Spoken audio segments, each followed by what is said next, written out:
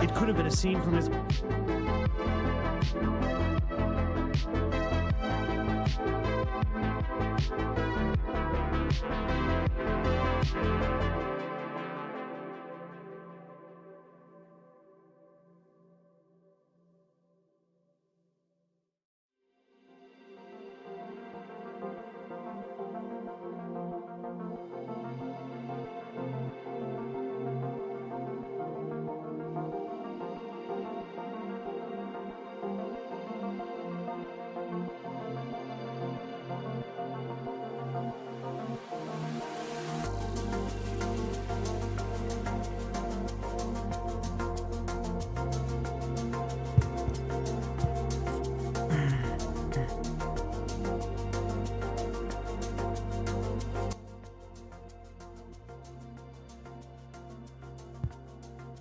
All right. Hello, everybody. Welcome back to the Ned Ghost Rider broadcast. I'm Ned Ghost Rider. Most people call me Ghost. Welcome in, everybody, on this Thursday, March 27th, 2025, opening day of baseball for all you people that actually give a shit about sports and follow sports and everything like that. My Phillies are 1-0, on pace for 162-0. That's right. That's right. We're not going to talk about the fact that it took extra innings to do that. But they're still on pace for 162-0. So today, I was not taken off my schedule to work originally. And so I woke up to get ready for work, and right as I was getting out of bed, they canceled my job. So I decided to go food shopping and stock up the fridge, which I did. And then I came back here and maintenance came in to fix my closet. They walked out the door. I started hanging my stuff up on the rods. I put like 4 or 5 hoodies on the rod, put it on, and boom. It pulled out again. I'm like, oh shit. And like the maintenance crew literally left at that moment. So I quick called them up. I go, hey, it came out again. Do you guys mind coming back and like taking another look at it? They're like, oh yeah, we'll come back. We'll come back. We're just down the road. I'm like, all right, cool. So they came in, and I heard them talking in the bedroom, and they're like, oh, I guess we didn't like find a stud for it. So they're like, oh my God, there's a stud here. They're like, there's a stud here. It's just real deep. So they had to get long screws, and they screwed into the stud. So now it's all good. So maintenance came through clutch. But funny story. They came out after they were done. I thanked them, and I said I appreciate it, and I hope you guys stay dry. And they're like, yeah, we'll be inside today. I'm like, I was supposed to work this morning, but my players canceled. They're like, oh, what do you do? I'm like, oh, I'm a caddy. He goes, oh, do you make big? One of the guys goes, oh, did you make big tips as a caddy? I'm like, no, I mean, I make enough to get by. And he's like, oh, okay. He's like, well, maybe you'll get like rich people like Donald Trump. And I go, well, I don't want Donald Trump. I'm like, he doesn't tip. He goes, what do you mean? He's rich. I'm like, well, he's like notoriously stiffs contractors all the time. And the guy was like completely shocked. He's like, oh, I didn't know that. I didn't hear about that. I'm like, I do not know about that. Like, that's been going on since like the 80s. So, I don't know. That's just more delusions of Trump supporters. But yeah, then I did baseball practice. For a few hours, a handful of hours. Came back, ate lunch, and have been sitting here and prepping for stream. Because goddamn, chat, a lot of shit is going on, and I am going to do my best. Caddy Daddy, sounds like a solid day, brother. Thank you, McLeod. Cringe Baby, welcome in. Bite Sync, also welcome in. That's cool that you were exploring Satisfactory. Hopefully we get to Satisfactory today. But like I said, there is a lot of shit to talk about. And I've been actively not reacting to this stuff because I mentally don't really want to do it. Train, I damn near crashed out reading those signal chats yesterday. Shit's ass. Ooh, aye. Oh, sorry, Cringe Baby. We're going to do React content today. But yeah, we'll talk about the signal chats.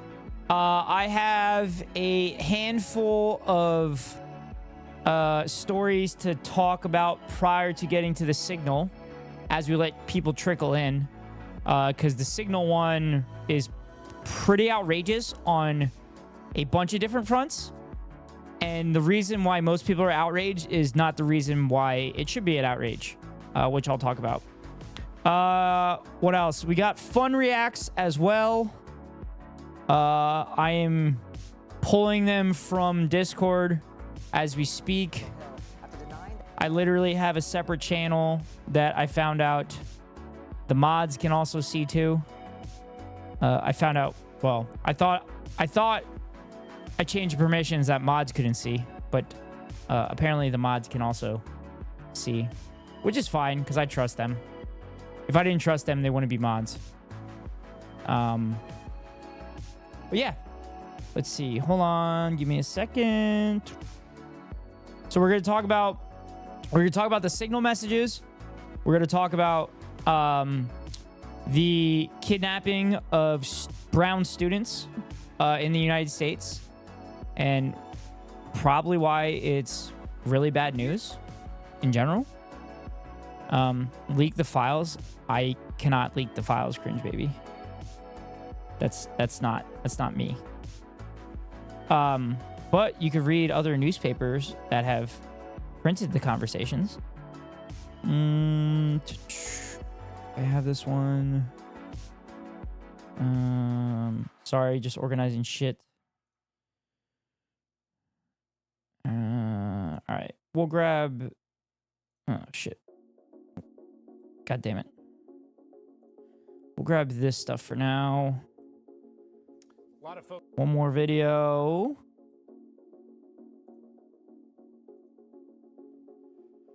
Look.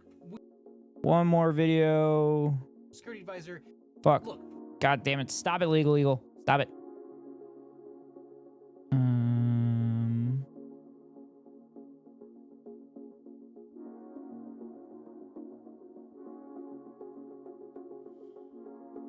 Okay. So that'll do. I'm so tempted to try and enjoy this baseball season. I haven't watched it in years. Do it. Do it, McLeod, because right now we need anything that's going to bring our hopes up. And if you want, we'll accept you onto the Phillies bandwagon so you can feel the same pain that we feel every year as Phillies fans. Did you stream yesterday? Yes, I did, cringe baby.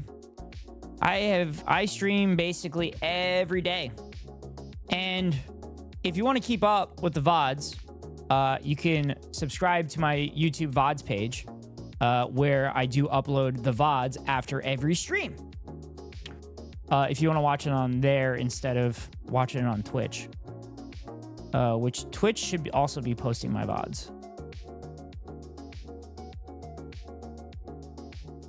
Yeah, Twitch posted my VODs, but even when people tell him and he needs to take more time off, Escal, it's interesting you bring that up, because I made a realization today that I am actively deciding to not react to news and politics and everything, because I can choose to. I do not have the privilege, I have the privilege that trans people do not have, that brown people do not have, that Palestinians do not have.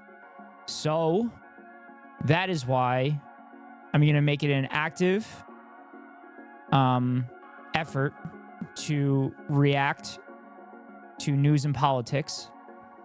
At least a little bit, almost every stream. Or at least talk about it.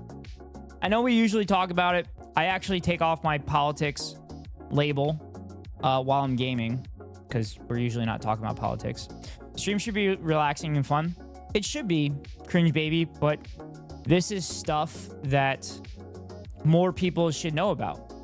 And if I can't put YouTube videos out at the pace that I would like, then at a minimum, I can talk about this stuff on stream. So that's my thought process at the moment.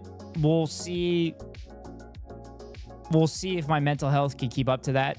But if not, we'll do mostly gaming content and make politics jokes and shit like that, and like tangentially talk about it. Yeah, there's just a lot going on, and at a minimum, I want people to be able to kind of break down what is happening in the world, and maybe seek outside of myself information, or be able to spot out bullshit and all that. I mean, like, of course you could talk about politics, but streaming shouldn't be laboring like a job. True. Thank you, cringe baby. Hi, Pyro. So streaming every day is fine as long as it's not taxing you. That's more what I meant. That's fair. It's messing. I'm bullshit. Huh? Me? It's messing. I'm bullshit? Huh? All right. So, first thing we're going to talk about is Elise Stefanik. For those that don't know who she is a MAGA diehard. To be fair, he wants this to be his job, and he wants it to be a politics channel. Yeah, kind of. I want it to be a fun politics channel. And it'd be awesome if it was my job, because then I would get to hang out with you wonderful people all the time. And I wouldn't have to work for a bunch of rich assholes that don't pay me what I'm worth. But yeah. Phone decided me was messing, apparently. Oh, it's me on bullshit. Get it now. Okay. So Elise Stefanik was a Trump loyalist. She was a House of Representatives Congress member from upstate New York. Trump nominated her as her UN ambassador. However, they're pulling that because special elections are not going great for Republicans. I don't remember what exact special election was, but I think it was a special election in Pennsylvania for a state Senate seat that Trump had won by like 25 or something like that. And it actually went to the Democrat. And then, as we'll see later, her seat's special election is going bad. Scoop, at least Stefanik's nomination for UN ambassador is in jeopardy as pressure mounts for her to back away from the UN ambassador position, partly because Republicans hold a small majority in the U.S. House. There are discussions being held this morning about whether she should pull her nomination as soon as today, sources told Gabriel Ake and me, CBS News. The headline here is that Republicans are worried about having a special election in a seat that Trump won 60-40. That's interesting. It was Pittsburgh, wasn't it? Yeah, that sounds familiar. Escal, do you have the sickies? I do, but not as many. That's good. That's good to hear, Escal. So yeah. So you may think to yourself, if Trump won this seat like 60-40, I mean, what are the chances that Elise Stefanik is going to lose the seat? I mean, she's a Trump loyalist through and through, right?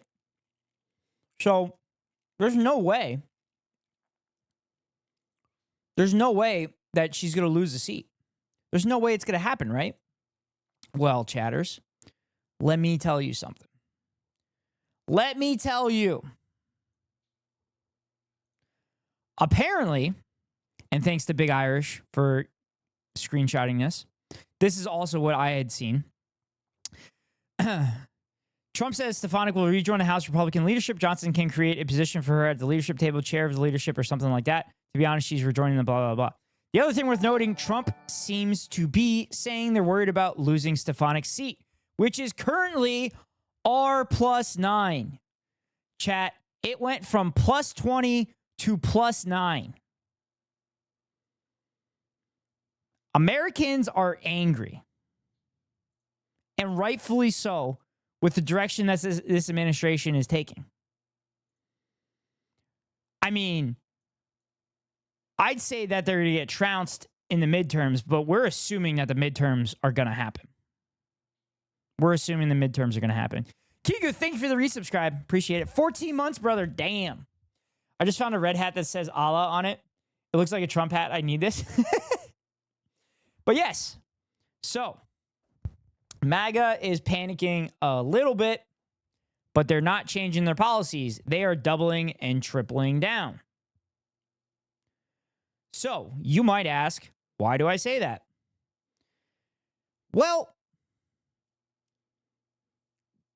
what they're doing is they're continuing this psychopathic policy of trying to get rid of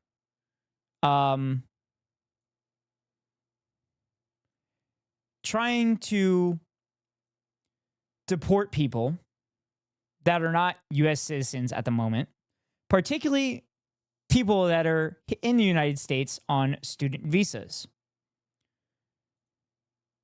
And they are using their Palestinian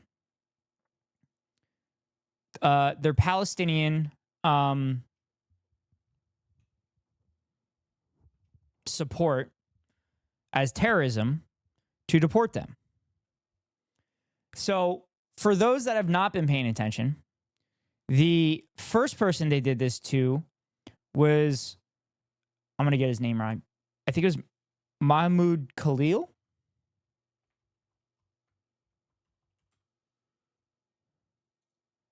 Yeah, Mahmoud Khalil, who was a former Colombian student who was married to an American citizen, but living in the Columbia apartments, I guess. So basically, who this person is they were a negotiator between the Palestinian advocates and the Columbia University to divest from basically Israel. And this person was chosen because they are very calm, cool, and collected. However, the United States is claiming that Mahmoud Khalil is a terrorist sympathizer. Now, they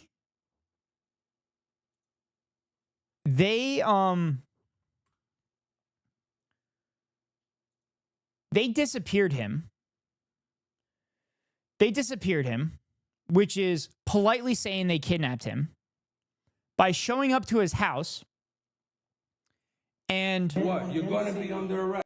And arresting him. And after they arrested him, they quickly took him to a different state so quickly that his lawyer and his wife didn't know where he was. Now, you might ask yourself, why would they do that? If these are lawful orders and are constitutional, then why would you ship this person out as quickly as you have? Well, they shipped him to Louisiana in hopes of getting a judge that was more favorable of this cause.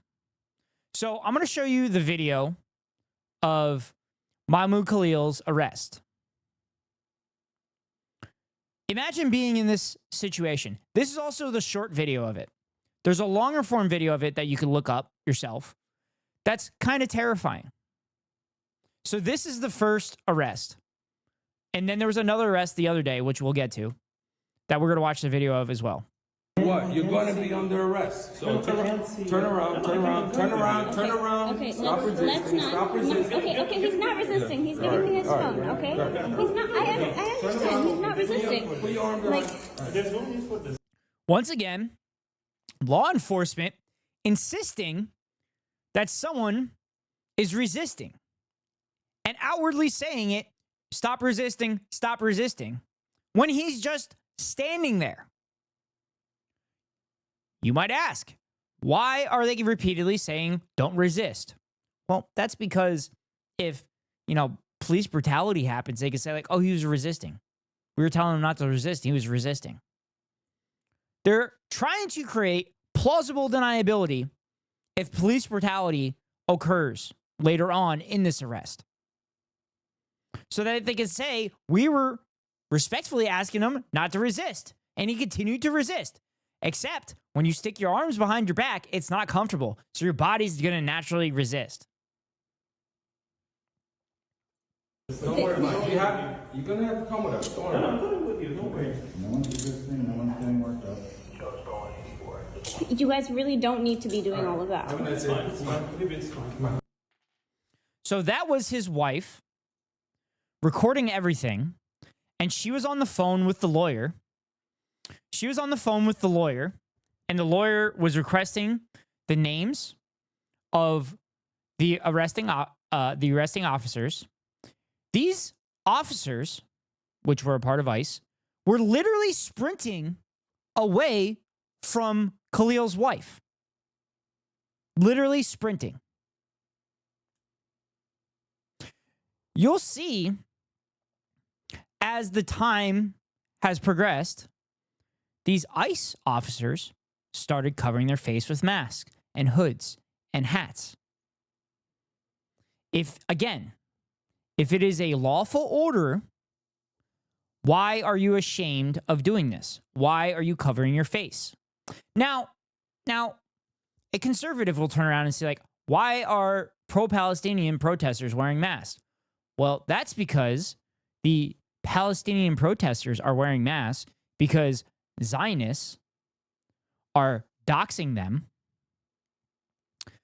Zionists are doxing them, threatening their lives, threatening their livelihoods, and literally giving death threats to these people. On top of that, there are Zionist groups that are doxing these students, which it appears the federal government is using that information to find these people. So this Tufts student, PhD candidate, was doxed on the website Canary Mission. And then a few days later, I don't know how many days, ICE came in and arrested them on their way to iftar, which is the meal after sunset during Ramadan. I had a cop do that to me once. He kept telling me to stop resisting and was twisting my wrist in a way that was making my muscles tense up. Then he slammed me against the wall. Yep. Fucking rude. Fuck Canary Mission. Yeah. So, let's show. I originally had the video of the PhD student's arrest. But I'd rather have Chris Hayes discuss this a little bit because he is a professional commentator. I am just a dude on the internet that screams into a microphone. Focus on the major scandals that we're seeing every day, and actually too many.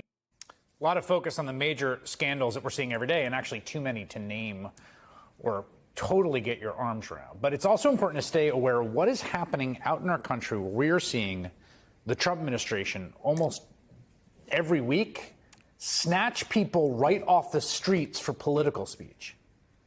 The latest, most chilling example happened yesterday outside Boston when a PhD student and Fulbright scholar at Tufts University in this country on a student visa from Turkey, totally legal, obviously, was taken off a residential street in Somerville, Massachusetts at 5:15 p.m. yesterday. Ramesa Ozturk had just left her apartment. Here's the video. This person walks up to her, face covered. Okay? I believe this video has the closed captioning of what was discussed here. Imagine this being you. A masked man walking up to you, followed by another man also walking towards you. Notice they're in plain clothes. That's weird, right? If you didn't know the context of this, what would it look like to you? This is so fucked. Yeah, this is why I felt we have to talk about this. Imagine this every day and it terrifies me. When she's approached by a guy in a dark hoodie and hat who then grabs her hands, you can see and hear how upset and scared she is. As an officer finally pulls out a badge and appears to identify himself as law enforcement. She is quickly surrounded by half a dozen, I guess, cops, all in street clothes, covering their faces with masks. Also, notice that they now have women here to try to calm her down and say, hey, we're here to help. We're here to help. We're here to help you. This isn't just men kidnapping you. We're here to help you and make it look like that it's not a full-blown kidnapping. That's not bad. That's the first thing I noticed when I watched this video. That they brought women in this to make it look good. 100% would be just a kidnapping? Yeah. They take her cell phone. They physically remove her backpack. She is then handcuffed as a bystander films and asks how anyone is supposed to know these people are police. Is covering your faces. You want to take those masks off?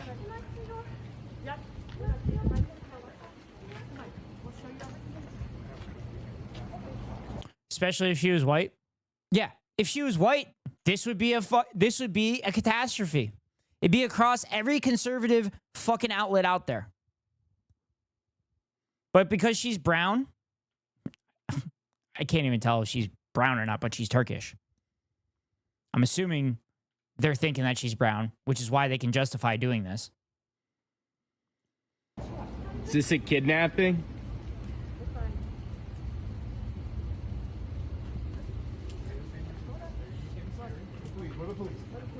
Yeah, you don't look like it. Why are you hiding your faces?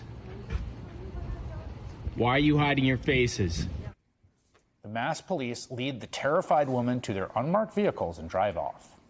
Now, if all that were not chilling enough, an attorney for Ozturk released a statement earlier today saying, in part, "We are unaware of her whereabouts and have not been able to contact her.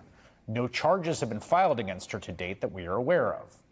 Last night, they are unaware of where they took her.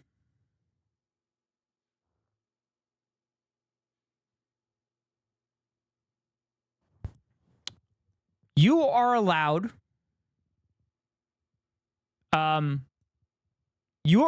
to defend yourself. The Law enforcement is not allowing that and didn't allow it for Mahmoud Khalil. They tried to get him out of the country as quickly as possible.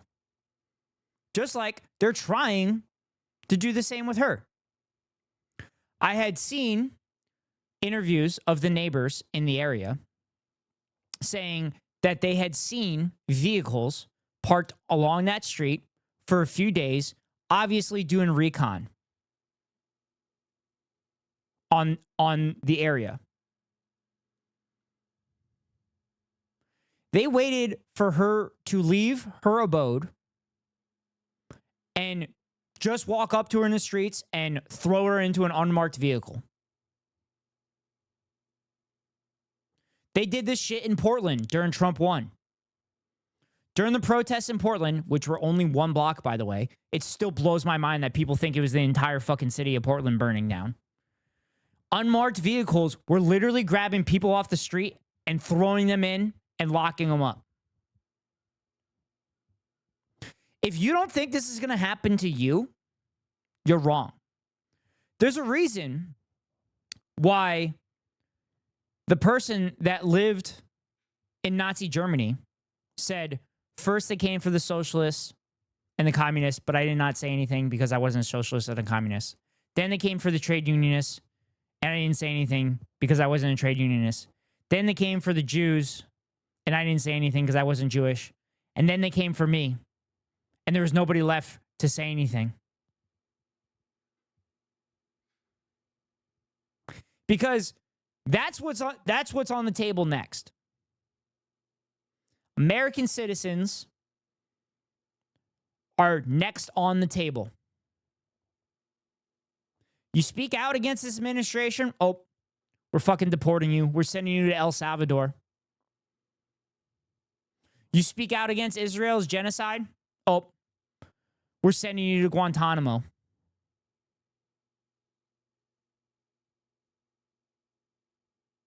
This shit is crazy.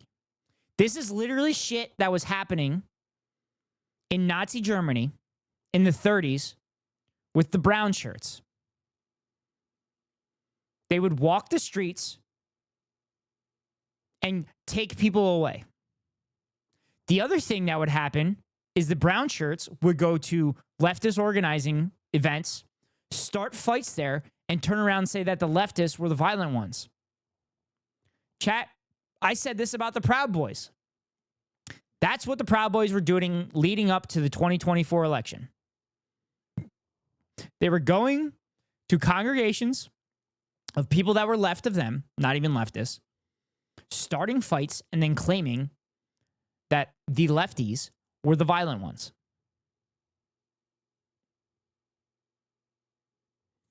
They're following the playbook, chat. They're following the playbook that has already been laid down in history. And they're calling it disappearing because it doesn't sound as bad as kidnapping. So when you're hearing these reports or reading these articles about these incidents, pay attention to the wording that they're using. Because they're manufacturing consent among the American population. And Americans right now are struggling to get by. So they have a hard time being able to pay attention to this stuff. And that's what they're hoping for. Protect your neighbors. Protect your neighbors. Know your rights. I'm sure at some point in upcoming streams, I'll be watching a video with you all about what your rights actually are. I know the very basics, but I probably don't know all of them. I know when a law enforcement official asks you to stop, you say, am I being detained? And if they say no, then you're free to go. And you also don't have to show them identification unless they're telling you that you're detained. We'll also watch sovereign citizen videos at some point too. So, A district court judge ordered that the young woman not be moved out of Massachusetts without first providing advance notice. And then late this afternoon, we finally got an idea of where she is. According to the Immigrations and Customs Enforcement detainee locator, she is currently being held in the South Louisiana ICE Processing Center. Weird. That's the same place where Mahmoud Khalil was taken. It's almost like they know that there might be a judge in Louisiana that might rule in favor of them. That's nearly 2,000 miles from where she was snatched off the street just 27 hours ago. Also, this is very good by Chris Hayes, using words like snatched off the streets. Today, the Department of Homeland Security said in a statement that investigations found Ozturk engaged in activities in support of Hamas. But again, she's not charged with any crime. The activities she is accused of seem to be that she co-wrote an editorial in the Tufts School newspaper that was published a year ago today, writing, quote, "We affirm the equal dignity and humanity of all people," specifically referencing Palestinians, going on to quote the author James Baldwin and challenging the university president to, quote, "acknowledge the Palestinian genocide and embrace efforts by students to evaluate diverse and sometimes contradictory ideas and opinions." Tonight in chat,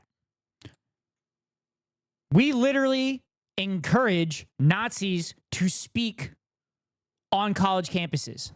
I got a notification of 4 separate conservative organizations speaking at Penn State. 4. Nobody's fucking up in arms about that. But there was a gathering of pro-Palestinian protesters at Penn State, my alma mater, and goddamn, the fucking comment section was so goddamn fucking vile. Can't believe it's so fucking easy to dismantle our legal institutions. I mean, are we really shocked? The United States is built on a house of cards.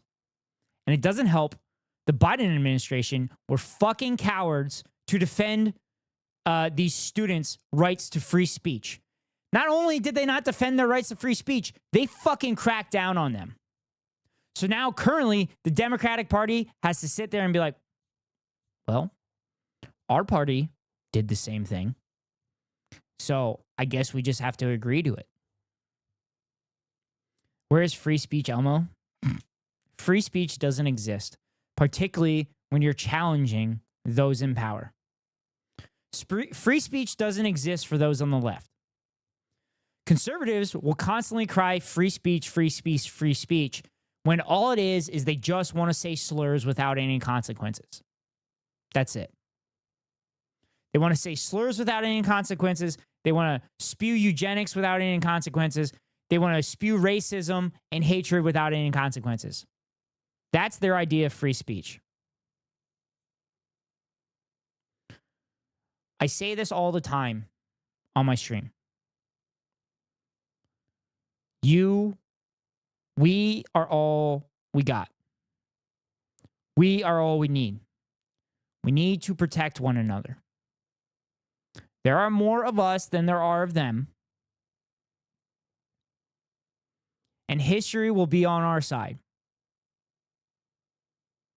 You need to keep your head up and keep moving forward. That's what we need to do.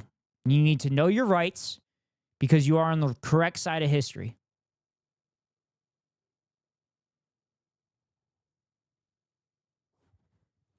In response to her detention, more than 1,000 people at snap notice showed up in Somerville to protest and call for her return. Rumeysa Ozturk is not charged with a crime because she did not commit a crime. She's here on a visa, and the government does have the discretion to terminate a visa. But is this how America does that now? A terrified young student snatched off the street by masked police force, taken thousands of miles across the country without anyone knowing? It is as flatly authoritarian as anything we have seen in this country. Yeah. Chris Hayes might be the only kind of progressive voice within mainstream media, because every other progressive voice has been thrown off mainstream media. For those that don't know, MSNBC fired a lot of anchors. Some of it, the most progressive anchors. NBC is now kowtowing to the Trump administration. They paid off a settlement with Trump in the tune of millions of dollars, and they're trying to play ball. Because we stated on this stream earlier, when we talked about the New York Times and the Nazi regime, that mainstream media will cater to power to not lose access. That's why the New York Times severely underplayed the Nazi rise to power in Germany.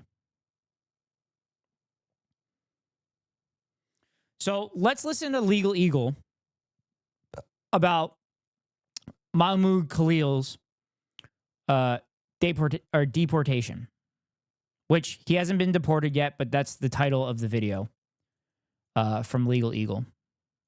Let me just post the link in the chat. Please watch this alongside.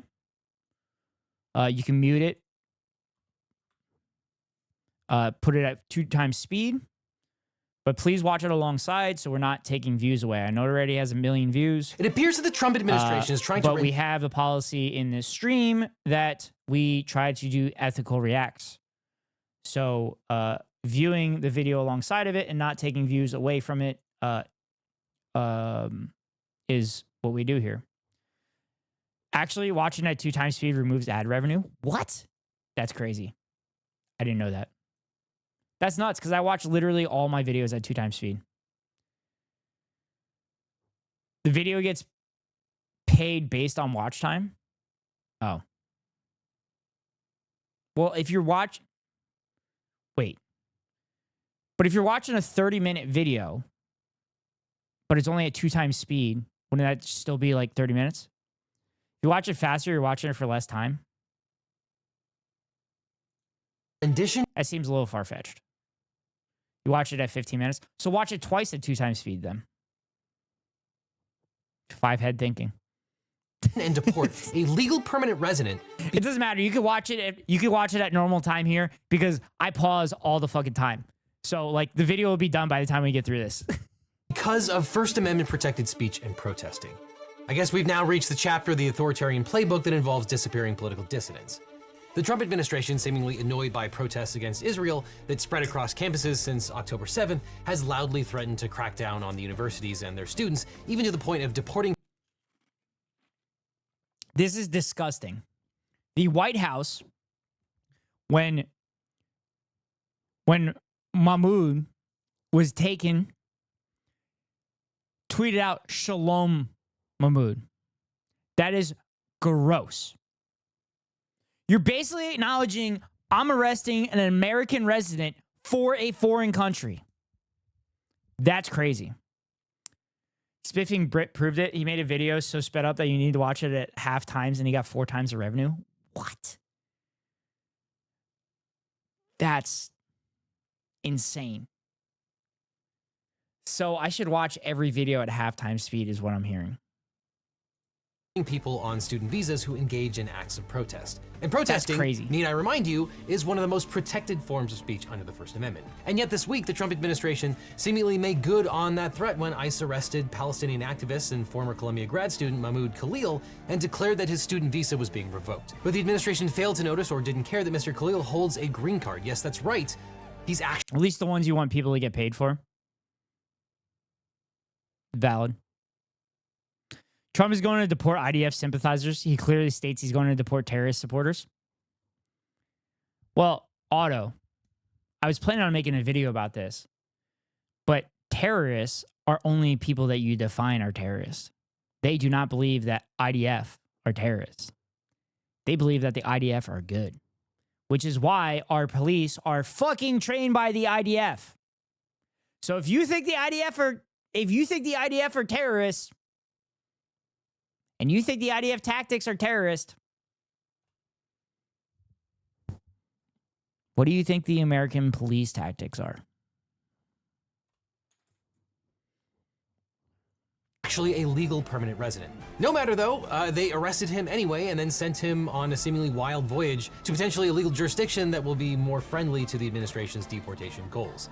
The administration refused to explain why Mr. Khalil was being held, and for 5 days denied Mr. Khalil his right to talk with his attorney. This turn of events has sparked protests and rang every alarm bell that there is for students, free speech advocates, and everyone who cares about basic civil liberties. And at the time that we're filming this video, Mr. Khalil is still in custody in Louisiana pending deportation. So the question on everyone's mind is, all U.S. military officers have to be trained by Mossad.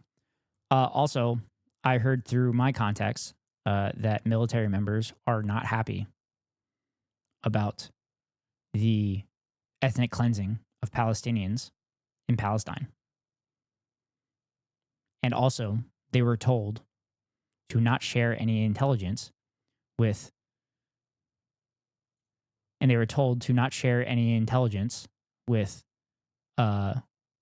Israeli military members. Again, I was told this by my contacts, not by anybody specific, just various friends that I have.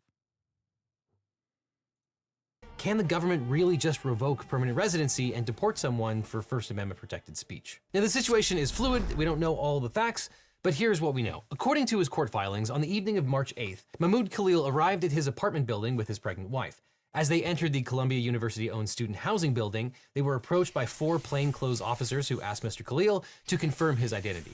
When he did so, they identified themselves as being with the Department of Homeland Security and said they were there to take him into custody. They also threatened to arrest his 8 months pregnant wife if she continued to remain at the scene. Mr. Khalil was able to make a call to his attorney, Amy Greer, who asked one of the ICE agents if they had a warrant. The agent claimed they did and informed Ms. Greer that the U.S. Department of State was revoking Mr. Khalil's student visa.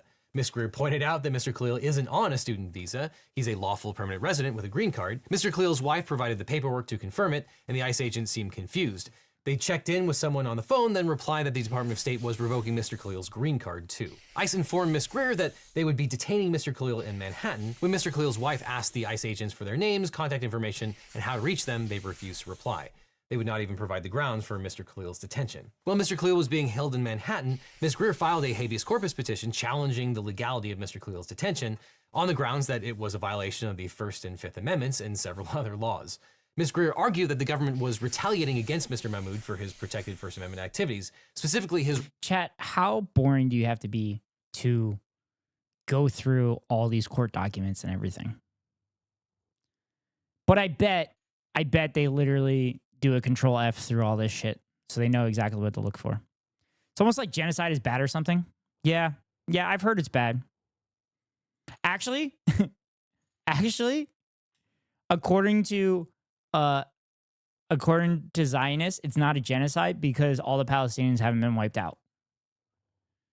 That's their definition of genocide, that an entire people have to be completely wiped out.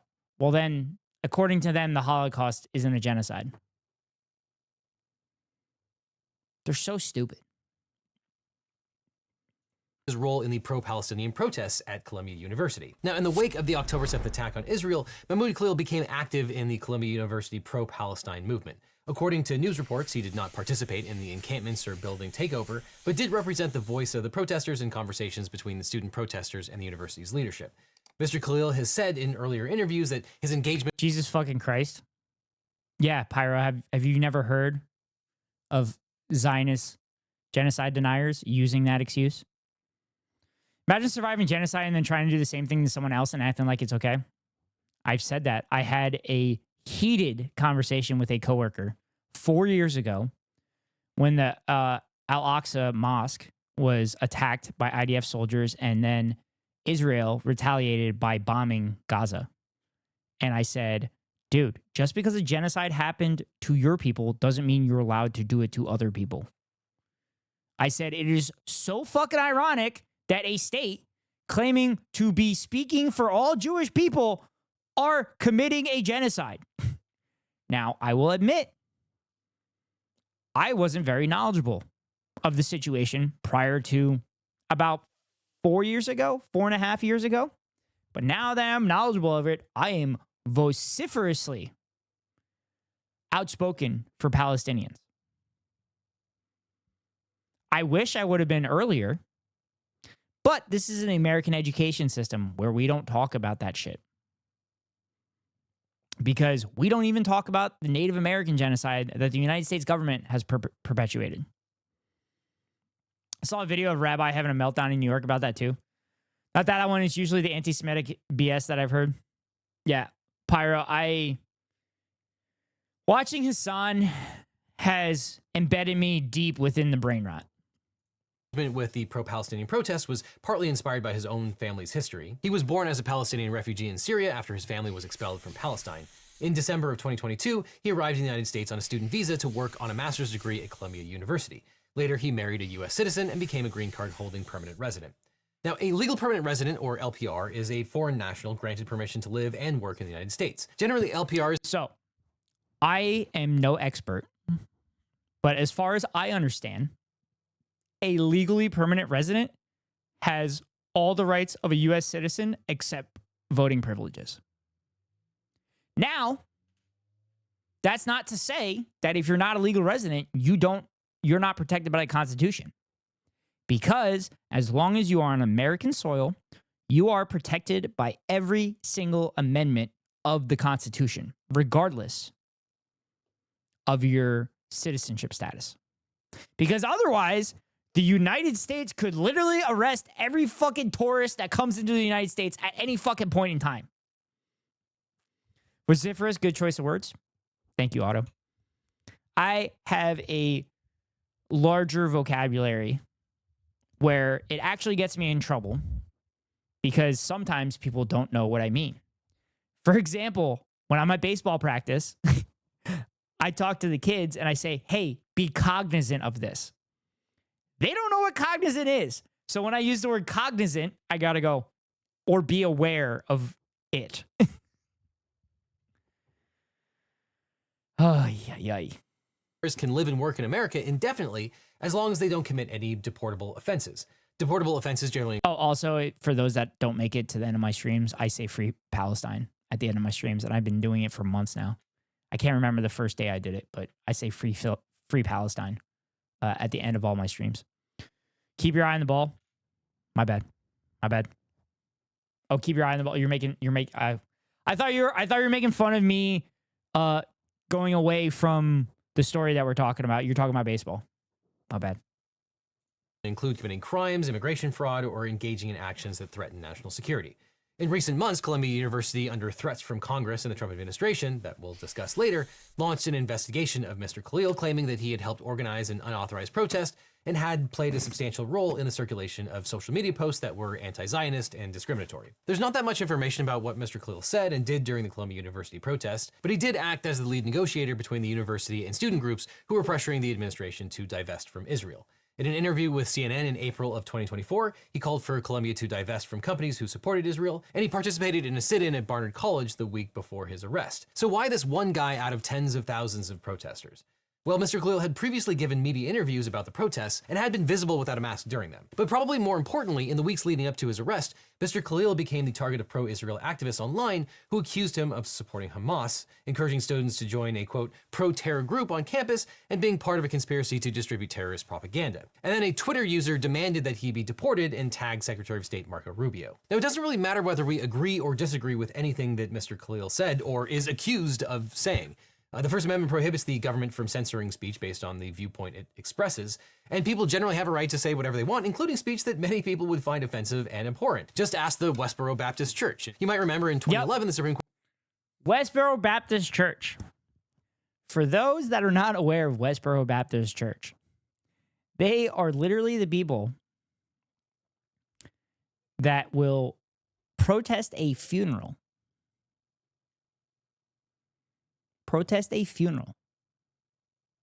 And will not shut the fuck up ever. They will not shut the fuck up ever. I think eyes up, heads up is more the term because you don't always know where the ball is, so look for it. Yeah, when I was using the word cognizant, I was talking about like where their hands are in their swing and stuff. So I was like, hey, be cognizant of where your hands are, or be cognizant of where you are relative to the plate. So be aware of where you are to the plate. You guys don't like when I talk about sports, so why are we talking about it? Court ruled that the church's protests at military funerals, which included offensive and hateful speech such as God hates gays and thank God for dead soldiers, was still protected speech. The court emphasized that even deeply offensive speech. I was going to say shit like that, but I couldn't remember if that was Westboro Baptist, that they would protest dead soldiers, saying that dead soldiers are good. Also, why are Westboro Baptists think that dead soldiers are good? I just remember there was a house across from Westboro specifically painted rainbow as a fuck you to them. That's amazing. That's awesome. On public issues, in public spaces, is shielded from government restriction. Now, the Trump administration publicly claimed that Mr. Khalil's arrest is sanctioned by its executive order on additional measures to combat anti-Semitism. In this order, the administration professed that it has, quote, fought and will continue to fight anti-Semitism in the United States and around the world. The White House went on to specifically threaten action against I mentioned this on stream last night. I said, Hassan said this in his stream. I mentioned it last night, though. It is hilarious that the Burger Reich is coming because of Jewish supremacy. Because of Israel's Jewish supremacy, American Nazism is thriving. Super, super ironic. And kind of funny in a dark way.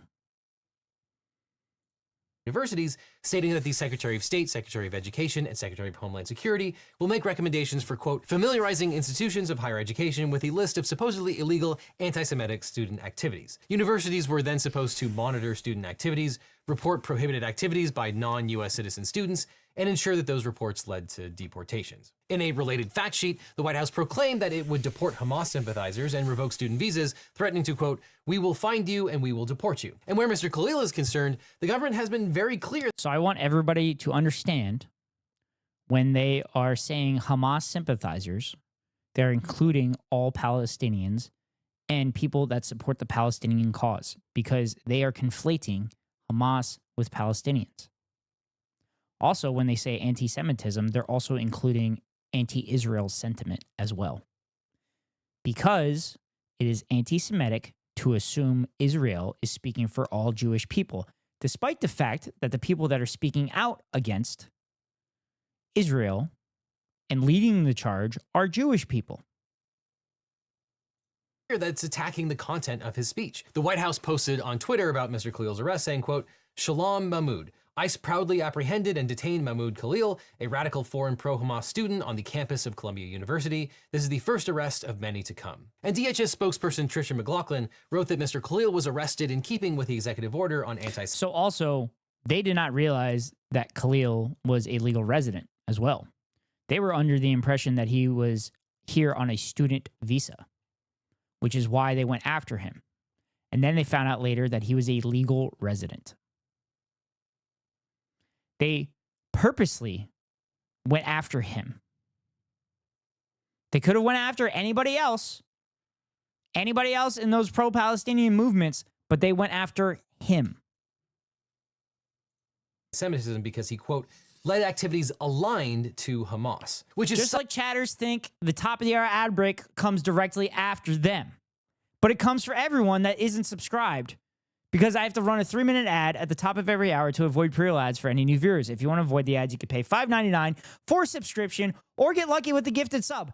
And by the way, chat, all gift bundles of 5 or more subs are now 35% off from now through March 31st until 10 a.m. Pacific time. So maybe you'll get lucky and get a gifted sub, or you can link your Amazon Prime account to your Twitch account and get a free monthly subscription from Daddy Bezos and Amazon to your favorite streamer. Hopefully that's me. If it's not me, hopefully it's Keko. You can also share links in the chat, and you can share the NetGo emotes across the Twitchverse. But if you don't have a subscription, then you get stuck behind the 3-minute ad break that comes now. I better at least get an 8 there. I better at least get an 8 out of 10. Inshallah, it's Keko. I better get an 8 out of 10 there. That was a banger. But anyway, I'm not getting NetGo ad from anybody, so I'm going to continue. Such a tell in this case. You know that if they had actual evidence apart from just speech, they absolutely would have included it in that press release. But DHS has not provided any information indicating that Khalil. I'm giving you a 10 out of 10 because it was so bad I felt you were having a stroke.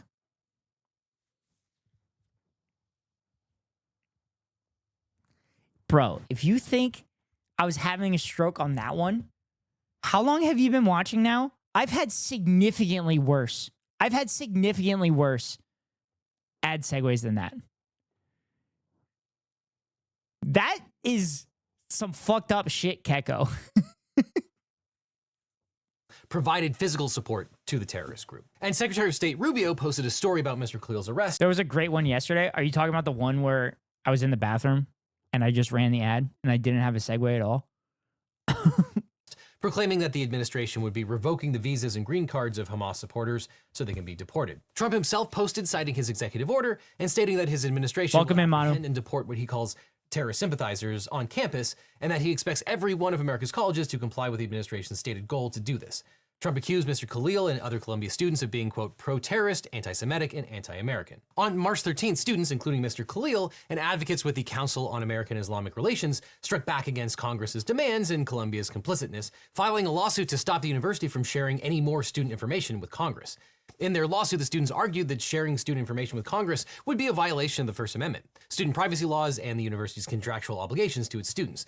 The plaintiffs urged the court to issue an injunction against further information sharing, stating, quote, "This nation is seeing a new wave of repression by this Congress and this new administration that pose a great threat to the First Amendment, akin to the threat that McCarthyism and the broad overreach of the role of the House Un-American Activities Committee posed 50 years ago." That threat became... Also, Josh Hawley literally invoked McCarthyism in a a Senate committee hearing. And like, it's so funny that these fucking monsters will claim that McCarthyism is bad while invoking McCarthyism literally constantly. It's so fucking frustrating.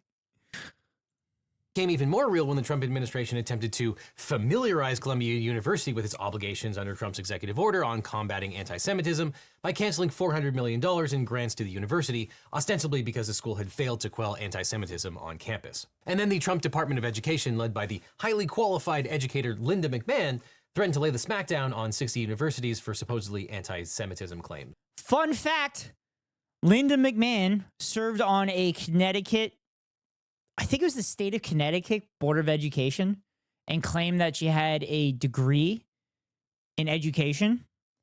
And then a local paper was coming out with an expose, and she stepped down. It turns out she was given the seat on the Board of Education because she donated a shit ton of fucking money and wasn't qualified for the position. Color me fucking shocked. Yes, but it's to do what I say, not what I do. Yeah. Of course it is, Pyro. That's how it always works. Thank you. Stone cold based. So it seems that the Trump administration is penalizing both students and universities. Also, if I remember correctly, I'm pretty sure Stone Cold Steve Austin is actually like pretty based for the content of their speech. Now, if the government is punishing you for First Amendment protected speech, you're going to want a great lawyer. And my law firm, the Eagle Team, can help. If you've gotten in a car crash, if you've suffered a data breach, especially if you got a data breach letter saying your information might have been leaked, or are dealing with a workers' comp or social security issue, we can represent you or help find you. Oh my God, that's great B-roll. By the way, we don't get paid unless you do, so there's nothing up front. That's such good B-roll. Just click on the link in the description or call the phone number on screen for a free consultation with my team. Because you don't just need a legal team, you need the Eagle Team. So you might be wondering at this point if the government can just spirit someone thousands of miles away from their home to revoke their green card. And like many things this administration has gotten up to in its first 2 months, the answer is no, that's probably not legal, but the Trump administration is going to try and do it anyway. Now, there are many different ways to obtain a green card, including winning the visa lottery, having a U.S. citizen parent or close family member sponsor you, or marrying a U.S. citizen. And generally, green card holders are permitted to stay in the U.S. permanently, but there are some circumstances where they can be removed. Now, the government has yet to file legal documents identifying the grounds for Khalil's deportation, but we know they're probably not relying on the terrorism-related provisions. Instead, Secretary Rubio's comments suggest the government will rely on a more obscure and vague provision in the Immigration and Nationality Act, 8 U.S.C. 1227. Now that statute states, quote, "An alien whose presence or activities in the United States the Secretary of State has reasonable ground to believe would have potentially serious adverse foreign policy consequences for the United States is deportable. Now, under that same provision, though, an immigrant cannot be excluded based on beliefs, statements, or associations that would be lawful within the United States unless the Secretary of State personally determines that the immigrant's admission would, quote, compromise a compelling United States foreign policy interest. Now, Secretary Rubio seems to have made that determination. Under what due process, we have no idea, and of which we are... Due process was the word I was searching for earlier when I was saying you can't be disappeared without any due process. See, chat, this is what I mean by why I'm not the smartest person in the world. Very skeptical, and that would seem to give the government a lawful, though potentially not constitutional basis for Khalil's removal. The government may try to simply characterize Mr. Khalil's behavior as criminal.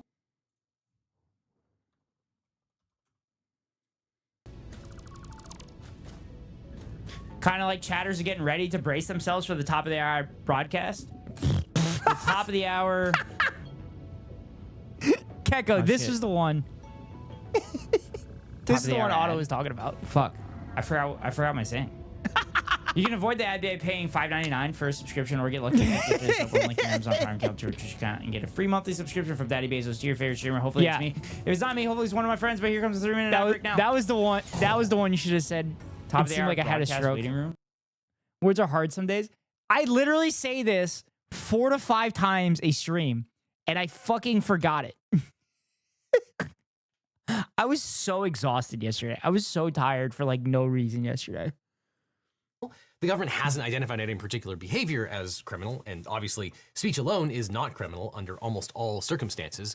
But under the INA, an alien is deportable if they have been convicted of a crime involving moral turpitude or a felony. However, under 8 U.S.C. Section 1182, Rubio is required to notify Congress about his determination. We don't know if Rubio has done this yet, and based on his comments, it seems that Rubio might be compiling a list of green card holders to give to Congress. But Khalil is likely to challenge the constitutionality of Section 1227.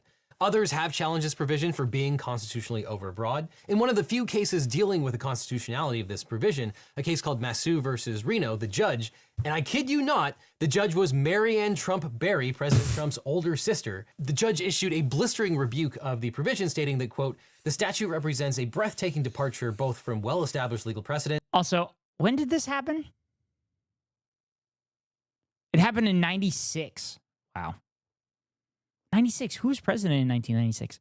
Oh, Bill Clinton. Quote, the statute represents a breathtaking departure both from well-established legal precedent, which commands deportation based on adjudications of defined impermissible conduct by the alien in the United States, and from well-established precedent with respect to extradition, which commands extradition based on adjudications of probable cause to believe that the alien has engaged in defined impermissible conduct elsewhere. Masu was a Mexican national who legally resided in the United States, and Mexico sought to extradite him for convoluted reasons that Judge Trump Berry described as truly Kafkaesque.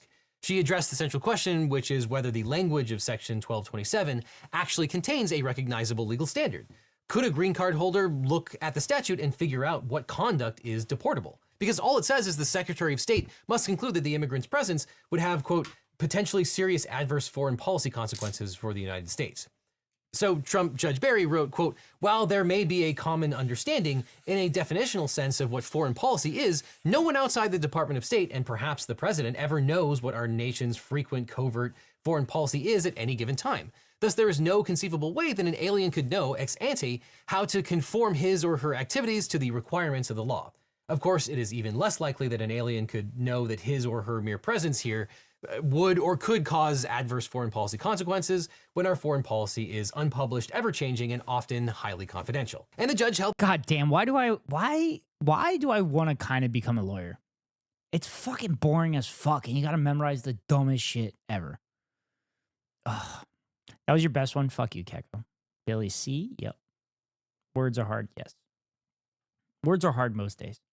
That statute is unconstitutionally vague and that it violated the Fifth Amendment right to due process. And as the judge ruled, all Masu did was criticize the Mexican government, which had no conceivable impact on U.S. foreign policy. However, the government appealed, claiming that the plaintiff had failed to exhaust his administrative remedies. The appeals court agreed, and then in an opinion written by, I kid you not, then Judge Samuel Alito, stated that it would not adjudicate the constitutional merits because Mr. Masu had to first go through the administrative process. And now the constitutionality of this provision has not been considered since. So it's likely that— He's saying, I kid you not, because Alito has authored some of the most psychopathic right-wing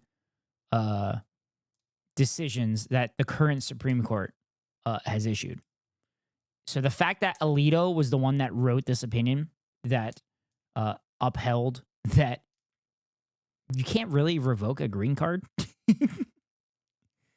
because it's nearly impossible to know what foreign policy of the United States is kind of insane. Khalil could challenge the statute on free speech grounds. The government is arguably retaliating against him by arresting and potentially deporting him in response to his participation in protected speech. Generally, the First Amendment does not distinguish between citizens and non-citizens, meaning that the government cannot punish a non-citizen for speech it could not punish a citizen for. However, courts have taken a more nuanced approach when it comes to the government's ability to deport non-citizens based on their political affiliation in speech. In the McCarthy-era case of Herciades versus Shaughnessy, the Supreme Court upheld the 1996 Mexican president was Ernesto Zedillo. The closest thing we got to a dictator we had in modern times. He tried to extend his presidency, but lost. Interesting. And now we have based Mexican presidents, starting with AMLO and proceeding to Claudia Sheinbaum, who last week, as we spoke about, recognized the Palestinian independent state. The deportation of several immigrants who were Communist Party members, reasoning that endorsing communism was inherently an endorsement of violent revolution. What? The court drew a legal distinction between advocating change through lawful democratic means and advocating change through force, concluding that the Communist Party membership necessarily involved the latter, though I'm skeptical that that reasoning would be upheld under current jurisprudence. In contrast, the 1945 case of Bridges versus Wixon took a more protective stance, affirming that the First Amendment does not include exceptions for deportation laws, thereby defending the free speech rights of resident aliens. Fun fact, we had a socialist guy running. He almost won, and crazy, you wouldn't believe this, he got shot 6 weeks before the election. R.I.P. Luis Donaldo Colosio. Wait, he got shot 6 weeks before the election, and he almost won the election? Dude. That guy's had to have the best policies ever for that to happen. Aliens. In that case, Harry Bridges was an Australian-born labor leader accused of being a communist. The government argued that his alleged communism ties made him ineligible to remain in the US. The court said that the mere association with a political ideology without evidence of unlawful action was not grounds for removal. The decision emphasized the importance of protecting free speech and political expression, even for non-citizens. But even if the administration wants to deport Mr. Khalil under this provision, and even if it can cite a compelling foreign policy interest, and even if— Yeah, he was a tax the rich kind of guy. Wait, so like this Zedillo guy, was he like a fascist authoritarian? Or was he like just a typical like chud right-wing authoritarian? Like border, like not quite full-blown fascist. Was going to split up some companies that had too much power too? Based. If it can overcome legitimate concerns about constitutional problems of the provision, Mr. Khalil is still entitled to due process under the Immigration and Nationality Act. He must receive notice regarding the legal and factual grounds for his removal and must be given a hearing before an immigration court. In these proceedings, Mr. Khalil will be entitled to an attorney, must be permitted to see and refute the evidence against him, and must be allowed to cross-examine witnesses and make his case. The government will then have to prove by clear and convincing evidence that there are legal grounds to deport him. Though generally, it is permissible for the government to detain an immigrant while their removal is pending. Now, Mr. Khalil's attorney, Amy Greer, immediately petitioned— He was an economist, but people disappeared left and right around him. I don't think that dude is an economist. for a writ of habeas corpus in the Southern District of New York, where Mr. Khalil was being held. A habeas petition is a procedure under which the federal court can review the legality of a person's incarceration.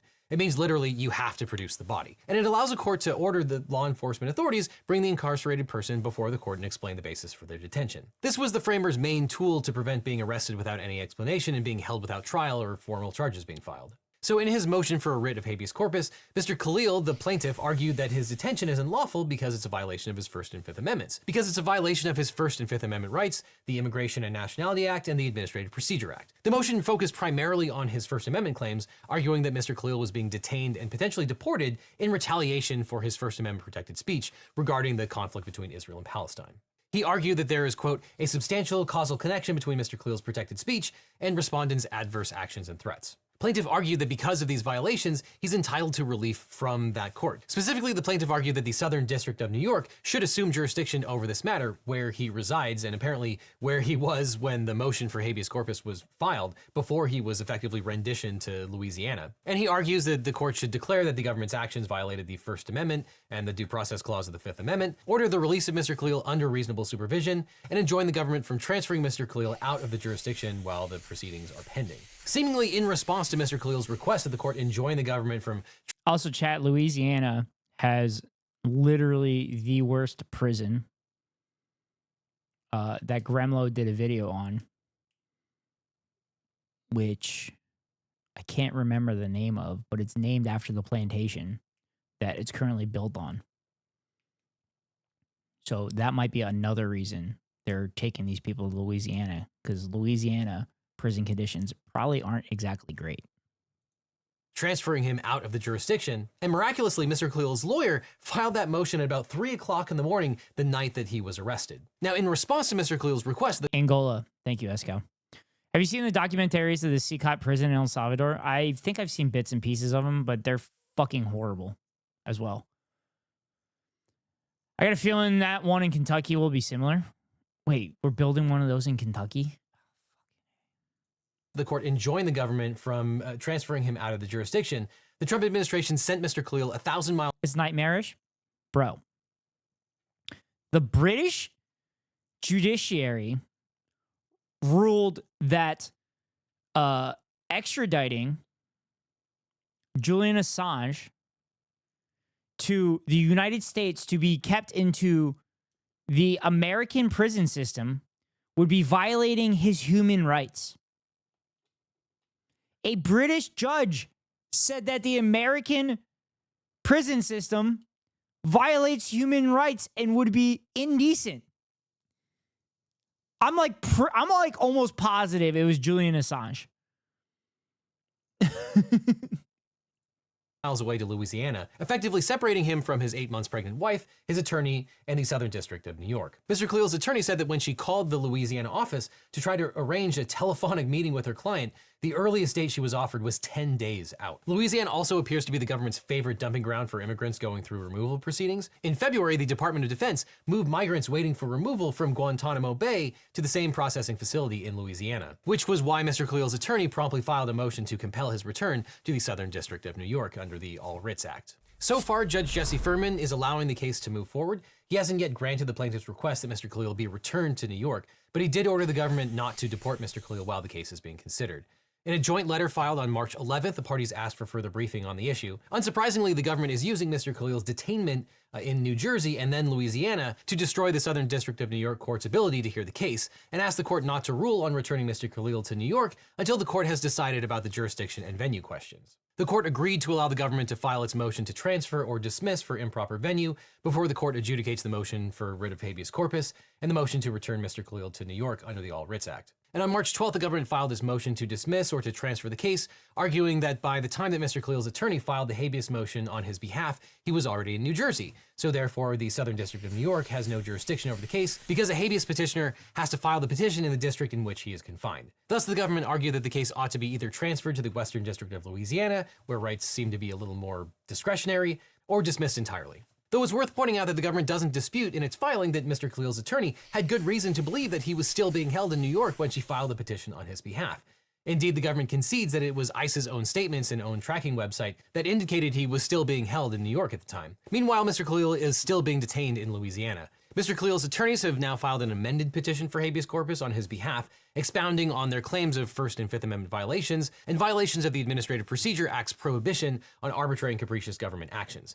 Plaintiff's amended petition lays out a comprehensive list of Trump administration statements that illustrate a clear intent to chill legitimate free speech with a policy of deportation under the obscure and vague foreign policy provision of the Immigration and Nationality Act. Likely because of the court's prior order, Mr. Khalil's attorney was finally able to reach him to discuss the deplorable conditions of his detainment, which, as described in plaintiff's filings, include being shackled as he was whisked across jurisdictions, being denied necessary daily doctor-prescribed medication, and being housed in a, quote, bunker without a pillow or blanket. It also appears that Mr. Khalil might have been taken back to New York after he was taken to New Jersey, which would negate a lot of the jurisdiction arguments, but we'll see. But in light of the unlawfulness and harsh conditions of Mr. Khalil's detention, his attorneys have asked for him to be released on bail pending the adjudication of his immigration status. The judge will likely rule on the party's motions next week. And as his wife has pointed out in her public statements, their first child is due in April, a birth he's likely to miss unless the court decides to intervene on his behalf. I found it, chat. I found it. A UK district court judge rejected the U.S. extradition request in 2021 on grounds that Assange was likely to kill himself if held under harsh U.S. prison conditions. Higher courts overturned that decision after getting assurances from the U.S. about his treatment. See, I wasn't completely wrong. And one of the many deeply troubling things about Khalil's story is how much the internet played a role in punishing Khalil's speech. It seems that online vigilantes hunted him until their social media posts caught the attention of Secretary of State Marco Rubio. But it is darkly But North Korea has concentration camps. Bro, we have slaves. Bro, we have slaves. Like, that's... What do you think our prisons are? Our prisons are literally concentration camps. They're literally concentration camp where they put the prisoners to work and then make money off their labor. Fascinating to see how the media has covered all of this. When ICE arrested Mr. Khalil, 374 ground news, ethical reacts. News sources covered it, with 30% of the coverage coming from the left, 45% from the center, and only 25% from the right. And when you examine the crazy leader, is he that crazy? Is he that crazy, or is he just a leader that has literally been shut off from the world and is doing the best he can? I'm obsessed with building war machines. I'm joking. The headlines, you see some very different framings emerge that shape how readers interpret and understand the events that are unfolding. On the right, the most common theme is to emphasize that Khalil and his protesters are pro-Palestine or even pro-Hamas, as we've seen here. On the left, headlines stress that Khalil is a green card holder, which draws attention to the thorny legal questions that we've discussed here. And then from the center, nearly every headline uses the word arrests, which speaks to an implied accusation of an alleged crime that may have occurred, or may not have occurred. But the headlines you read that's actually some pretty good analysis by Legal Eagle there. First, have immense power to shape how you understand the news. And that's why I like to see the news from as many angles as I can, which I can. So chat, I can actually get referral codes for ground news for my videos, but I'm not going to do that because I barely get like 100 views on all my videos as is. With the help of today's sponsor, Ground News. Ground News is a website and app developed by a former NASA engineer on a mission to give readers an easy, data-driven, objective way to read the news. And right now they're offering Legal Eagle viewers 40% off their unlimited access Vantage subscription. You can scan the QR code or use the link in the description to get a discount for a limited time. But Ground News gathers related articles from around the world and across the political spectrum so you can see the bias and compare coverage. Every story comes with a quick visual breakdown of the political bias, factuality, and ownership of the source's reporting, all backed by ratings from 3 independent news monitoring organizations. One of my favorite parts is their bias comparison feature, which highlights specific differences in reporting across the political spectrum. This can be especially helpful when reading stories from sources you've never heard of, where there's no telling who owns it or what agenda they might have. I also love the blind spot feature, which shows you stories that are underreported by either side of the political spectrum. Like the related story of Columbia University refusing to comply with the White House's orders to identify students who are sympathetic to Hamas. This story was entirely ignored by the left, with 75% of the sources coming from the right and only 25% coming from the center. This type of analysis helps explain why we often talk.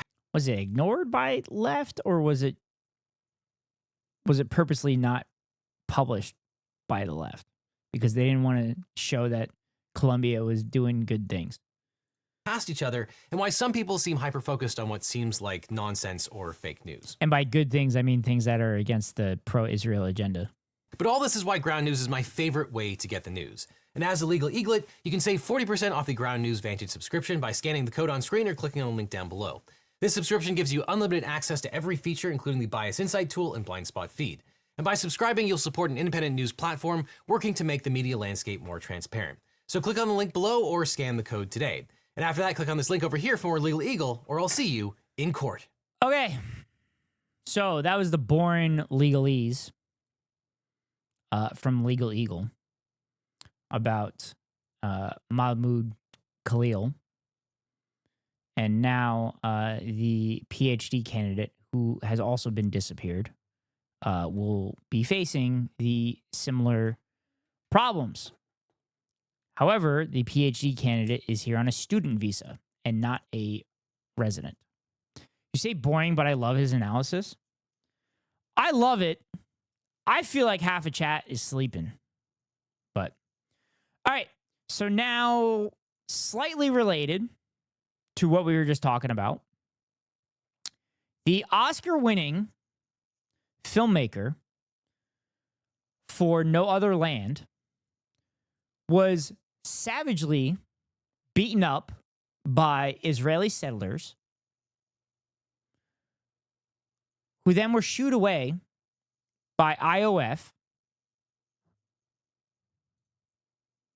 And then the IOF proceeded to arrest Hamdi Bilal and then proceed to beat him. So let's watch the video talking about it first, and then we'll get into the article that the AP put out. And honestly, it's hard to find an article that wasn't fucking dripping with full-blown Zionism. But this is a huge deal because No Other Land literally won an Oscar portraying and showing this shit happening. I personally have not seen No Other Land. I would love to see No Other Land. But the United States, all United States distributors have refused to distribute it. So much so that the Miami mayor threatened to remove the license for a cinema for showing No Other Land, a Oscar-winning documentary. Americans can't see it. Crazy. I'm roaming the north of England, sir. Are you playing Valhalla? No, I love this.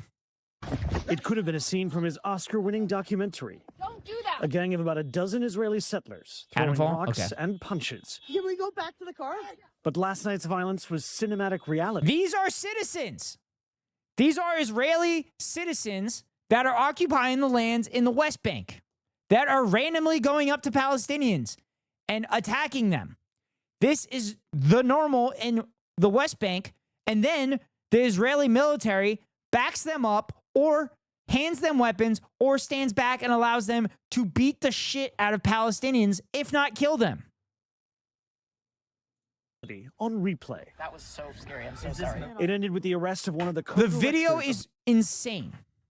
The video is fucking insane. No Other Land. Today, Hamdan Bilal was released. Soldiers, they like laughing about me because, I don't know, they said I heard like Oscar, but I didn't speak Hebrew. Bruised and battered, but still... Okay, so he's saying there he doesn't speak Hebrew. But as he was being detained by the Israeli military, he could hear them saying the word Oscar and saying his name. Like implying they know exactly who the fuck he is.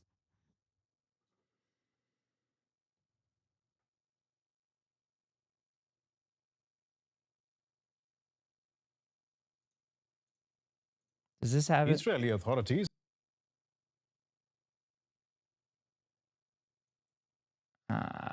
Damn it. Anyway, I don't have the video handy, but the video is fucking insane.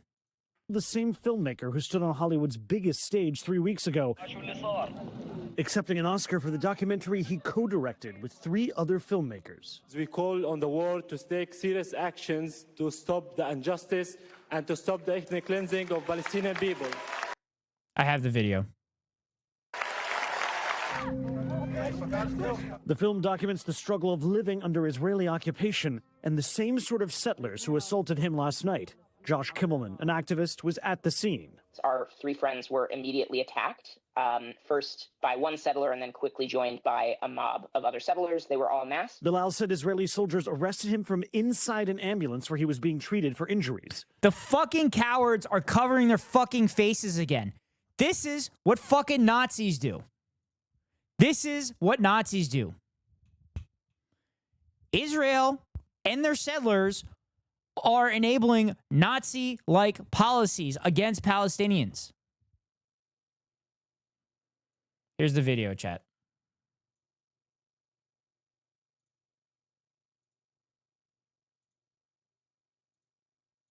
These pictures show the moment they were attacked by Israeli settlers in the occupied West Bank. CNN has geolocated the videos, which were captured in the area where Oscar-winning director Hamdan Balal was assaulted on Monday, according to colleagues and eyewitnesses. Balal's Palestinian co-director, Basel Adra, tells CNN Balal had called him in distress on Monday, after which he went to visit Balal's home. When he arrived, Adra says he saw Balal and at least one other person being taken away by Israeli soldiers. According to Adra, a group of Israeli settlers, some of whom were throwing stones, had gathered outside Balal's home, as well as Whoa. Children have thrown stones. Children have thrown stones against the IDF tanks. And those children have lost their hands. Do you think the Israeli settlers suffer the same punishment as Palestinian children for throwing stones at Palestinians or the vehicles of Palestinians? No, they don't get anything.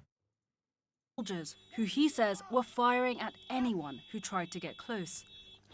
The Israeli military described the scene as a violent confrontation between Palestinians and Israelis who were throwing rocks at each other. Several terrorists hurled rocks at Israeli citizens, damaging their vehicles near Susia. Following this, a violent confrontation broke out involving mutual rock hurling between the Palestinians and Israelis at the scene. Chat, the terrorists are the settlers, not the Palestinians. The Palestinians do not attack the settlers because the Palestinians know they'll get mowed down by the Israeli military. The settlers start everything. Remember how I talked about earlier how the brown shirts used to go into communities and be violent and then blame the victims for the violence? Remember how I said that Israel and Israeli settlers are enabling Nazism just against Palestinians and Arabic people within the area? Each other. It said the fight broke out after several, quote, terrorists hurled rocks at Israeli citizens, damaging their vehicles. 3 Palestinians and an Israeli were taken in for questioning. Yuval Abraham, an Israeli co-director of the film, who did not witness the incident, said Balal sustained injuries to his head and abdomen. Hi, Lab. Welcome in. How are you? Hope your job is doing well as a florist. Israeli police deny that happened. The settlers surrounded the car, and it was very, very scary. It's probably the first time I've genuinely feared for my life. Balal and 2 of his colleagues were held overnight where their lawyers said they received little care for their injuries. They put cloth on my hand, and also they applied my eyes, and let me sit under the condition. It's like all the night. I was freezing. Israeli police didn't respond to requests for comment. Balal was released today without charge, under suspicion, Israeli police said, of throwing rocks and damaging property. Accusations he denies. The Israeli Defense Forces saying in a statement, a violent confrontation broke out involving mutual rock hurling between Palestinians and Israelis, and that when security forces arrived, several terrorists began hurling rocks. Settler violence in the West Bank has been a problem for generations, but it's spiked since the October 7th, 2023 attacks. According to the United... Yes. On October 6th, 2023, you might be like, oh, that date sounds familiar. That's because it was the day before the October 7th attack that Hamas performed on Israel. There was an article published that said Palestinian deaths were the highest they had ever been in the year of 2023. Job was fucking wonderfully. Got one of my favorite flowers for the samples we received. Training pretty much done off for the weekend. Nice. October 7th. Yes. October 7th happened, but on October 6th, there was an article published with information that Palestinians were killed, Palestinian civilians were killed more in 2023 than they had ever been killed.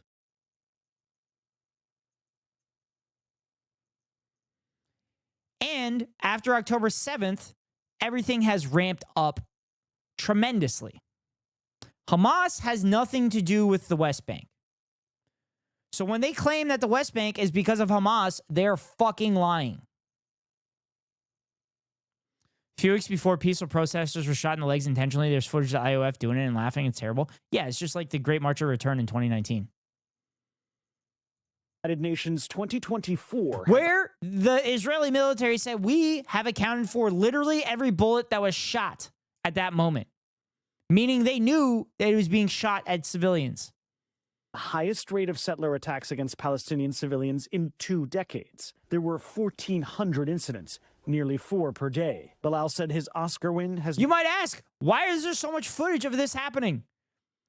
Because these lucky Palestinians are able to install cameras to record this shit so that people fucking believe them. Just like people videoing the genocide that's happening in Gaza. Made settlers more aggressive. Why they attacking you like this? It's like hard attack after the Oscar. In the beginning, yes, there's attack, but not like this. All right, Matt Bradley joins us tonight from Tel Aviv. So, Matt, this incident, of course, happened in the West Bank. We trained kind of close to an amazing poke spot. Ooh, that's nice. But I do want to ask you about some developments out of Gaza. Hamas releasing this video, it says, shows 2 hostages still alive. This is a screen grab.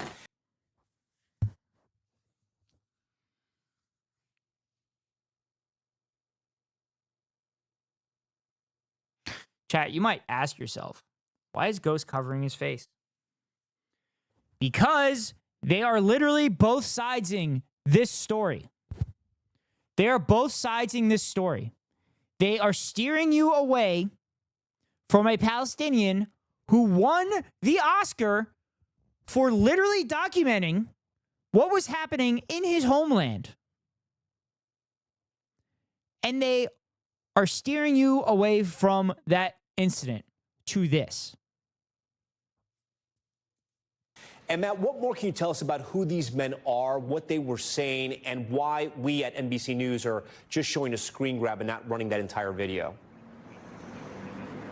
Yeah, that's right. That's Yosef Chaim Ohana and Elkanah Bohbat. Both of them were captured from that Nova Music Festival on October 7th, 2023, and they've been held for that long, well more than 500 days. Now, in this video, and of course we can only show a screen grab because obviously, by definition, these men were under duress and under the direction of their captors, Hamas, when they were making the video. So we... Okay. Under duress stuff happens. But if I recall correctly, this video shows them condemning Israel for violating the ceasefire because now they are in severely more danger than they were during the ceasefire. That's why they're not showing it to you.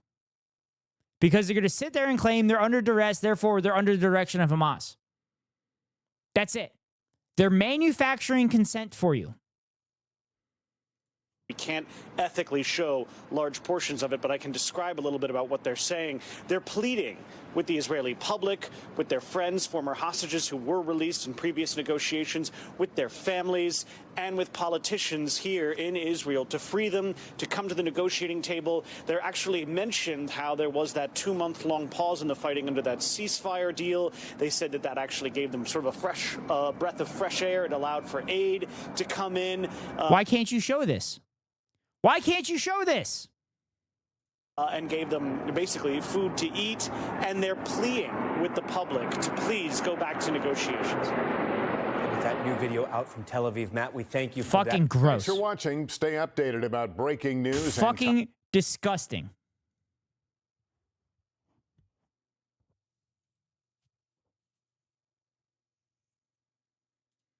Oscar-winning Palestinian director says Israeli soldiers beat him after attack by settlers.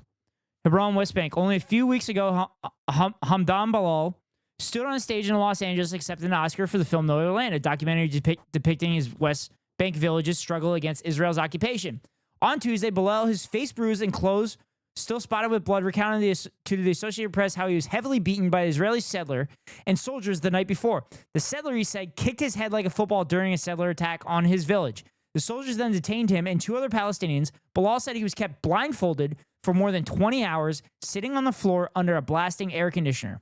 The soldiers kicked, punched, or hit him with a stick whenever they came on their guard shifts, he said. Bilal didn't speak Hebrew, but he said he heard them saying his name and the word Oscar. I realized they were attacking me specifically, he said in the interview at the West Bank Hospital after his release Tuesday. When they say Oscar, you understand. When they say your name, you understand. The Israeli military did not immediately respond to the claims that Bilal was beaten by soldiers. The settler who Bilal identified as his attacker, Shemtov Lusky, who has threatened Bilal in the past, denied he or the soldiers beat him and told the AP that he and other Palestinians in the village had thrown stones at his car. He said he didn't know Bilal was an Oscar winner. Bull fucking shit. Happy I ate before coming in.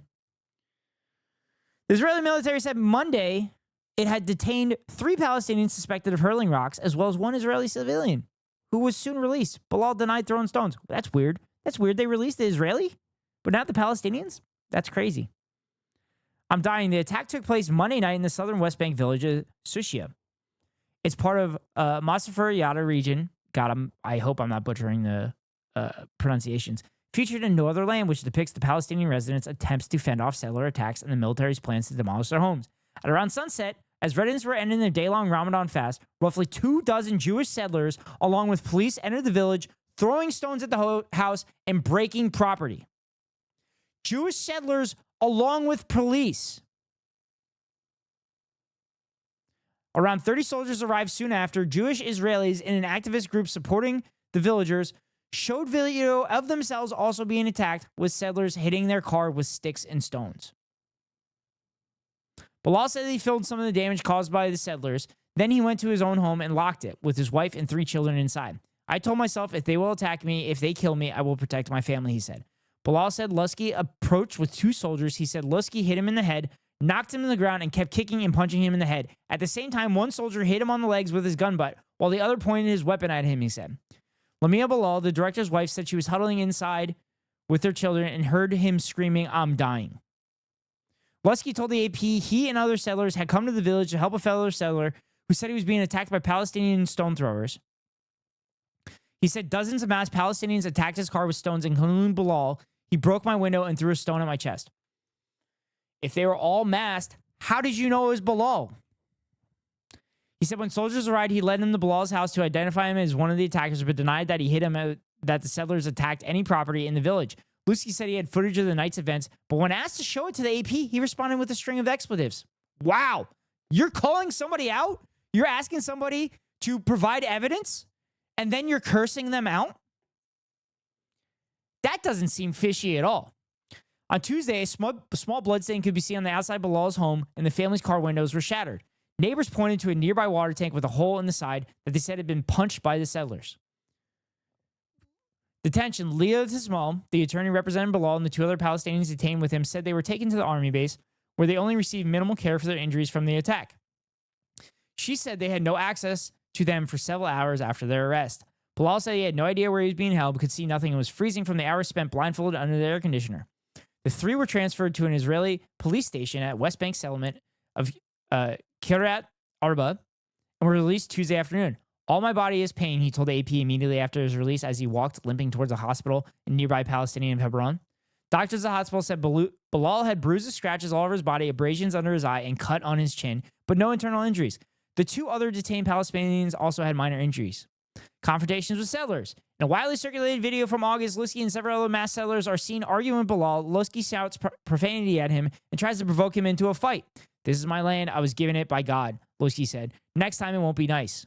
He taunts Bilal with the prospect of being sent to Sid Timan, a notorious military prison holding Palestinians detained from Gaza, where 5 soldiers have been charged with raping a detainee with a knife.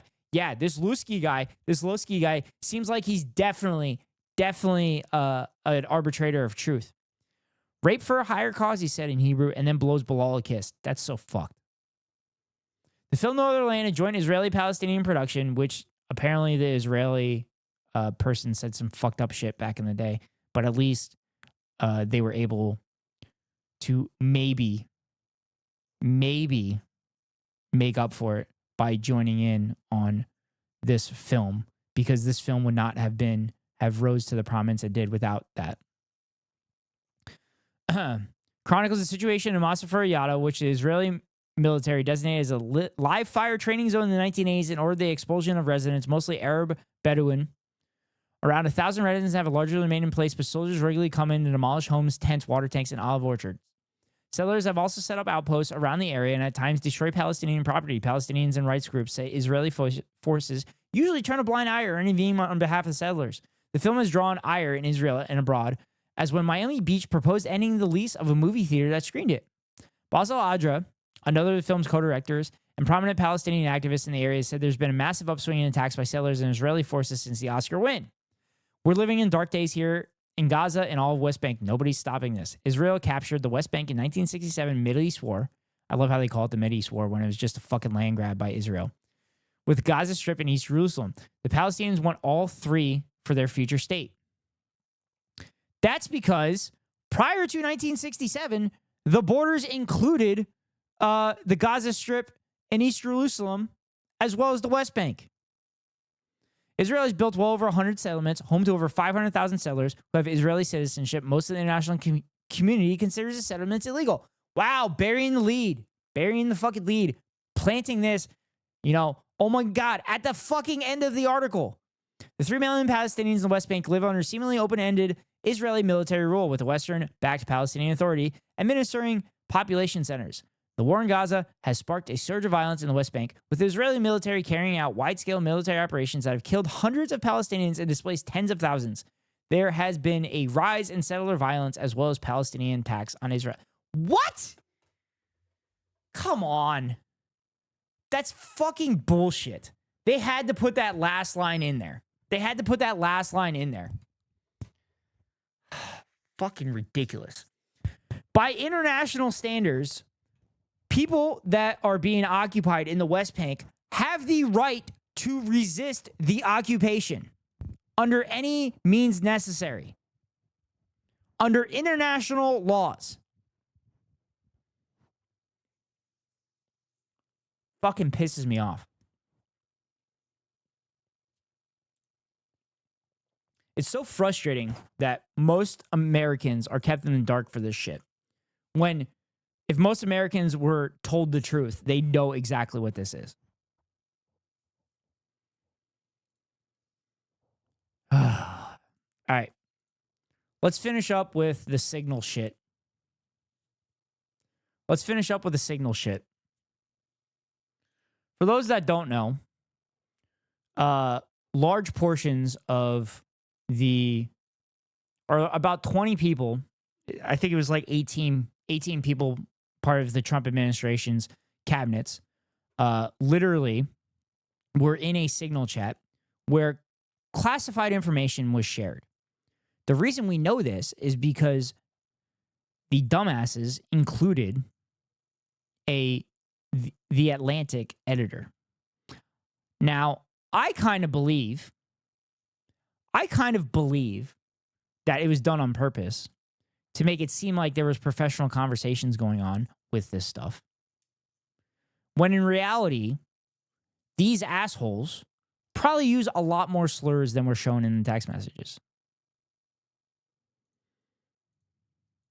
So I also have this argument, Zionists keep ignoring the ICC, ICJ, the Hague, but we all agree that Nuremberg trials are necessary. Yeah. Not only necessary, but you need to learn from them. And literally the Geneva Conventions were created because of the Nuremberg trials, because of what they learned in the Nuremberg trials. That a classified military operation was shared in a group chat. Eyewitness News reporter Josh. Also, they're ignoring the ICC, ICJ, and the Hague, which those all three are the same thing. The ICC and ICJ are located at the Hague in the Netherlands. They ignore them because the United States ignores them, because the United States doesn't believe that they are supposed to be held to any kind of standard. Haskell is live in the newsroom with the latest on the fallout over whether sensitive government information was at risk. Josh? And Ellen, the latest back and forth about the signal security breach is over whether the chat included classified information. I'm going to fill my water. I'll be right back. From Secretary of Defense Pete Hegseth read, quote, "This is when the first bombs will definitely drop." The Atlantic publishing what their editor-in-chief Jeffrey Goldberg says he saw on that Signal group chat that included members of Trump's national security team. In the messages, Secretary of Defense Pete Hegseth shared the timing for when fighter jets would take off and when bombs would drop ahead of airstrikes in Yemen on March 16th. Here's new video of those airstrikes. Information like that could put American pilots in danger. They have decided, obviously, instead of simply saying, yeah, we had a security breach and we're going to try to plug that breach and do better next time, they've decided to blame the guy who they invited into the conversation. This is clearly taken from classified information about the order of battle in an ongoing operation. So next to covert operations or nuclear operations, this is the most sensitive information that the U.S. possesses. The Trump administration continuing to go after Goldberg, calling the story a hoax. Nobody's texting war plans. There's no units, no locations, no routes, no flight paths, no sources, no methods, no classified information. Democrats on Capitol Hill outraged. Everyone here knows that the Russians or the Chinese could have gotten all of that information, and they could have passed it on to the Houthis. It is the highest level of incompetence. I love that the main focus of this shit is that, it's unprecedented and it's classified information being shared over an insecure means. If you read the messages, so the editor publishes an article stating this is what happened, okay? So the Trump administration immediately turns around and says, no, they're lying, they're sensationalists, no classified information was shared in this, yada, yada, yada, yada, yada. So, a day or two later, that same editor releases the messages. In those messages, it literally states times, what's going to get used, and locations. Lab, thank you for the hydrate. Which then, articles speaking about this put alongside the DoD classification outline, where literally every single thing that was shared in that one text message is classified. The Trump administration, prior to the messages getting released, literally said zero classified information was being shared in that. I mean, it was pretty crazy. It was pretty crazy to dare Goldberg to release the text messages and to bluff him. Of course he was going to release it. But what do those text messages actually say? Those text messages, they bragged about bombing a building that the target's girlfriend lived in and flattened the whole thing. Which they're bragging about knowingly killing civilians. Chat, that is a war crime. That is a war crime. And one of the reasons that they are constantly saying, oh, the way you did this is wrong, is to distract from the fact that they've literally admitted to war crimes.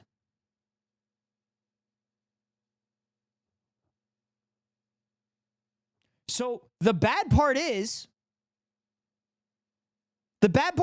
how we did it, not what we did. Now, let me remind you all. The Houthis blockade, the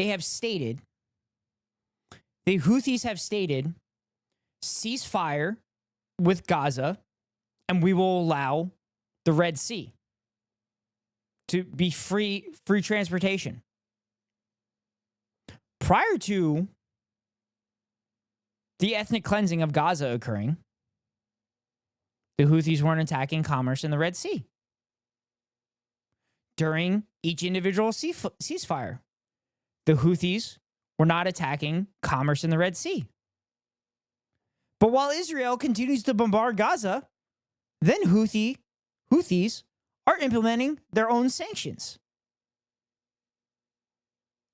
It's almost like you could prevent the Houthis from blocking commerce in the Red Sea by ending the ethical cleansing of Gaza.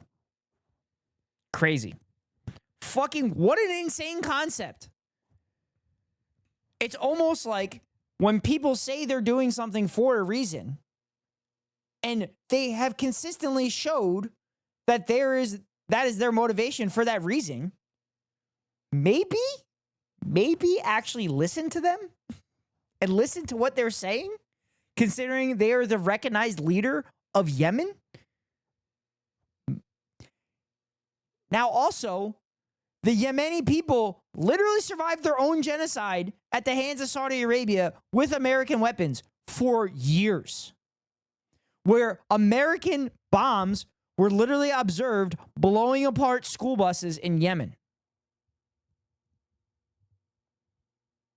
And they've now turned around to be able to, I don't know, shut down commerce on the Red Sea. OPSEC is clear, guys. Yes, that was also shared in the Signal. That was also shared in the Signal chat. Is that OPSEC is clear, meaning like we're so good at operational security that we're all good. Like it's not going to get out at all. As they are literally in a text conversation with a journalist.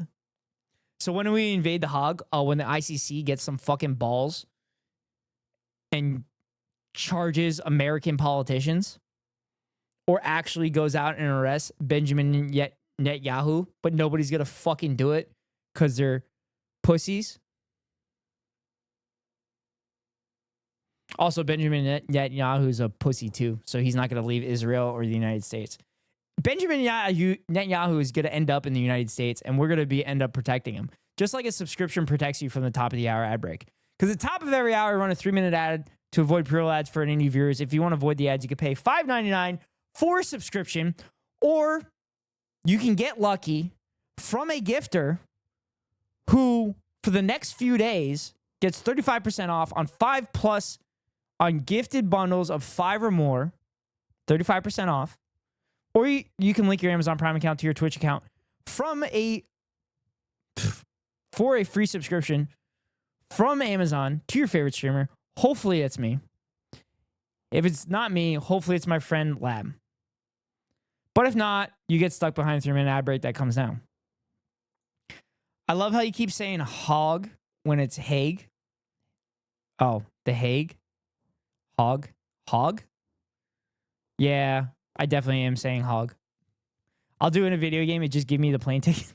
me, so me. Well, here comes the 3-minute ad break now. That's my view. Walls and Hague should go. Questions remain over why Trump's national security team was communicating on Signal, an encrypted messaging app the Pentagon found in 2021 to be an unauthorized means of communicating Someone said my name? I said hog. Sensitive information. Ideally, these conversations occur in person. However, at times, fast-moving coordination of an unclassified nature is necessary, where in-person conversation is not an option. Now, it's still... Dude, that is some serious fucking copium. If you need fast-moving conversations, there are literally telephones to do this shit that are secure. You don't need to go to texting on an app. There are so many other forms of communication that are considered secure that you could use. That is crazy. This is the first that I'm hearing that statement. Holy shit. Also, secure email exists as well. Unclear how Goldberg was added to the chat. Trump said last night. They have virtual conference rooms all over the country that they could sit in and almost feel like they're all on the same table. Yes. And they're secure. It was someone who worked with National Security Advisor Mike Walls at a lower level. But Walls said on Fox News it wasn't a staffer and that he takes full responsibility. David and Ellen. Hello, I'm Mark Brown. Also, that interview was hilarious because Laura Ingraham is like goading him. Is like, hey, just say it's a staffer. Just say it was a staffer. Just say it was a staffer. Like literally just say it was a staffer. Just say it was a staffer. Don't say it was you. Just say it was a staffer.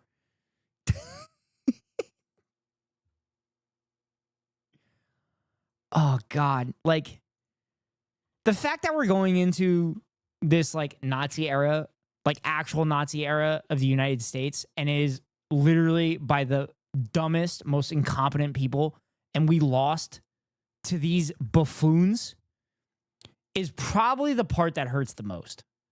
Like, being 100% honest with you, that I'm going to be put in a concentration camp with people that probably forget to breathe. That's the part that hurts the most. In all honesty. We've all been there. You're trash talking a friend. All right.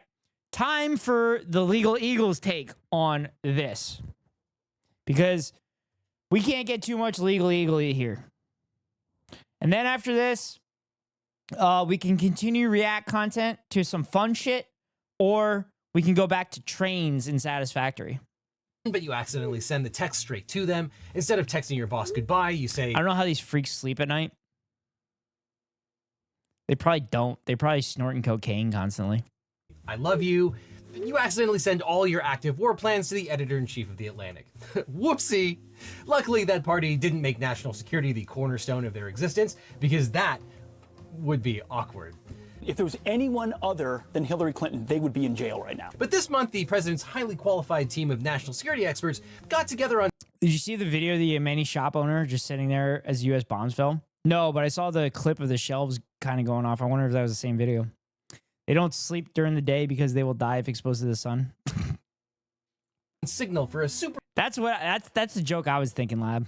Super secret conversation about a military strike in Yemen. And they invited a journalist from The Atlantic into the text thread.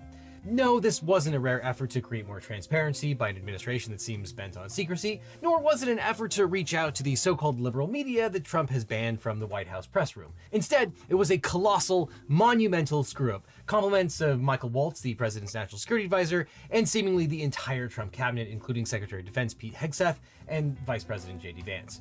This is a national embarrassment and an unbelievable breach of national security. So what happened and how illegal is it? Well, apparently on March... Sorry, chat. You saw the inner workings. Fuck is it? There it is.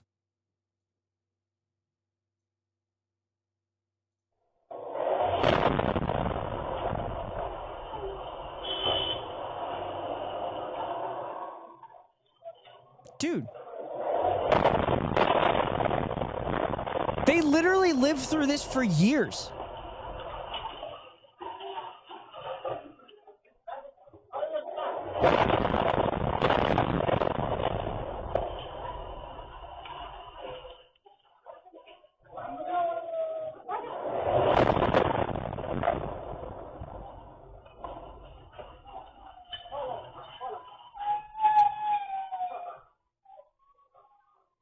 Yeah, this is great. I love fucking traumatizing children.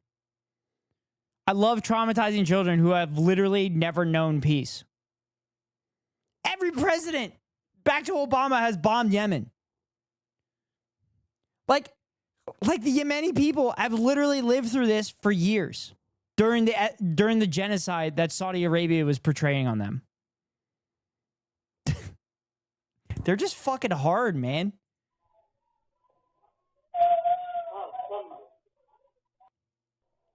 Dude, there's kids. There's literally children in the Middle East that were terrified of days with no clouds because they knew those were the days that drones could drop bombs on people. Like, children were in fear of going outside when there was no clouds on a beautiful day because they knew that's when American drones would drop fucking bombs on them. Think about how awful you have to be to terrify children, to give them so much PTSD that they can't go outside when the sun's out? 11th, Jeffrey Goldberg, the editor-in-chief of The Atlantic magazine, received a Signal chat invite from someone who shared a name with President Trump's national security advisor, Michael Waltz. Mr. Goldberg wasn't sure if it was really that Michael Waltz, but he was hopeful that it actually was the national security advisor and that Waltz might want to discuss Ukraine, Iran, or some other important national security-related matter. So Goldberg accepted the chat request. Jeffrey Goldberg had good reason to be skeptical that President Trump's national security advisor would reach out to him for a friendly chat because Mr. Goldberg has been the subject of Donald Trump's ire since at least 2020. In 2020, Mr. Goldberg attracted Trump's attention with a story he wrote reporting that Mr. Trump had called members of the American military who died in war suckers and losers. Then last year, Mr. Goldberg reported that Mr. Trump had said, quote, "I need the kind of generals that Hitler had." Also, these dumbasses don't know history because Hitler's generals tried to kill Hitler a lot. In response, then candidate Trump called The Atlantic a, quote, failing magazine run by a guy. Which his chief of staff, John Kelly, told him that. Named Goldberg. So it was weird that Waltz had reached out, but things were about to get weirder still. 2 days later, the person purporting to be Michael Waltz added Jeffrey Goldberg to a Signal group chat called Houthi PC Small Group. Now, first, a brief explanation about Signal. It is an open source encrypted messaging app popular with people who want more privacy than the average text messaging apps provide. It is not, however, approved by any government agency for the transmission of secret or classified information. Signal allows users to set deletion deadlines for text messages, so all messages will be automatically deleted once a specified amount of time has passed, which also makes it ill-suited for government work because deleting messages is a violation of federal records laws. But we'll talk more about that later. Now, soon after inviting Mr. Goldberg, the putative Michael Waltz texted the Houthi PC small group and said, quote, team establishing a principals group for coordination on Houthis. Waltz was presumably referring to a principals committee spelled P-R-I-N-C-I-P-A-L-S, not P-R-I-N-C-I-P-L-E-S, which is a group of the senior-most national security officials, including secretaries of defense, state, and the treasury, as well as the director of the CIA. But honestly, the typo was probably the least of their worries. If Waltz was looking to find principals LES in this administration, he's probably out of luck. But Waltz's statement about starting a principals group also raised red flags for Mr. Goldberg. As Goldberg pointed out in The Atlantic, quote, it should go without saying, but I'll say it anyway, that I have never been invited to a White House Principals Committee meeting, and that in my many years of reporting on national security matters, I've never heard of one being convened over a commercial messaging app. Nonetheless, Waltz asked the other group members in the chat to identify the best people on That was such a good dig, yeah. their staff for Waltz to coordinate with. Mr. Goldberg watched as several group members, which appeared to include White House Deputy Chief of Staff Stephen Miller, Secretary of State Marco Rubio, Vice President J.D. Vance, I still can't believe it, Director of National Intelligence Tulsi Gabbard, Treasury Secretary Scott Bessent, Secretary of Defense Pete Hegseth, and numerous others chime in, volunteering various... Chad, do you remember when Tulsi Gabbard was proclaimed a progressive politician and aligned with Bernie Sanders? God, those were the days. Those were the days we had hope that Bernie Sanders was going to win a presidency. Oh, yeah. Various members on their staff. Even the director of the Central Intelligence Agency offered to name an active CIA intelligence officer. And Mr. Goldberg couldn't believe that the top national security officials would really engage in an unsecured group chat, let alone carelessly include a journalist in the chat, so he quite reasonably assumed that this was some kind of elaborate hoax or disinformation campaign. He watched, though. I wonder if when he first read the news to make this video, he checked if it was April 1st. I know, I saw the headline. I was like, what? And I also wasn't that shocked because it is the most Trump administration shit to do ever. As a surreal policy conversation unfolded between these supposed Trump administration officials as they discussed on Signal how and when to stage an attack on the Houthis and how to message to the public about the attack. As a lawyer, one of the more interesting legal aspects of it is that Goldberg makes it clear throughout this article that at no time did he possess the requisite mens rea to be liable for possessing national security information himself. Obviously, a lawyer read this piece before it went live. But on the morning of March 14th, Michael Waltz texted the group stating, quote, "Team, you should have a statement of conclusions with taskings per the president's guidance this morning in your Highside inboxes." Highside, by the way, is a special segregated computer or communication system, which is specifically set up to manage classified or sensitive information. Unlike Signal, Highside systems must comply with the rigorous requirements and are specifically designed to protect sensitive information from cyber threats. So Waltz's message indicates that the information being discussed was sensitive enough to merit the use of these super secret, secure computer systems. And we can surmise the president's Highside message apparently instructed the United States military to strike the Houthis, an Iran-backed terrorist organization that had been attacking cargo ships in the Red Sea. J.D. Vance, who so far publicly has made a point of genuflecting to everything that President Trump has said, interestingly appeared to actually disagree with the president's instruction. Vance responded, quote, "I think we are making a mistake," and quote, "I'm not sure the president is aware how inconsistent this is with his message on Europe." Again, I kind of agree with Hassan's assessment here that this was all done as a fucking ploy to say, hey, we have some disagreements with one another. This is a professional discussion with all of us. Right now. What Vance was referring to was Trump's policy of abandoning our European allies by refusing to provide any more American-funded support for them. Hegseth, the Secretary of Defense, disagreed with Vance, stating, quote, "If I had a final go or no-go vote, I believe we should." Vance replied saying, quote, "If you think we should do it, let's go. I just hate bailing Europe out again." I mean, the other thing is like, they're bombing the Houthis because they're brown and they don't want anybody speaking out against Israel. That's the other reason that this is happening.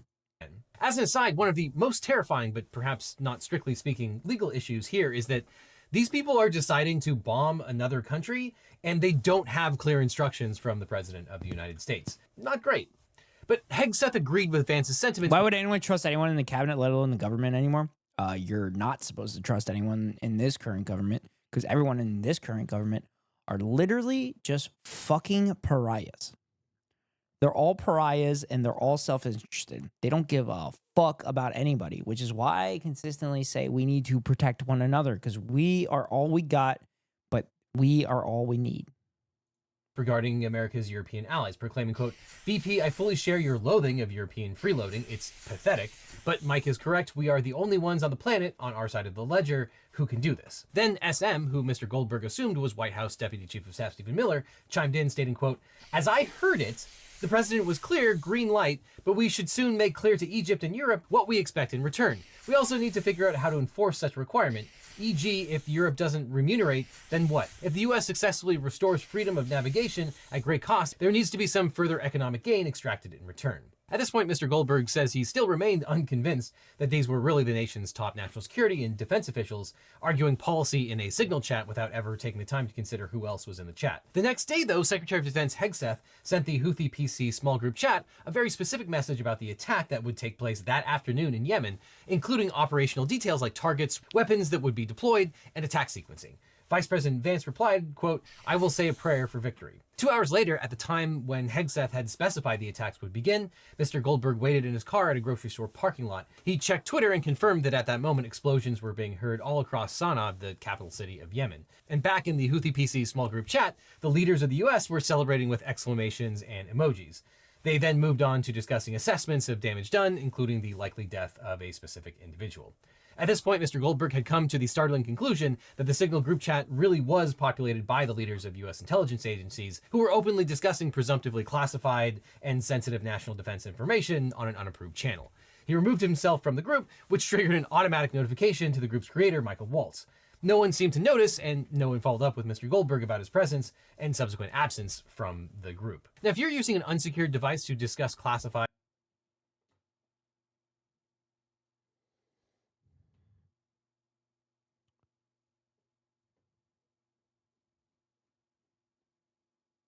He was handed a gold mine and he walked away from it.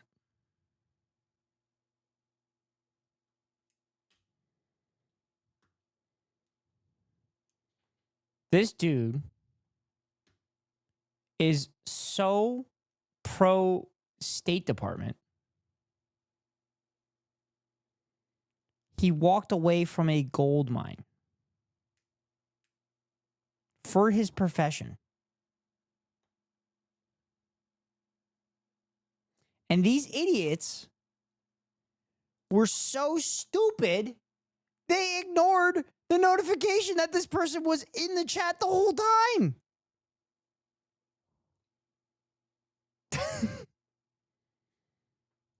In national defense information with the editor of The Atlantic, you'll probably want a good lawyer. But if you want a great lawyer, let my law firm legal team help. If you've gotten in a car crash, suffered a data breach, especially if you got a data breach letter saying your information might have been leaked, or dealing with a workers' comp or social security issue, we can represent you or help find you the right attorney. And by the way, we don't get paid unless you do, so there's nothing up front. So just click on the link in the description or call the phone number that's on screen right now for a free consultation with my team. Because you don't just need a legal team, you need the Eagle team. Boy, do these guys need a good lawyer. Mr. Goldberg later privately emailed several members of the group while to we're on the inform them end that he had been mistakenly included in the Signal chat and to ask about whether the chat We got another Hindu nationalist last night. Nice! What'd you do with him? What'd you do with him? Did you fuck with him? was genuine.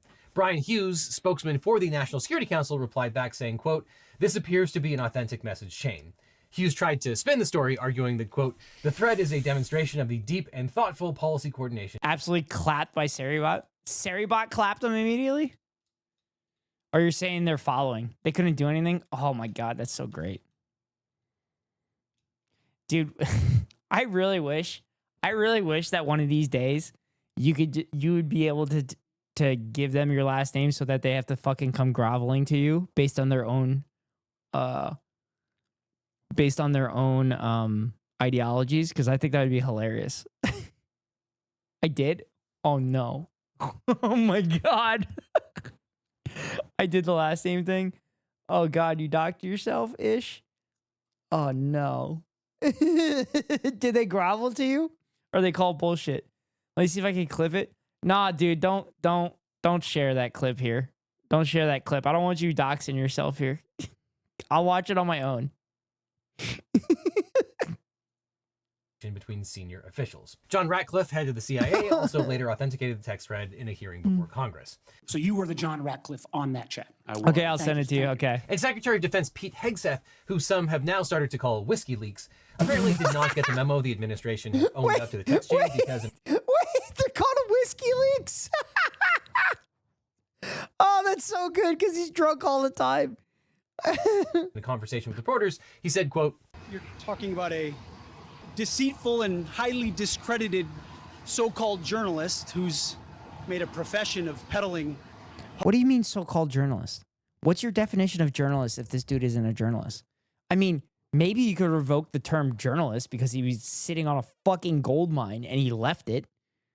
That's like the only argument you can make, but Hegseth is going to make that argument. Hoaxes time and time again. So this is the guy that peddles. Also, this is coming from a dude that beat his fucking wife and shit. In garbage. And you see, we've been managing 4 years of deferred maintenance under the Trump administration. And J.D. Vance's spokesperson confirmed that Vance had returned to his usual spineless fetal position. We've been managing 4 years of the deferred maintenance of the Trump administration? The fuck does that even mean?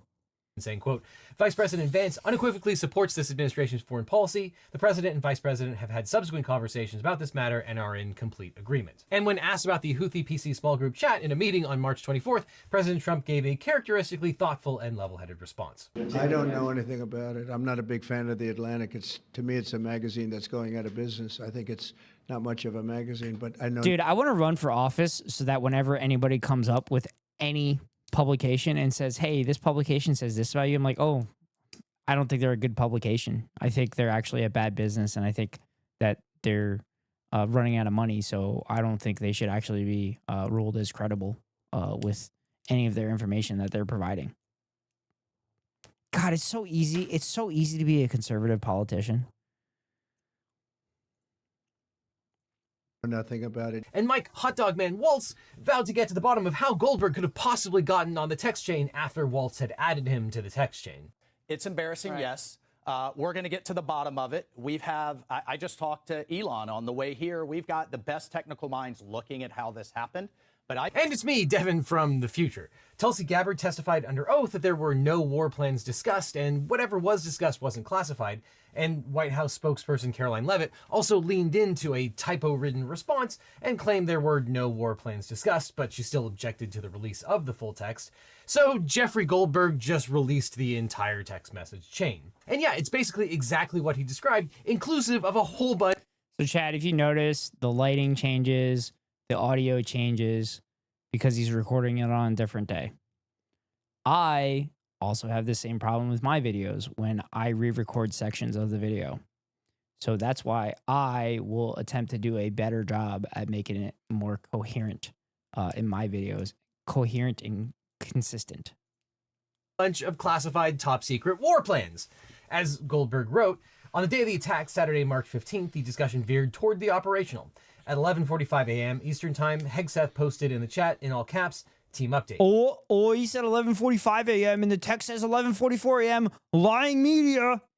The text beneath this began, time now, 11:44 ET, weather is favorable, just confirmed with CENTCOM we are go for a mission launch. CENTCOM, or Central Command, is the military's combatant command for the Middle East. The Hegseth text continues, 12:45 ET, F-18s launch, first strike package. 13:45, trigger-based F-18 first strike window starts. Target terrorist is at his known location, so should be on time. Also, strike drones launch MQ-9s, and Goldberg opines, if this text has been received by someone hostile to American interests or someone merely indiscreet and with access to social media, the Houthis could have had time to prepare for what was meant to be a surprise attack on their strongholds. The consequences for American pilots could have been catastrophic. The Hegseth text then continued. 14:10, more F-18s launch, second strike package. 14:15, strike drones on target. This is when the first bombs will definitely drop, pending earlier trigger-based targets. 15:36, F-18 second strike starts. Also, first sea-based Tomahawks launched. More to follow per timeline. We are currently clean on OPSEC. Godspeed to our warriors. But to say this isn't classified or sensitive national...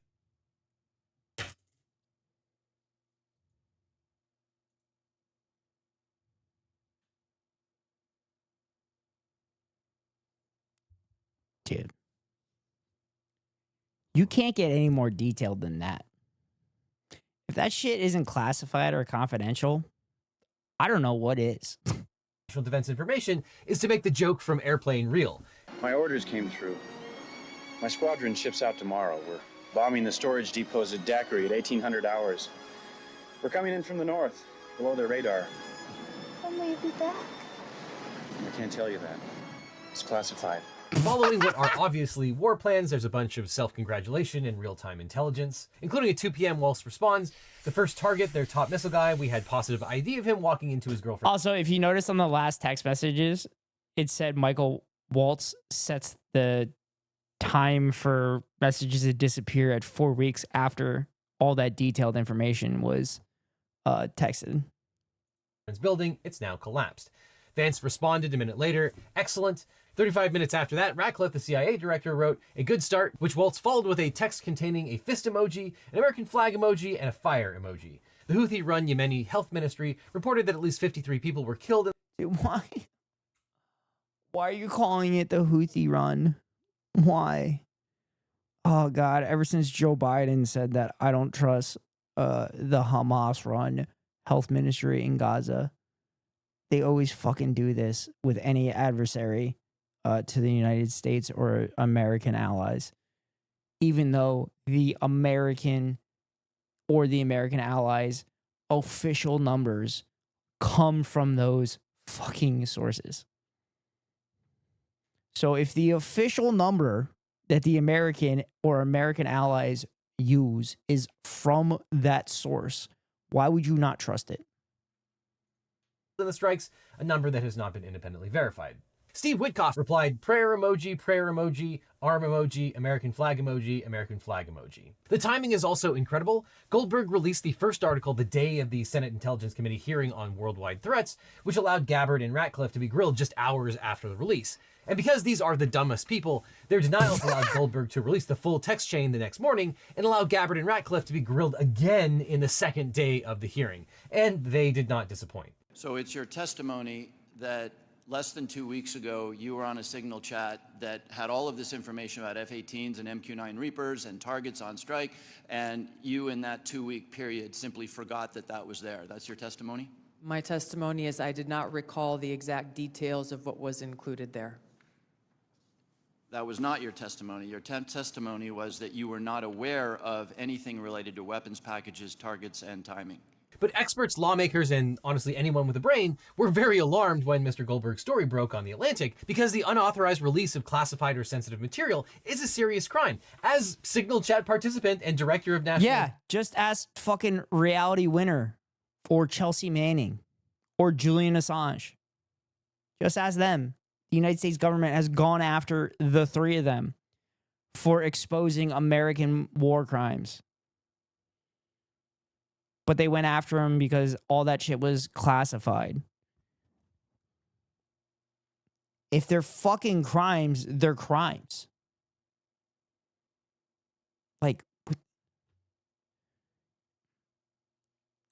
Like, they talk about how, like, whistleblowers are incredible people. Look at Vindman for the Trump perfect phone call. They love whistleblowers. But when there's a whistleblower that makes them look bad, they're all of a sudden the worst thing that's ever existed. What the fuck? Intelligence, Tulsi Gabbard pointed out on Twitter just a few weeks ago. Now, there are two especially large legal issues with this Signal group chat. The first is the issue of carelessly sharing classified or sensitive information with an unvetted outsider. Now, I was surprised when I saw this story, so I reached out to our resident military law expert, Spencer Descalal. Now, Spencer, you've been Escal, there he is. I was surprised when this article came out. He was surprised. actively deployed in combat before, and you've actually ordered airstrikes yourself, right? Yeah, Devin, that's correct. I was a JTAC in Western Iraq, and I dropped many warheads on ISIS foreheads. And what are your thoughts here? Can you text active war plan? Oh, is this dude admitting to potentially killing civilians in Iraq? To a journalist over an unsecured app on a personal phone? What the My thoughts exactly. Now, when the Trump National Security Team carelessly Hold on. I gotta replay that. And what are your thoughts here? Can you text active war plans to a journalist over an unsecured app on a personal phone? What the My thoughts exactly. Now, when the Trump National Security Team carelessly included Mr. Goldberg in their Signal chat, they likely violated the Espionage Act, which protects documents, materials, or information related to national defense. But don't worry, Donald Trump knows a thing or two about unauthorized disclosure of national defense information. Oh my God. But the Espionage Act, 18 U.S.C. Section 793F, makes it illegal for someone who lawfully possesses information relating... By the way, chat, that issue was dropped the day Donald Trump became president. They are no longer investigating that. To national defense to allow that information to be released through unauthorized parties through gross negligence. Michael Waltz carelessly added Mr. Goldberg to the group chat without ever bothering to confirm who he was or ask whether he was cleared to receive that information. That certainly seems grossly negligent. That same provision of law, section 793F, also specifies that if someone who lawfully possesses information relating to the national defense finds out that the information has been wrongly shared with an unauthorized person, they have to report that leak. It's notable that even after Mr. Goldberg emailed several of the people on the Houthi PC small group chat to inform them of his accidental inclusion, it doesn't appear as though anyone acted on the information. But they were legally obligated to under Section 793F. Both of these violations of 793F carry the possibility. The other lawyer was a JAG lawyer. He was tasked with clearing legality of strikes. God.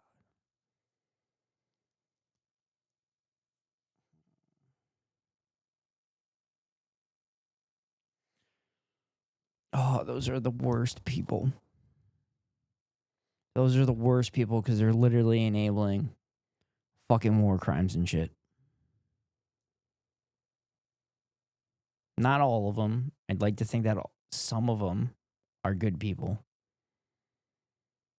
But God fucking damn it.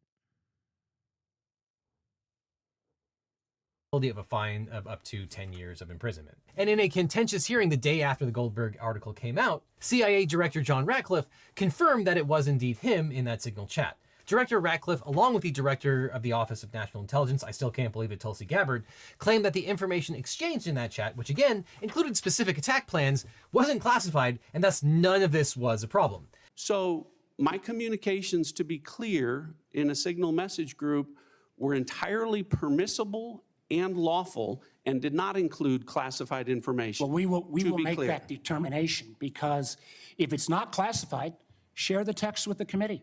Now, that's not necessarily true, though, because neither provision of 793F requires that the leaked information be classified. The information just has to be related to the national defense. Specific times, dates, locations, and weapons used in attacks would certainly seem to fit into the ordinary understanding of sensitive information related to the national defense. Senators, including Senator Mark Warner, vice chair of the Senate Intelligence Committee, weren't buying their arguments. Also, I love how attacking a country for issuing sanctions on another country thousands of miles away is considered American national defense.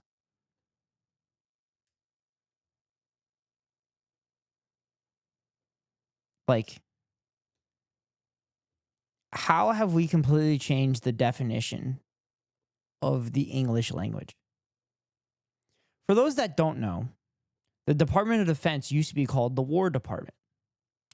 They changed the name of that so that it didn't sound as bad. If I ever,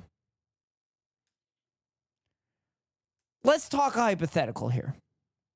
If I ever become president of the United States, that fucking Department of Defense will now be called the War Department, and I will make sure I put a provision in it that it can't be changed for the next 5,000 years to make sure that everybody knows what that department does.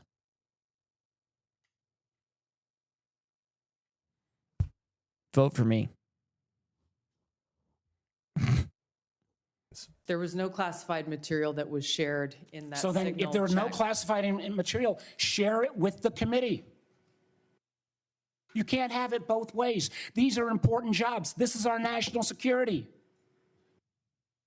Bobbing and weaving and trying to, filibuster your answer. So please answer the question. And the argument that improperly handled information wasn't actually classified has been tried before by Hillary Clinton when the Republicans were hounding her about emails before the 2016 election. So it's odd that Republicans are making the same argument now. Also, from what I understand, the Clinton emails, they weren't completely classified, but when they aggregated, they became classified. But she also shouldn't have done that shit. Like, that also violated the law, and she didn't go to jail. Trump said he was going to throw her in jail, and he did not do that. He did not do that. He should have did it. He should have fucking did it. But he didn't do it because he's a pussy. He's a pussy. He talks about how he's been treated poorly by his political enemies and that they deserve to go to jail. But how many times has he tried to throw Hillary Clinton in jail? Or tried to throw Joe Biden in jail? Huh? God, it'd be so funny if Donald Trump went after Joe Biden for human rights violations of enabling the genocide of Palestinians, and then also passed Medicare for all for everybody.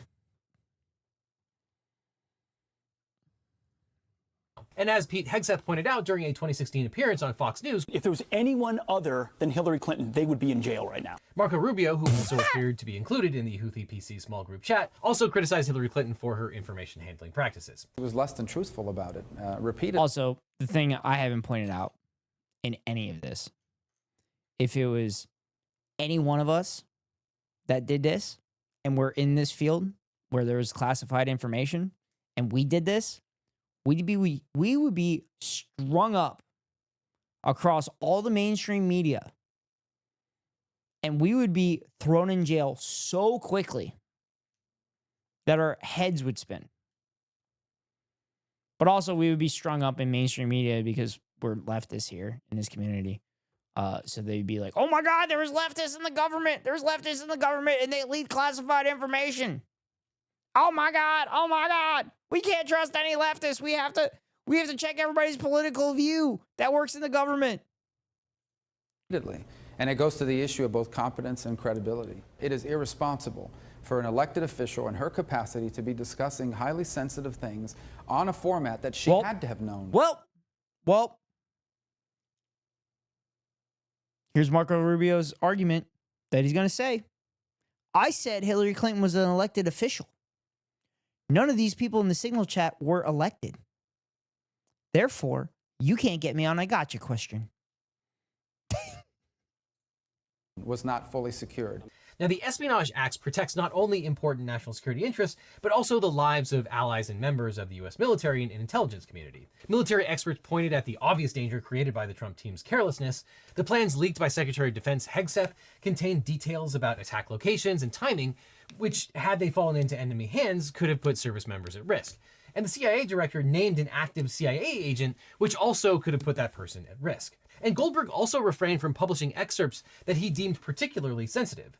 And here Ratcliffe and Gabbard are seemingly daring him to release the rest of the text messages. Senator Jack Reed, ranking member of the Senate Armed Services Committee, said, quote, "If true, the story represents one of the most egregious failures of operational security and common sense I've ever seen. Military operations need to be handled with utmost discretion, using approved secure lines of communication, because American lives are on the line. The carelessness shown by President Trump's cabinet is stunning and dangerous. I'll be seeking answers from the administration immediately."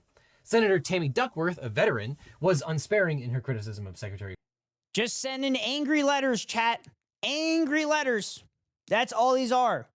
Just angry letters. Nothing's going to happen. Nothing is going to happen. State Hegseth in particular, saying, quote, "Pete Hegseth, the most unqualified Secretary of Defense in history, is demonstrating his incompetence by literally leaking classified war plans in the group chat. Hegseth and Trump are making our country less safe." But that's not all. Now, the second legal issue raised by the Houthi PC small group Signal chat is the use of Signal at all for this purpose. The use of Signal itself potentially implicates another provision in the Espionage Act, 18 U.S.C. Section 793D, which makes it illegal for lawful possessors of national security information to willfully transmit that information in a way that could allow an unauthorized person to obtain it. Signal is known to be insecure. In fact, the Department of Defense recently issued a warning about Signal's insecurity. That warning stated explicitly that Signal can only be used for, quote, "unclassified accountability recall exercises, but are not approved to process or store non-public unclassified information. Typically, classified or sensitive information has to be conveyed only in high-side systems. And there are specific DoD platforms that are used for classified and secret communications. One, called the Joint Worldwide Intelligence Communications System, is a top-secret network used to gather and analyze data. The other, called the Secret Internet Protocol Router Network, is used for day-to-day communication and information sharing of secret information. The government has specifically designed systems for handling sensitive information because traditional cell phones are quite insecure. Foreign adversaries and hackers can use cell site simulators and other devices to collect cell phone data in transit. These devices have also been used by Russia to send threatening text messages to soldiers in Ukraine, to block phone use in British prisons, to track gang members in Canada, and allegedly to eavesdrop on protesters in Chicago. And whether Signal can even be eavesdropping on protesters, that would never happen. No, never. Installed on a government phone varies agency by agency, and certainly the use of Signal here seems to indicate that everyone on this chat was probably using a personal cell phone. And using regular smartphones to convey sensitive information exposes that information to foreign adversaries and hackers. That's why during the March 25th hearing, Senator Mike Bennett had a fiery exchange with CIA Director Ratcliffe about the fact that one of the people in the Houthi PC small group Signal chat was in Moscow at the time the chat was occurring. Is it appropriate? Did you know that the president's Middle East he was in Moscow? Was in Moscow on this thread while you were, as director of the CIA, participating in this thread? Were you aware of that? Are you aware of that today? I'm not aware of that today. This sloppiness, this incompetence, this disrespect for our intelligence. Wait, Ratcliffe is head of the CIA?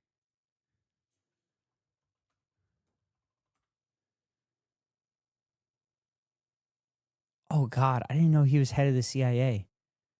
Oh, my fucking God. Yeah, he was director of national intelligence in Trump 1. For not very long, though. It's funny.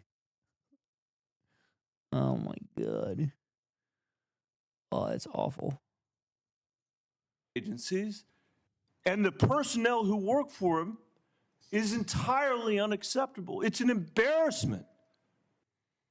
Senator, you need to do better. You need to do better.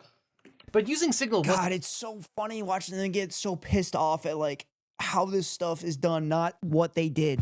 They literally killed civilians. They actively targeted and killed civilians. That's completely unacceptable.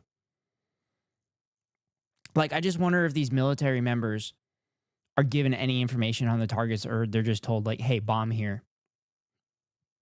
That's probably all they're told. So they have plausible deniability to say, like, oh, we didn't know these were illegal orders. Wasn't just a problem from a national security standpoint, but also a record-keeping standpoint, especially since Michael Waltz set some of the messages in the Signal group to disappear after 1 week, and some after 4. Under the Federal Records Act, government records have to be retained for specified periods of time. Records created by senior decision-making officials often have to be permanently retained, and this is because they have great historical value and shed light on the essential activities of the government. The Presidential Record Act also requires record retention and only allows for the destruction of records belonging to the president and his immediate staff, like the vice president or deputy chief of staff, who were included in the Signal chat, with the express written permission of the National Archivist. But I guess since Marco Rubio is technically acting as the National Archivist after Trump sacked the previous archivist, this is all totally fine. But given the insanity of this entire situation, I really wanted to talk to an expert. So I reached out to Kel McClanahan from National Security Counselors once again to get a gut check here.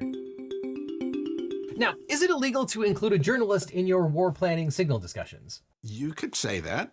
There are, of course, exceptions to including a journalist in classified discussions, such as if they're embedded, for instance, in the field, they have to know where they're going that day.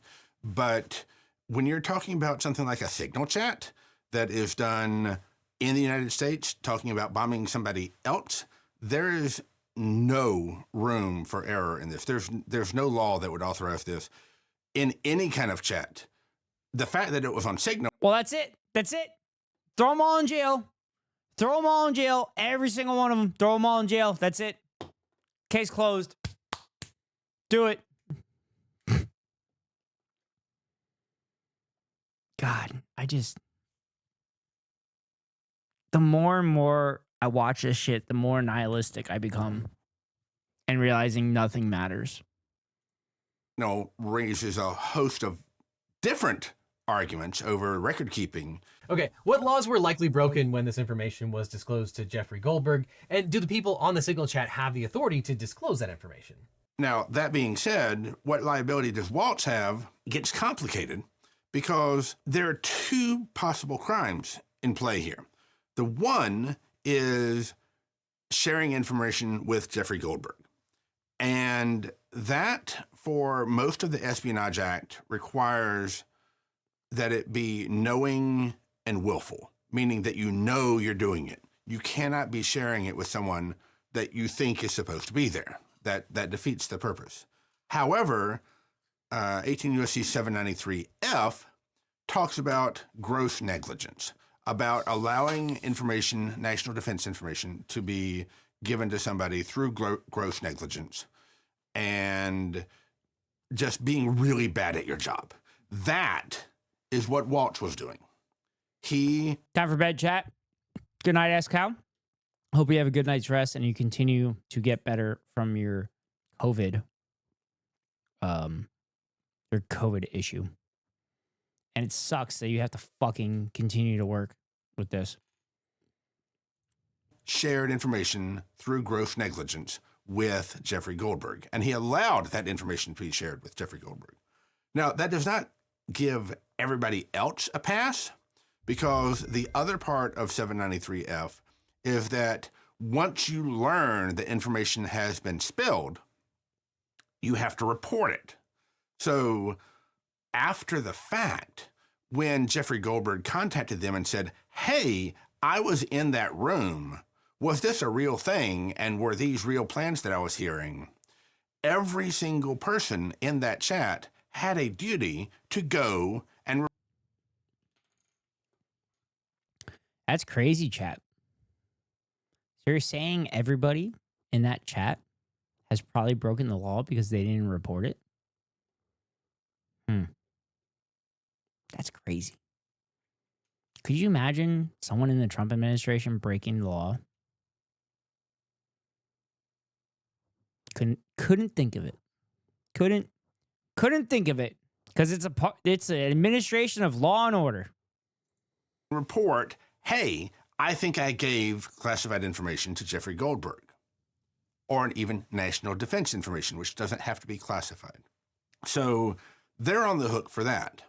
Now, the second crime that Waltz could have committed is 793D. And 793D is when an authorized holder of classified information or national defense information disseminates it generally to a place that was not supposed to get it, but also disseminates it through a means that's not supposed to get it. So if you imagine that there are two coworkers in a classified facility and they go down the street to a restaurant for lunch, they go to an Outback Steakhouse, and they decide to talk about work at the table, they are violating 793D. That's a trippy picture for some reason. I don't know why, but it looks trippy as hell to me. But yes, discussing sensitive information outside of a secure area is against the law. If they talk about national defense information over the lunch table, even if nobody is around, because they don't know for sure that nobody is listening. They don't know that there isn't a CCTV camera that can be capturing their words. They don't know for sure that they weren't followed there by a reporter or a Russian spy trying to eavesdrop on them. And so they have put the information out there into the universe in a facility that it was not protected from. Signal is just such a facility. You cannot talk about classified information over unsecure lines. You can't talk about classified information on the phone, on the cell phone, even on an encrypted cell phone. You have to talk about it on special lines that are set up, for instance, in the embassies and in the house of the SecDef and the house. This is what I talked about earlier. There's literally phone lines that you can discuss all this stuff. Bro, just use shortwave. The Secretary of State and the house of the Director of the CIA. Let's talk about Signal. To me, one of the scariest things about this is that no one on the Signal chat said, hey, we should move this discussion to a secure channel. It literally could just find an empty band and do it there. Well, what happens if someone discovers that empty band that isn't empty anymore? It really seems like they use Signal all the time. Is the use of Signal itself a violation of any laws? And putting aside the issues with Signal, does any of this comply with federal records-keeping requirements? So the standard for deciding whether or not you had the requisite sort of mental reasoning to commit the crime in the Espionage Act is not mens rea. It is more of this, you should have known better idea. It's called scienter, but we won't go into that. The idea that they would have to have known better than to use Signal would be critical if any of them were actually being prosecuted. And the answer is, yes, they should have known better than to use Signal. In fact, just last month, an email went out to every person in the DoD saying, don't use Signal. Signal has vulnerabilities. It is probably the most secure thing that we on the outside can use, but it's... Watch them start using number stations. not secure enough for war plans. And so they should have known better than to use Signal, because at least Pete Hegseth received an email saying that he should have known better. We've talked previously about Hillary's emails. Can you give us a quick refresh of that situation and how it compares to this one? So Hillary Clinton had a private email. It was called clintonemail.com domain. And when she was Secretary of State, she stored emails on these. She received emails at this domain. And it was in a private server that was in her house. I believe it was in the basement. There was some to do about this. People were asking, but what about her emails? And they were all extremely polite and thoughtful, as one would expect. And there were hearings before Congress. There were hearings before the media. There were speeches given by people running against her for president about how she should be locked up. And as a result of this thoughtful inquiry into her email server, she was not elected president of the United States. So that was what happened when you had some emails that were not known to be classified at the time, but were still arguably sensitive, were found on a device that was stinky outside of the government control. This is text messages that are known to be sensitive, if not outright classified.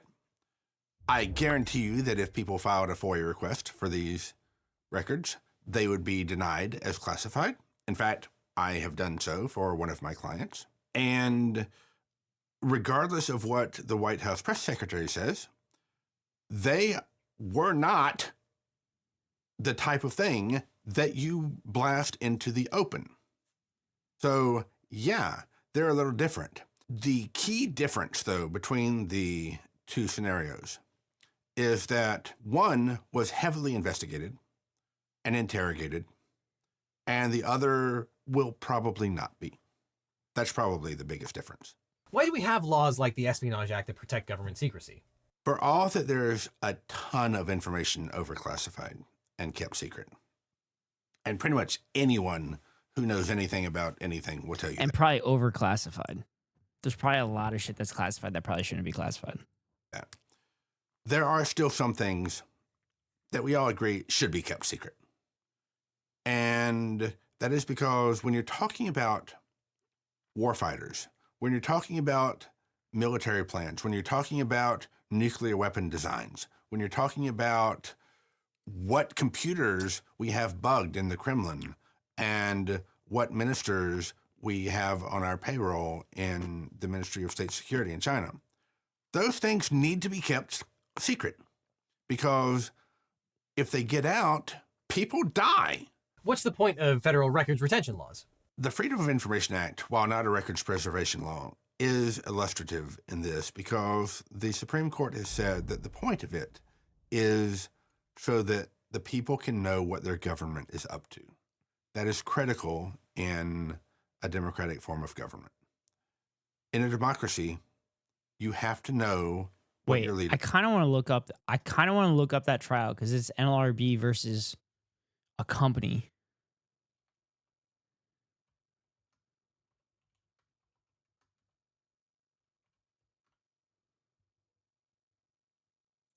Because that sounds like it was a union. Oh my God. Okay, so basically what happens, the NLRB was trying to withhold witness statements. But basically the tire and rubber company was saying that under the Freedom of Information Act, you need to provide us that information. Wow. Are doing in your name. The flip side of that is if they destroy the records of what they are doing in your name, you can never know about it. So here's a scary thought. Does any of this matter if the Trump administration just decides not to prosecute anyone? As a legal matter, no. It will have no substantial effect whatsoever because the executive branch can prosecute or not prosecute. They can choose not to prosecute someone who is buds with the president, and they can choose to prosecute someone who is buds with the other guy. As a practical matter, it will be much more difficult going forward for people on the Republican side to continue to say how much they value classified information. Thanks, Kel. As always, you can support the good work that the National Security Counselors are doing, including filing FOIAs and representing government whistleblowers, by clicking on the link below. Now, all this raises incredibly troubling questions, like what other meetings have they had outside of secure channels? Are there other instances where non-cleared individuals have been invited to classified or national security conversations? In the March 25th congressional hearing, the Trump administration witnesses indicated that the National Security Council was looking into the matter, but it seemed unlikely that there will be any accountability. But hopefully Congress takes this issue up, as they promised in the hearing, and hopefully Kel gets access to a whole bunch of more messages and finds out if they were actually using their personal cell phones or not. But I guess all of this is a lesson that you can never be too careful online. And if you care about online security more than the Secretary of Defense, that's where today's sponsor... Ethical Reacts. Because you know that incognito mode isn't actually in... But also, I looked up the case. The National Labor Relations Board filed an unfair labor practice complaint against respondent and employer. Respondent requested pursuant To the blank that NLRB make available prior to hearing copies all potential witnesses' statements collected during the NLRB's investigation. This request is denied on the ground that statements were exempt from disclosure under Intel Alaya exemption, yada, yada, yada, which provides the disclosure is not required for investigatory records compiled for law enforcement purposes, but only to the extent that the production of such records would interfere with enforcement proceedings. Respondent then filed an action in district court seeking disclosure of the statements in injunctive relief. That court held that did not apply because the NLRB did not claim that release of the statements would pose any unique or unusual danger of interference with a particular enforcement proceeding, and hence directed the NLRB to provide statements for copying prior to any hearing. The Court of Appeals affirmed, holding that NLRB had failed to sustain its burden in demonstrating the availability of blank because it had introduced no evidence that the interference with the unfair labor practice proceeding in the form of witness intimidation was likely to occur in this particular case. Held, the Court of Appeals erred in holding the NLRB was not entitled to withhold the witness statements. So basically, I'm assuming the NLRB was withholding them to protect the witnesses. And it looks like the lower court said the NLRB had to turn them over, but the Supreme Court actually overruled the lower courts to protect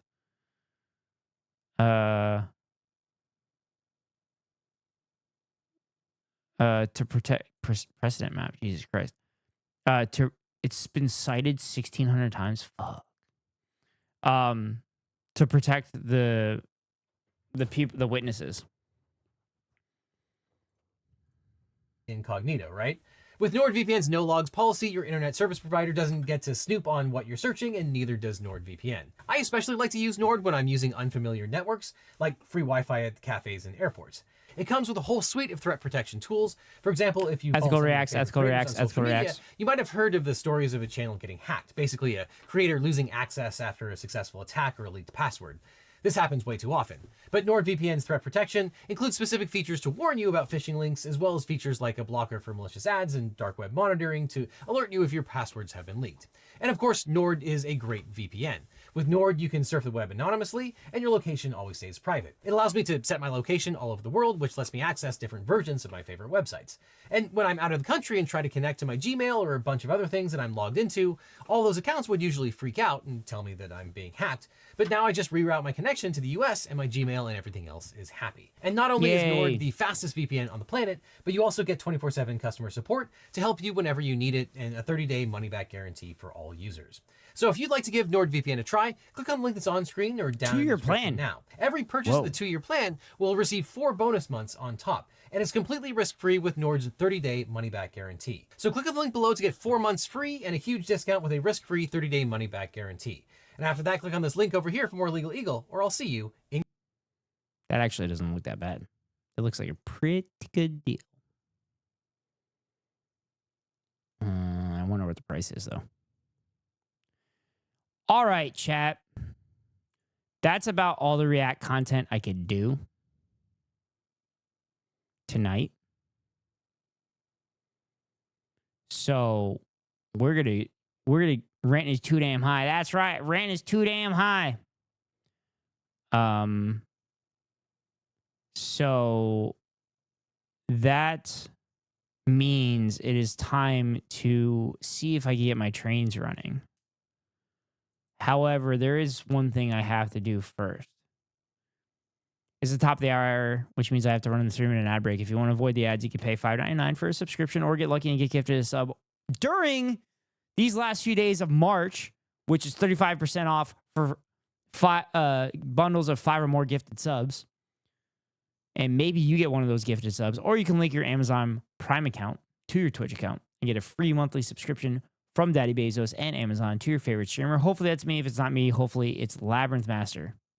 Sorry, the Labyrinth Master.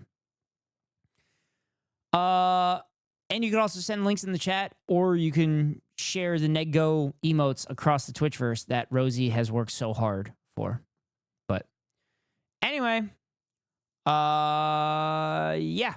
If you don't have a subscription, then you get stuck behind the 3-minute ad break that comes now. Chat, I'm launching the game. I got to refill my water, and I'm going to take a leak real quick. So I'll be right back. Any mods, feel free to do shout-outs while I'm gone.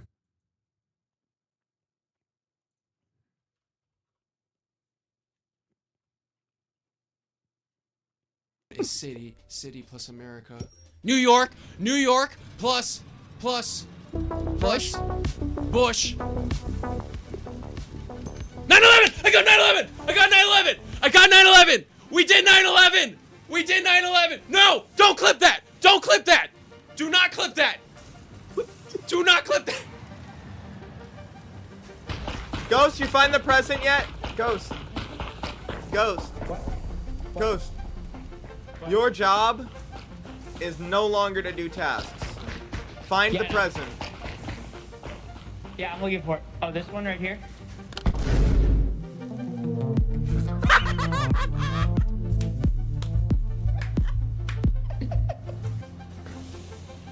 Let's go. I'm stuck. Well, I can't.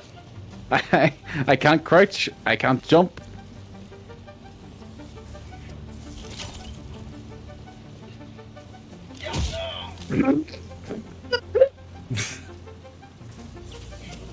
Oh man.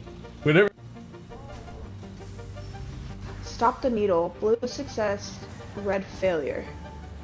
Stopping the needle with one rotation, disarm the trap. Disarming the trap will yield trap parts. Like both of the variations, but back to back, creating an entire wall of text, and then it decides where to put all of the ways in there. You can only have a maximum of 5 things, so it's not like too crazy. But once again, copy paste. You can make an entire wall of the most type shit. Keko would get it tattooed on his back. So enjoy the stream or don't. Fuck you. Keep saying it. Oh yeah, come here, buddy. Hey, you're such a good dog. Yeah, you know I speak dog. You know I speak. Oh! What's up? Oh my fuck god! Thank you guys for all the shout outs. I just killed a dog. I just killed a dog on accident. Hey, yo, welcome in. How you guys doing? I'm a South African streamer. Welcome I live in back, the White UK. Snake. I don't know why. Sexy, hot. Smash. I said this earlier, but I still maintain this. Like, if there was a push to mute in most games, that would be incredible. Shut up. Bitch. Oh, you shut up. No, you shut up. You told me to shut up after I had a great idea. Fucking dick.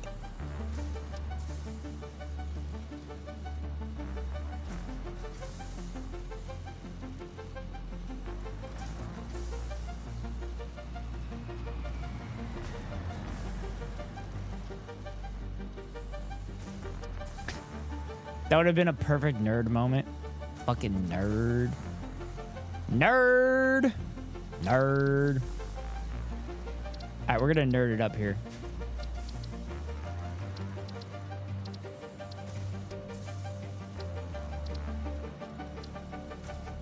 Wait, why is the game not working? What the fuck? Why is the game not working? No fucking way.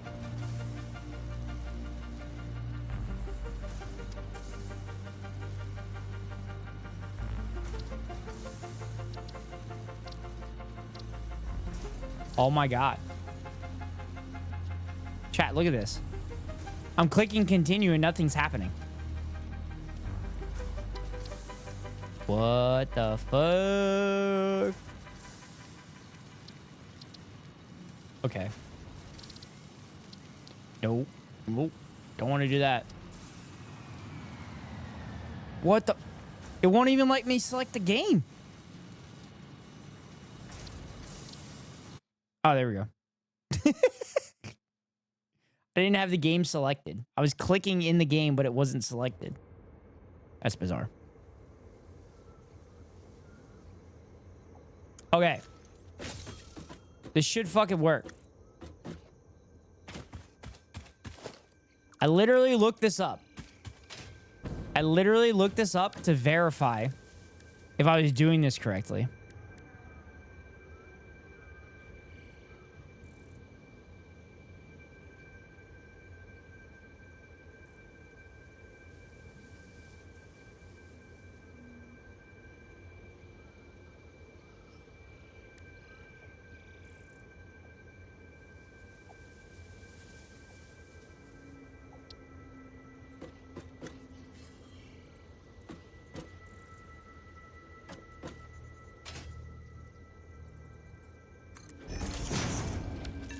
Okay, that one goes there.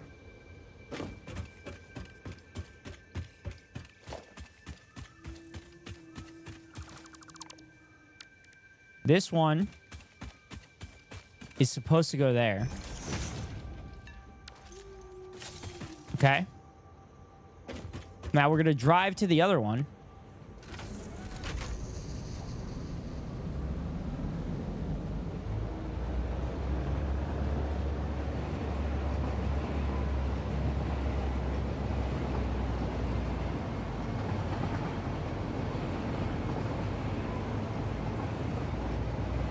We're going to drive to the other one.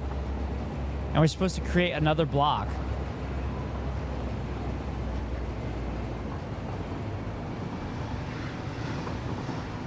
Train. Yeah, we're back to trains, auto.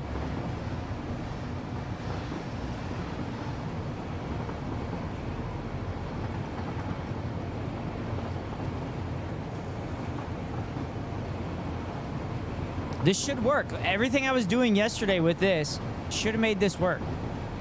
But it's not working for some reason. Also, I realized I could have made this like on one track instead of doing this ridiculous bullshit that I've done. Can you have multiple running on your circuit? Do you need to separate the tracks? No, I've had multiple running, but for whatever reason, it's like blocked. But I have 2 trains going right now. Or I have one right now that I'm driving. But I'm trying to make it automated and make sure they don't crash into one another.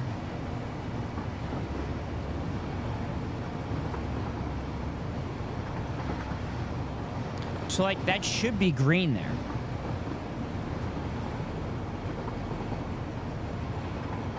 That should be green. There's no reason that shouldn't be green. Okay, this is green here.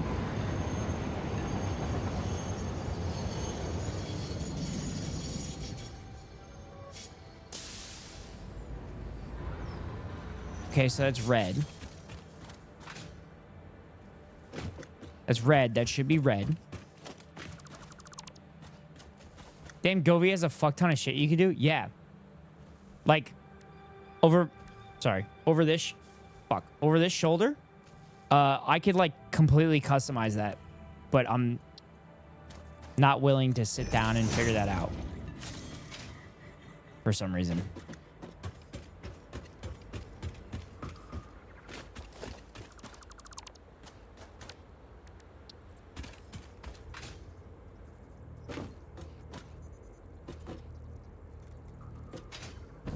I have no idea how the signals work.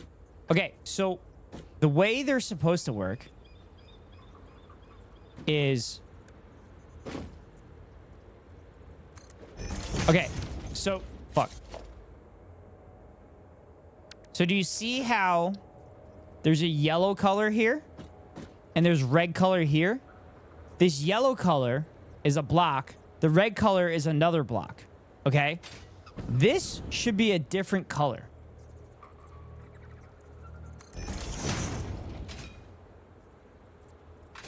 So this should actually be a different color. Because what this does is it sees if there's a train on this color here, and if there's a train on this color, then it doesn't work. Then it tells it not to go.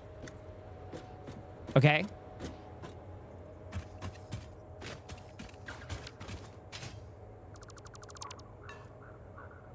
So, I should have a block signal at the beginning of the train station and one at the end of the train station.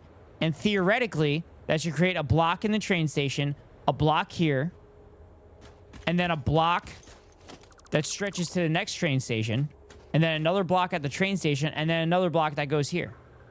But for whatever reason, it's not creating the extra block. Like motion sensors, kind of.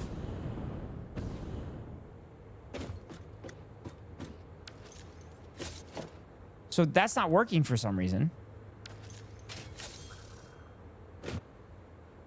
Is a train sticking out the back?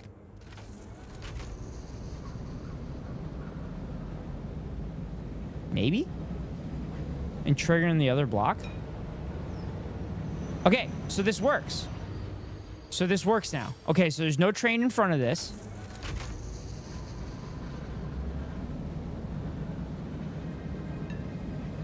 Okay, so it goes red. I like trains. Well, you're in the right stream, Lab. Maybe I just need to move this away from the train station. Maybe it just needs to be like right here.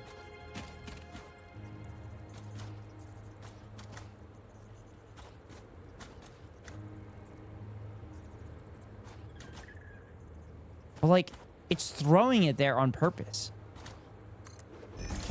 Like, I don't understand. Why is it telling me not to go? It shouldn't be telling me not to go.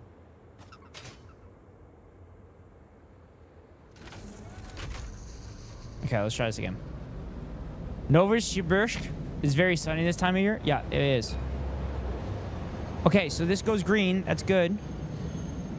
This goes green. That's good. Which means it's specifically... You like anything else? ASDF movie? ASMR movie? Specifically something when they're cool. Cool puzzles! Also, Lab, there's a game for sale on Steam called The Witness that Sandal was playing, and it's like all puzzles, apparently.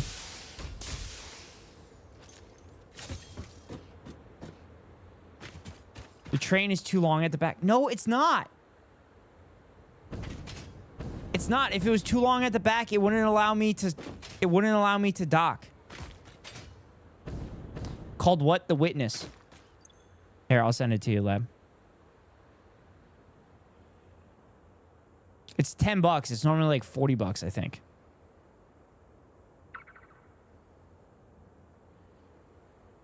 It ends April 3rd.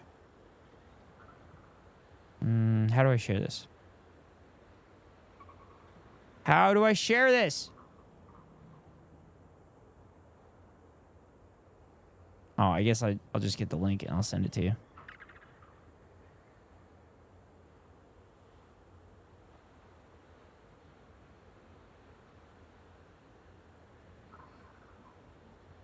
Buying it ASAP. Let me know if it's any good, because I've had it on my wish list.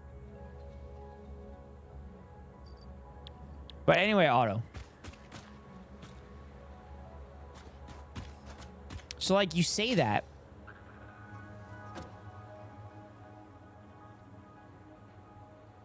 I'll let you know by Monday, probably. Okay. So, like, if I just put the signal a little further back, would that do it?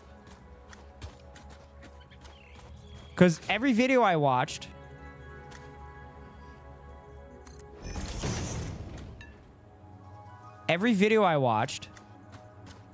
said that you could put them right there.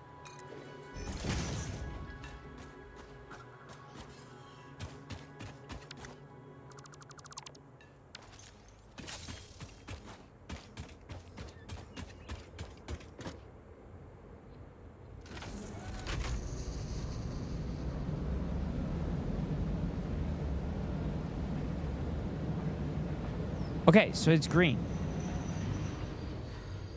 Okay.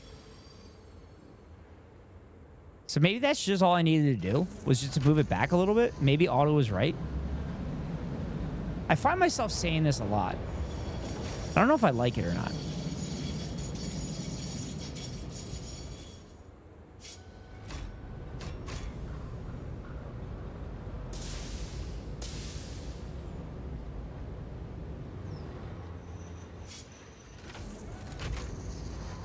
Disclaimer, I have no idea how it actually works. That's true.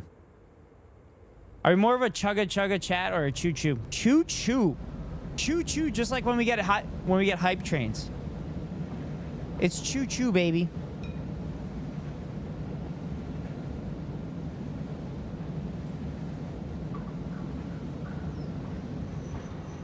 Okay, so watch this. All right, so I'm going to automate this, right?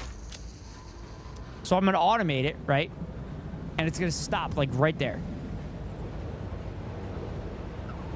I'll have to do a train setup one of these days and wean myself off belts. Okay, so it stops Right there. Okay? So now we turn off the self-driving. Can we dock? No, it's docking right now. So, like, it's in the right spot. I feel Chugga Chugga evokes a more visceral nostalgia than the old Choo Choo. Dude, Ghost, at least 3 times this stream you have said just like when it be just a few seconds ago, and during your serious politics stream, each time I look at the clock.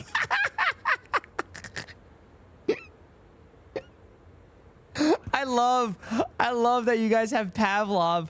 I love how you guys have Pavlov responses.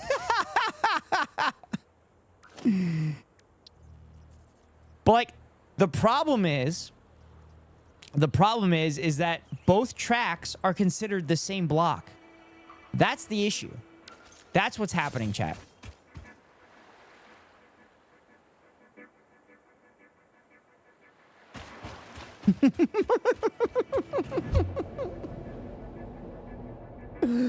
Oh, I love it.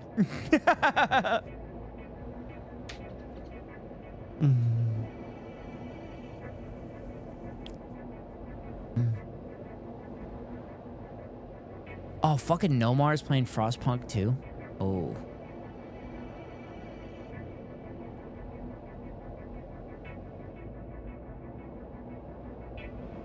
Do you think Abi gets the Hindu nationalist coming into his stream?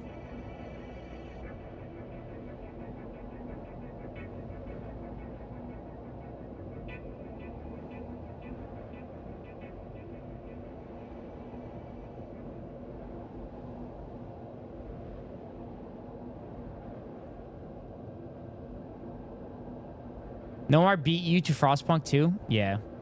I'm scared of Frostpunk 2. I should buy it, though, because it's on sale. I don't know if it's going to go any lower than that. But I don't know when I'm going to get to it, because I have to beat Frostpunk 1.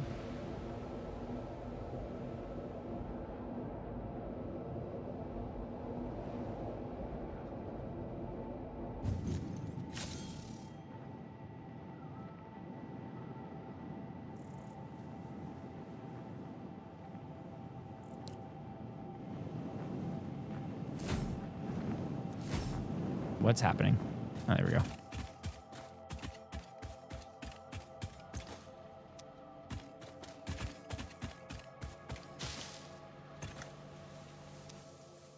I need more cables. No, we're focusing on the trains right now.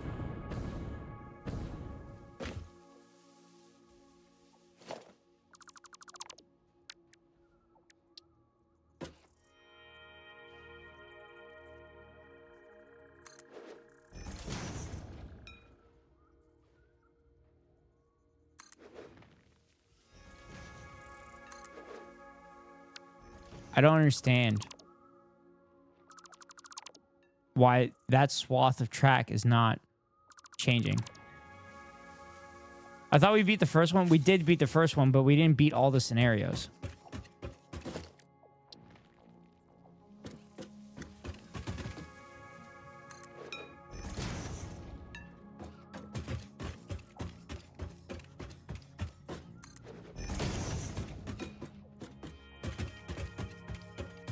Building a nuclear power plant right now. My head hurts from all the stuff I need. Dude.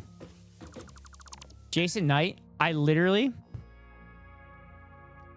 In college, I minored in energy business finance. And one of my classes, we learned all about... like various forms of energy production. And when I first started learning about nuclear energy, I'm like, oh my God. I need to switch majors to become a nuclear engineer because this shit is fucking fascinating.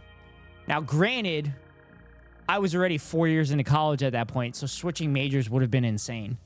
But nuclear energy is awesome. It's so cool. Like, that shit is so super engineered nowadays that it's not really an issue.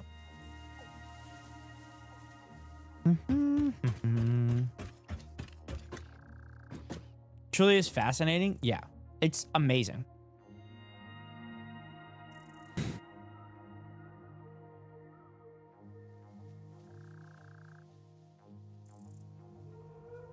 Except if it's a plant in Japan under U.S. standards. That's a problem. Nuclear is way worse than burning black rocks. You forgot to put your Nego Chud emote there, Otto. Hey, Mono, what's up?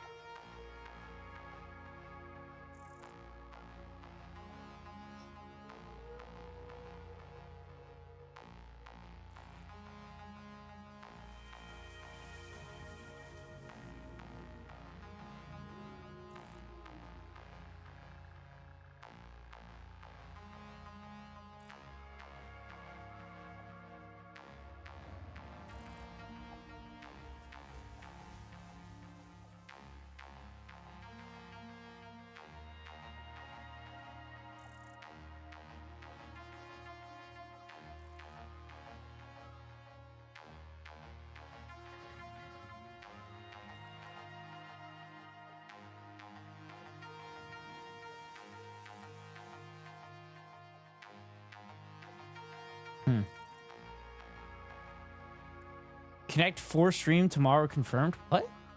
Huh? By the way, Ghost, I'm finally doing a stream again tomorrow. Yay! Awesome. Excited to have you back, Lab. I don't know what I'm doing yet. Connect 4 stream tomorrow confirmed. What are we playing tomorrow, boys? Probably some repo, but there's been some updates on Lockdown Protocol, so I was gonna ask everybody if they would like to play Lockdown Protocol. Play Lockdown Protocol for a little bit before we play repo. I'm so sick of repo already. I think the mods kind of ruin it, to be honest with you. The game where you have to shut up. I mean, it is funny to not shut up. Yeah, I think the mods kind of ruin it a little bit. I think it's kind of better vanilla. Because, like, the game becomes too easy at that point. And it's just like... I mean, it's fun. Like, it's fun doing that with everybody. And it's nice having, like, a push to mute button so I can talk to chat. Yeah, the mods make it super easy, I think. Yeah. I mean, there's some mods that are nice. Like, the push to mute is nice. Content warning is super fun with the mods. Yes, because it's still not easy. Well, I guess it's technically easy because we add up all our views together, but we can change that. I'm lurking until I get home, but Def will be on chat. Okay, no problem, Manu. All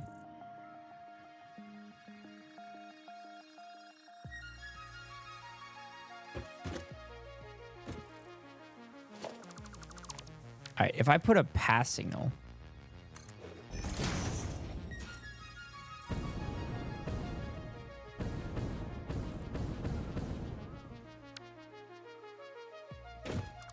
Pass signal is not going to do anything.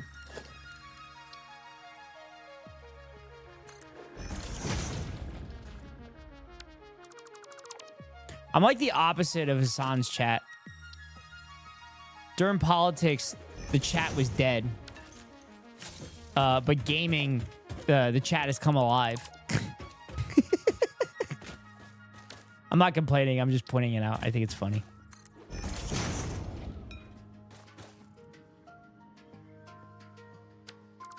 I wonder if I could just put like an empty...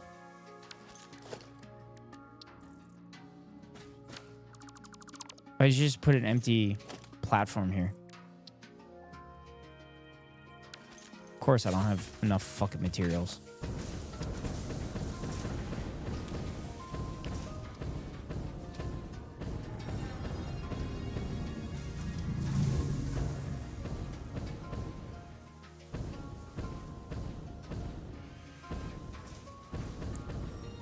Okay, chat. I got a ton of concrete now. Just like we planned it. Not all moments are good for my nonsense. That's fair. That's fair. That's a good point, Lab. That's very good self-awareness.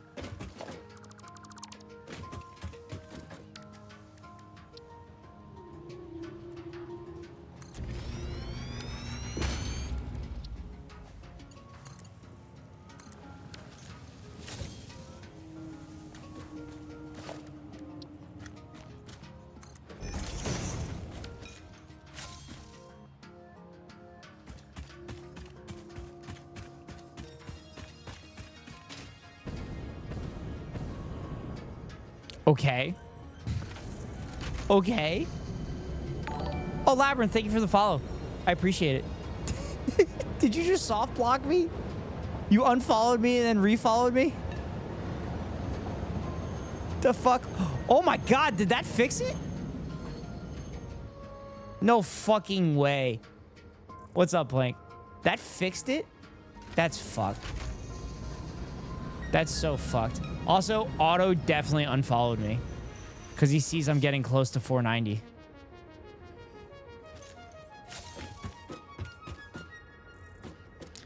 There's no fucking way that fixed it. I did not.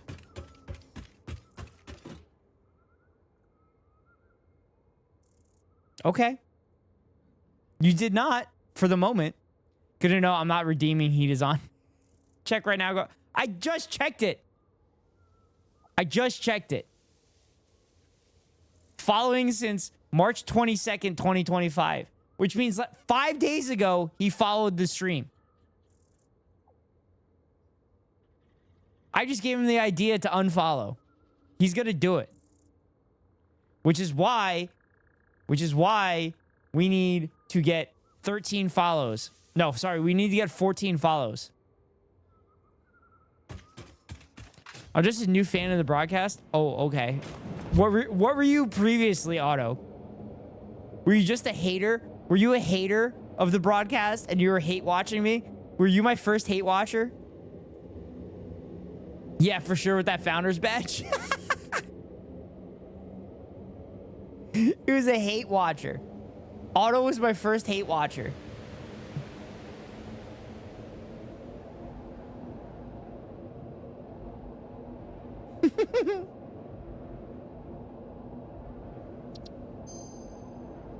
I swear to God, if this fixed it, I'm gonna be so fucking pissed.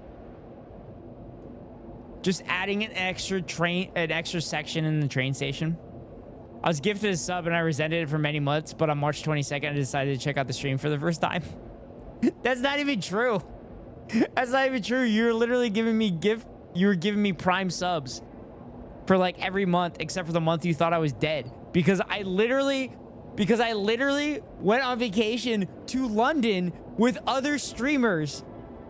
I went on vacation to London with other streamers to watch a baseball game and you thought I was dead. I was literally on camera on another stream and you thought I was dead.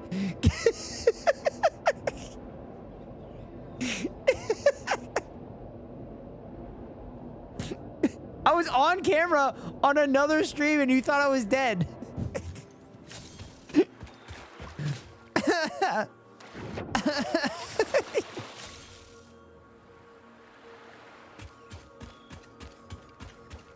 Are you fucking kidding me? That fucking fixed it? That fucking fixed it? You were dead, but life has to go on. I'm sorry I moved on so quickly.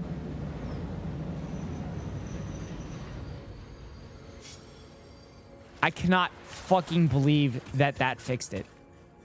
Putting that empty platform there fixed it. That makes me so angry. What's up, King Poo Poo Head? Welcome in.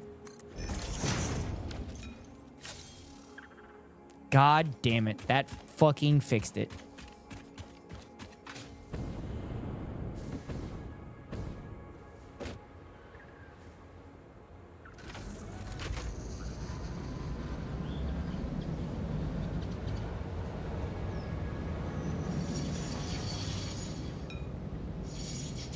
That fixed it. That's insane that that fucking fixed that. I'm so angry. I'm so fucking angry right now. That's literally all I had to do. How long did I spend last night trying to fix that?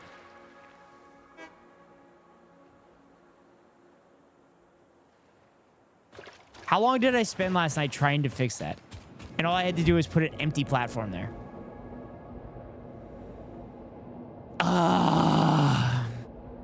This dumb goddamn game. Anyway, chat, maybe it's time to rebuild the entire factory.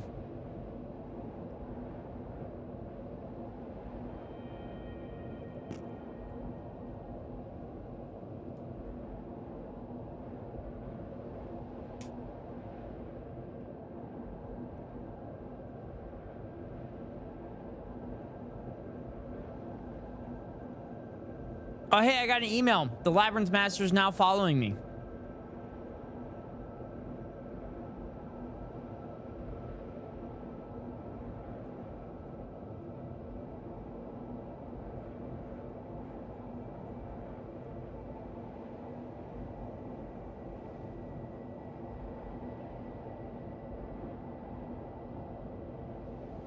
Big surprise. God, that would have been funny if, like, you unfollowed me and you lost your mod privileges. That'd be kind of funny.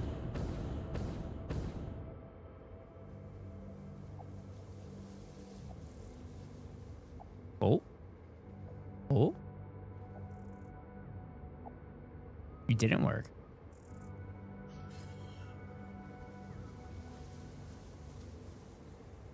Chat, it did not work. That would have been really funny, especially because I know it doesn't. Yeah. Chat, it didn't work.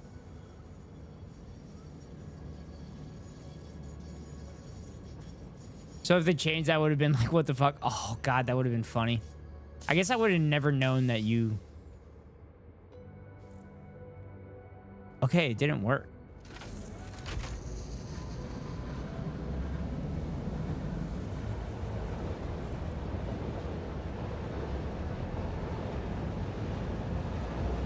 Huh.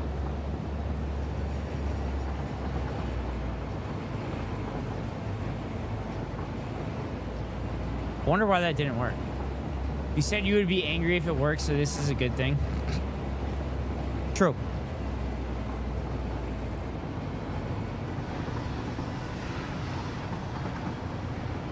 That's one way to look at it.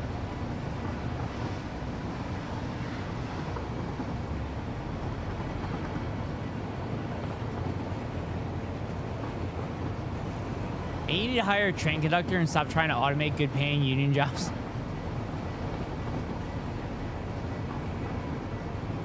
I wonder if the train line coming together like this, that's what it is, chat.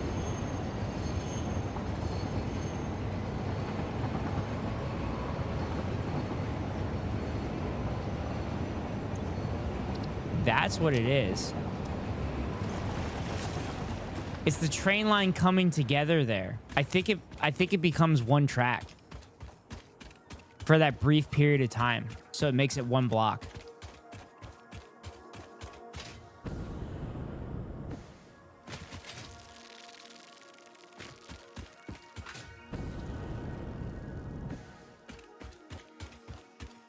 I don't think so unless they're connected. I guess that's not connected. It looked like it was connected, though.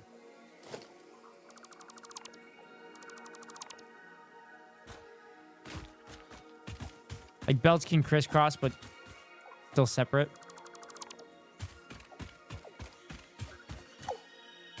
Uh-oh.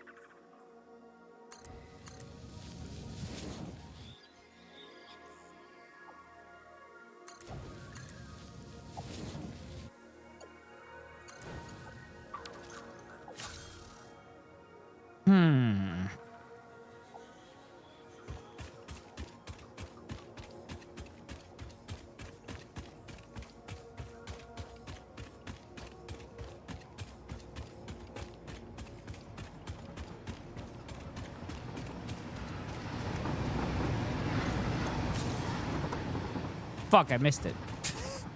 God damn it.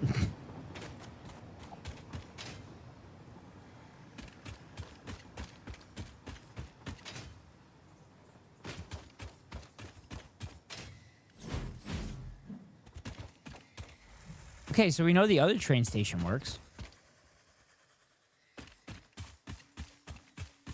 Oh, I guess I should have grabbed all these leaves. Considering I need leaves now to create biofuel.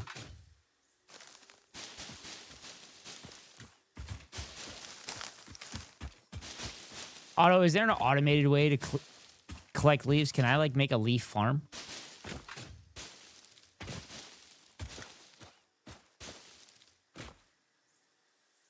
Yes, I know I'm spelling separate wrong. I refuse to change.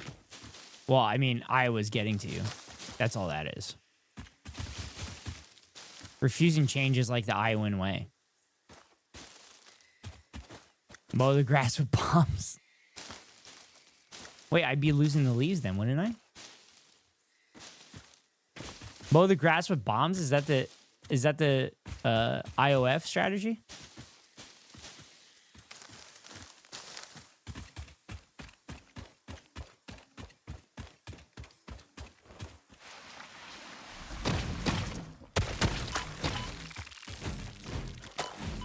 Guy! I guess that wasn't crouching. I guess that didn't work. I don't think there's a way to automate. Yeah. Probably wouldn't be. New solution instead, 2 trains, 1 long-ass train instead.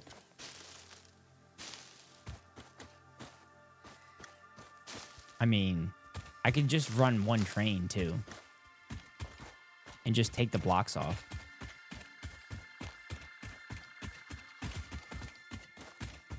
Because, like, I'm not manufacturing enough shit with the oil. Like, because literally every time...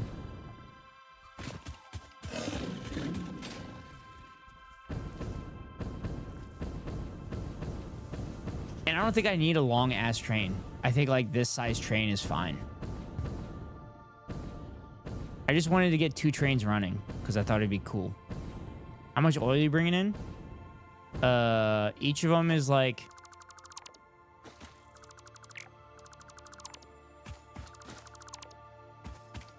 No, big trains are slow.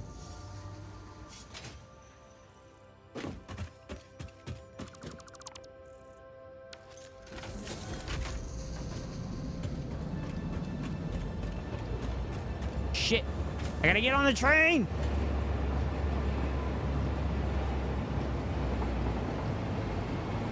No, slow trains are big.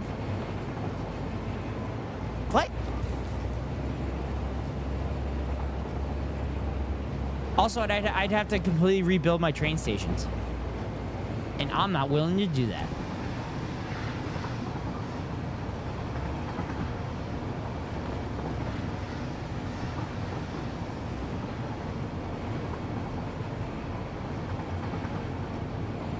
One of the reasons I wanted multiple trains to run is because I wanted to be able to hop on a train and get to my area fast.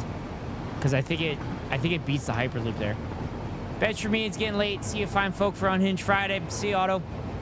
Have a good night's rest. Slight chance I go live early. Maybe do fun reacts or play Satisfactory. But we'll see.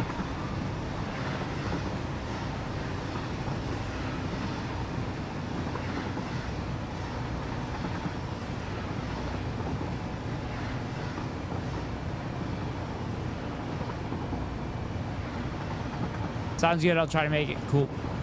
Both of the trains are being run okay. Ghost Mr. Cornstar.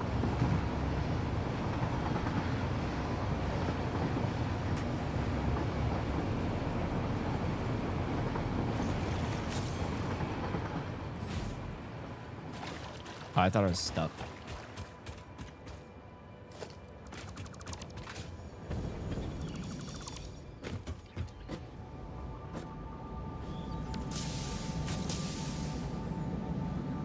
There we go. Now it's gonna run fine.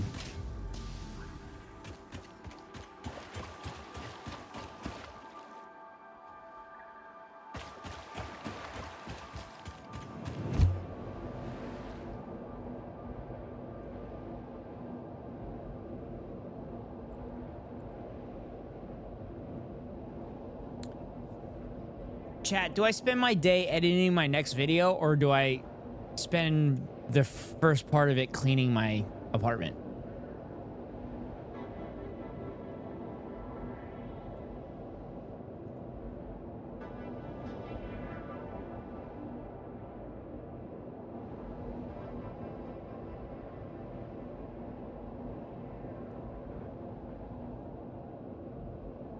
Repeat that, sorry. Do I spend my entire day editing my next video? Or do I wake up early tomorrow morning and clean my apartment? Or do I wake up early and go to work and maybe edit at work? Clean the apartment? Going to work, that could give me some income. Clean the apartment 100. Oh yeah. That's kind of what I was thinking too.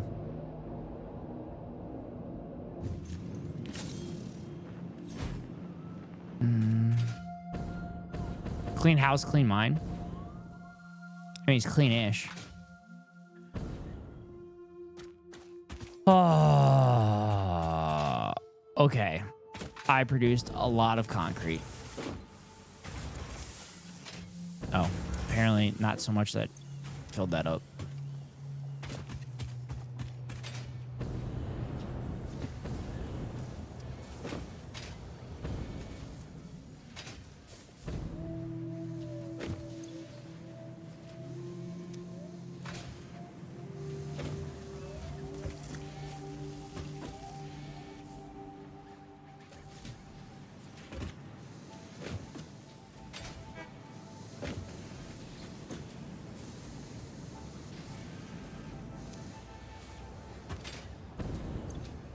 Huh.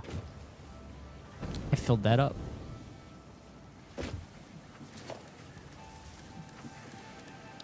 I filled that up.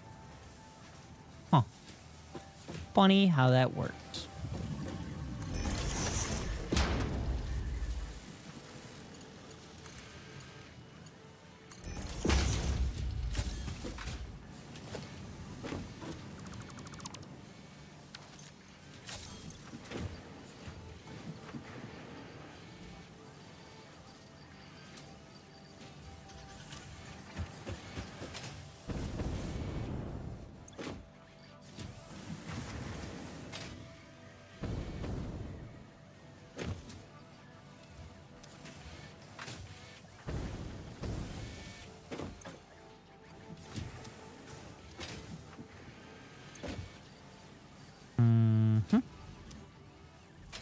There we go.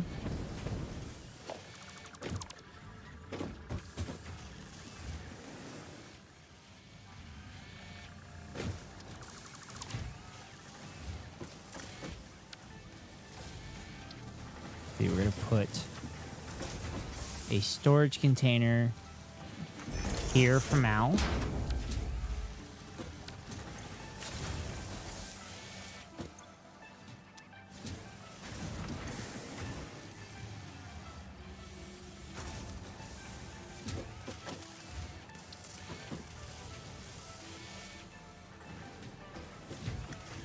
Industrial storage right there. We get it all.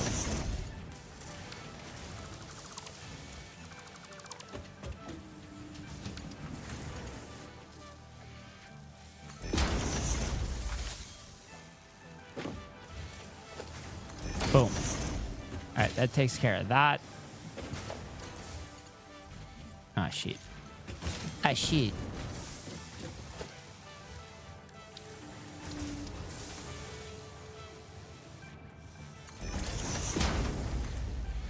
All right.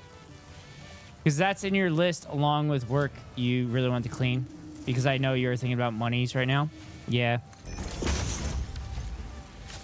I mean, I made enough money to cover the bills in March. It's like, I'm not worried in that aspect, but I probably shouldn't say no to any extra income.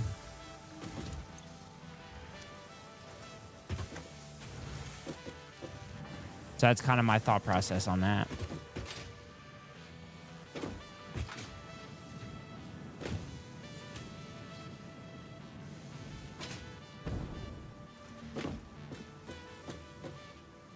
I know what you mean, but mental health is important to avoid burnout. I'm not even burned out. Like, I've literally been working 3 days a week for like the last 4 weeks. I mean, the weather's been shit, so that sucks.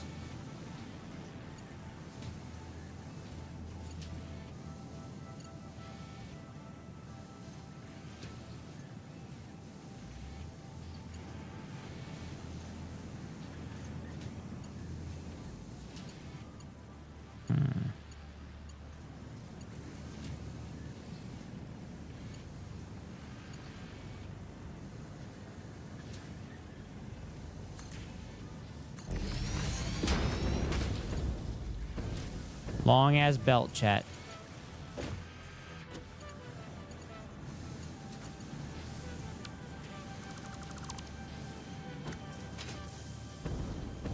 Actually, I should just fucking put it up there. What am I doing? Clean environment is part of it. I'm going to see Mama Bear tomorrow and then get ready for stream when I get home from that. Nice. Put manufacturing up there.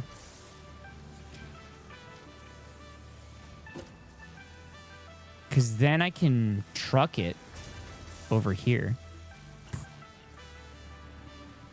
Theoretically speaking.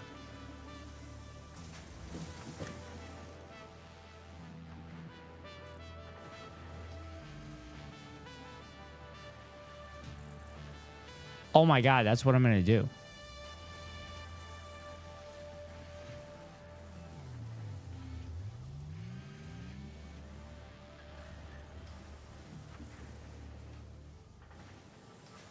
No, I can't do it because the belts are in the way.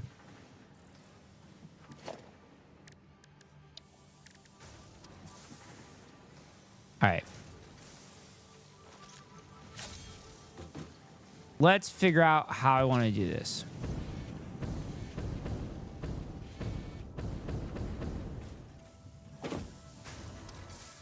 Because I also have the plastic up there and rubber up there. Clean my room while we chat. I've actually been wanting to clean my apartment, but I had like a bunch of boxes sitting around where I couldn't like vacuum or anything. Because I was saving the boxes to recycle. But now that I've cleared that stuff and now that I got my closet fixed, I also need to fold laundry. I'd probably clean the dishwasher and the laundry and the washer machine, which is easy. You just put in a solution.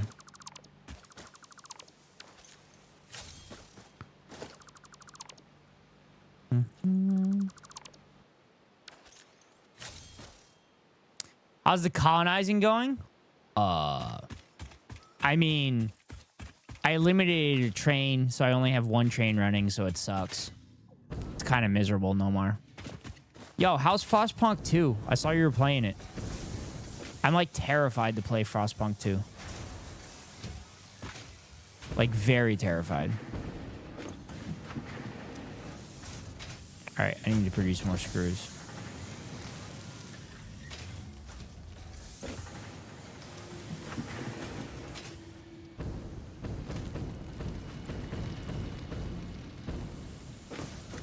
How'd stream go for you, Nomar?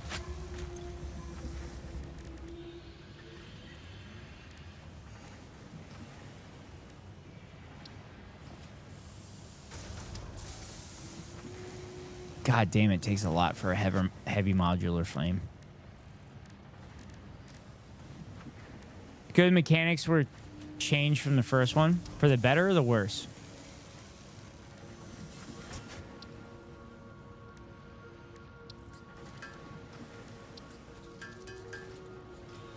Streamer's all right. Got a couple follows. Nice. It's always great when you get more than one follow in a stream.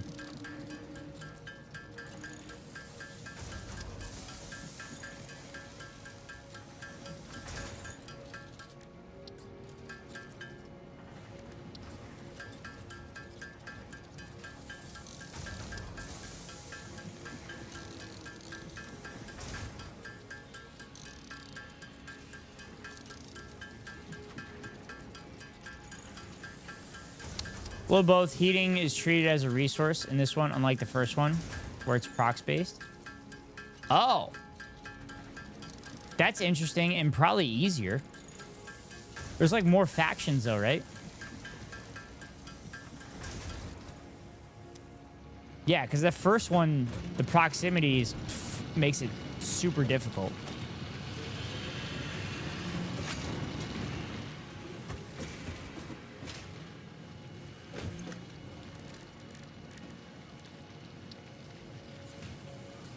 Homing rifle ammo, chat. Homing rifle ammo.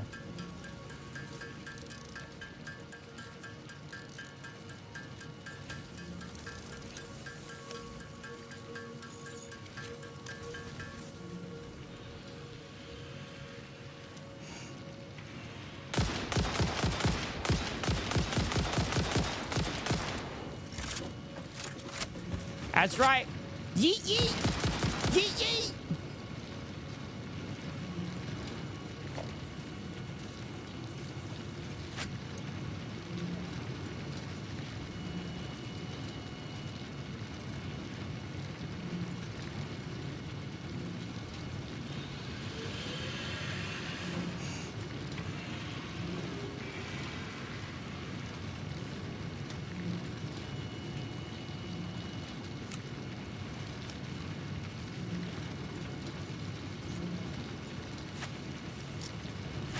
Oh no, I need a homing rifle. Oh fuck. God damn it. I need a homing rifle probably.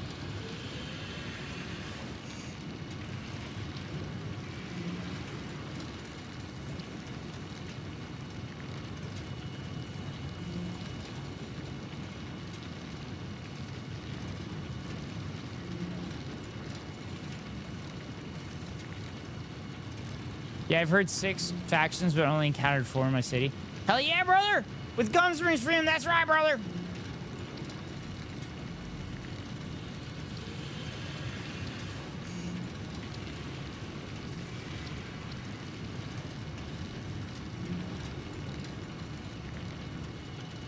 Understand. I don't get it. I don't get it. All right. Let's get a bunch of steel and a bunch of fucking pipes.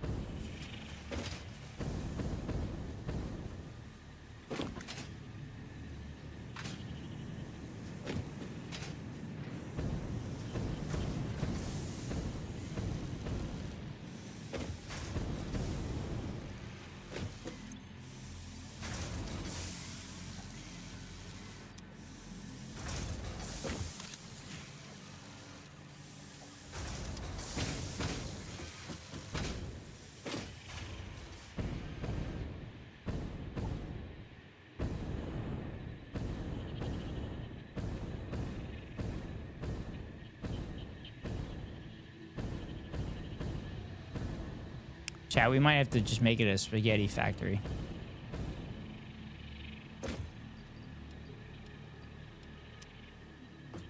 We might have to just do it.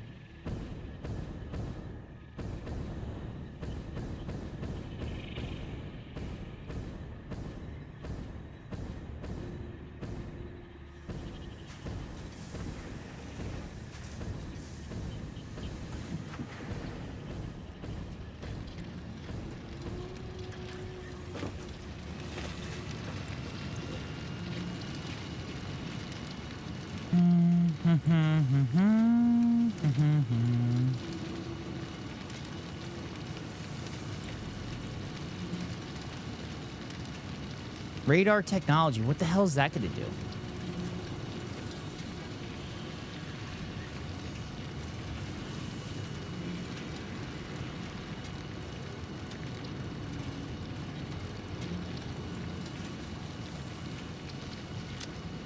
power poles. Power poles Mark III.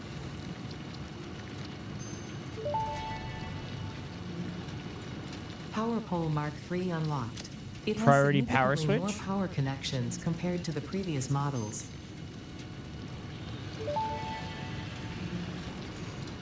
Priority power switch unlocked. This assists with power grid management by automatically powering down specified connections when a grid failure is imminent.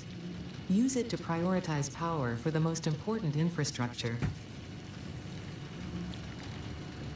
Well, that doesn't help me.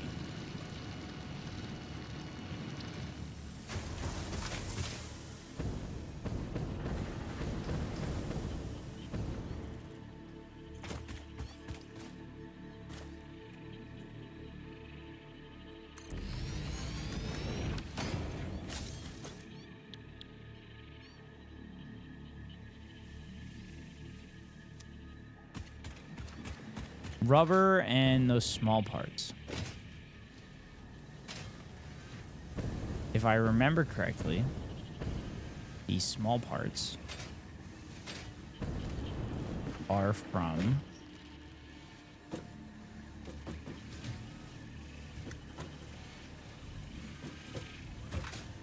oh, this is gonna get real spaghetti, chat. This gonna get real spaghetti, chat.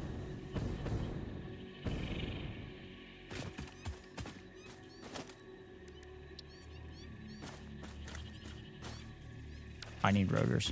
Damn it.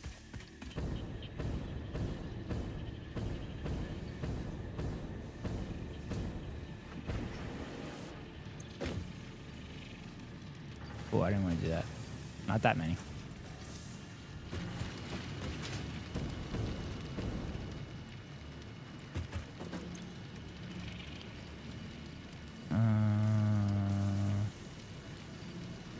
Homing rifle ammo.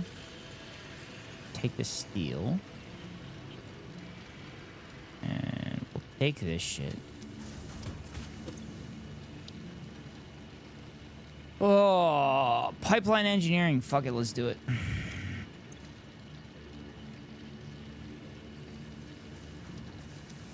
Thousand rubbers.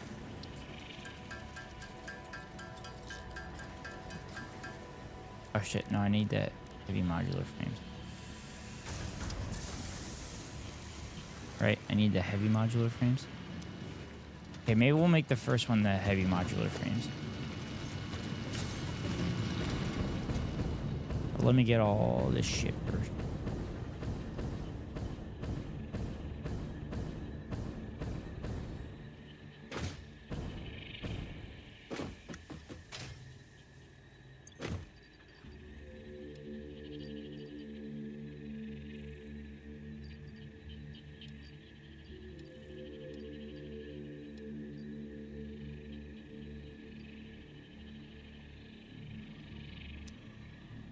Okay.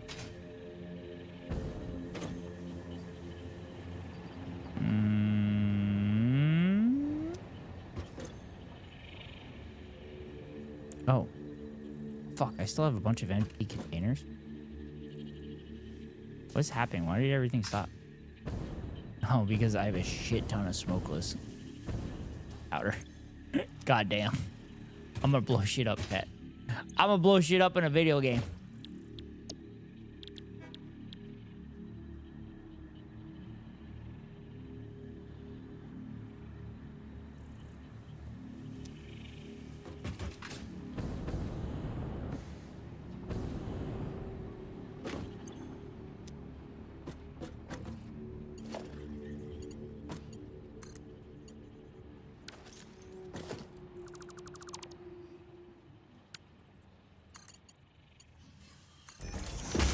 Oh, wait, I can't do anything because... Oh, because there's not enough.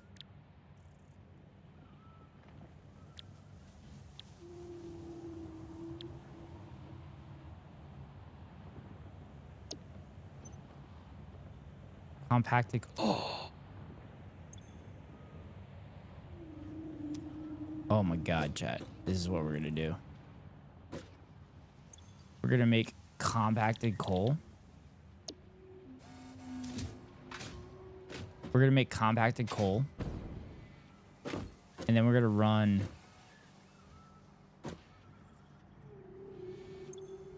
Shit. Okay, we're just gonna have it make compacted coal for the moment. And then we're gonna make turbo fucking fuel. Let me just get these rubbers out of here.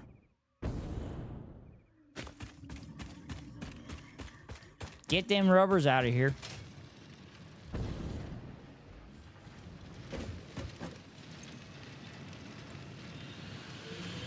All right, them rubbers are gone. Just like subscribers say, ads be gone. Because at the top of every hour, I run a 3-minute ad to avoid pre-roll ads for any new viewers. If you want to avoid the ads, you can pay $5.99 for a subscription or get lucky and get gifted a sub, which gifted bundles of 5 or more are 35% off. Maybe you're lucky and get one of those. Or you can link your Amazon Prime account to your Twitch account and get a free monthly subscription from Daddy Bezos to your favorite streamer. Hopefully that's me. If it's not me, hopefully it's No More Noodles. But if not, then you get stuck behind the 3-minute ad break. That comes now. All right. I'm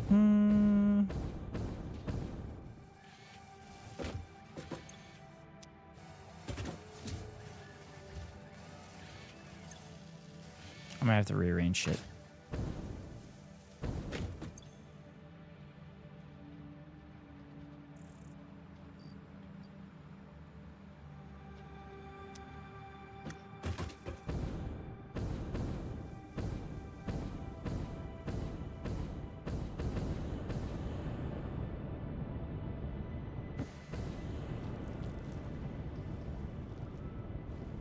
We're so high, chat.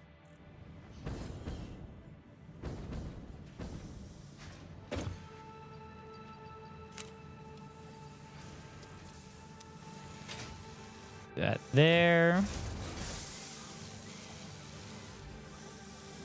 That there.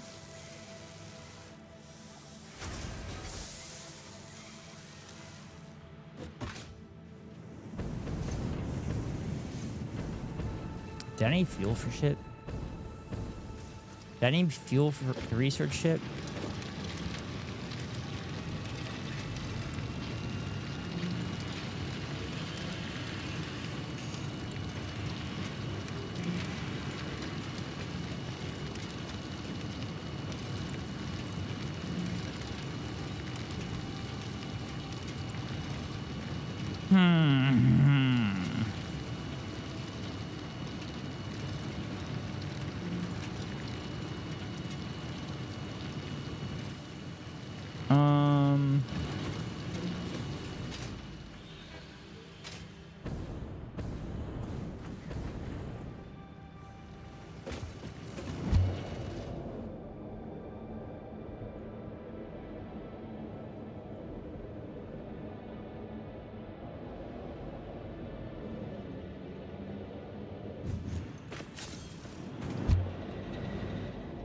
Nope. Nope. Nope. I'm so glad you could change direction in the tube.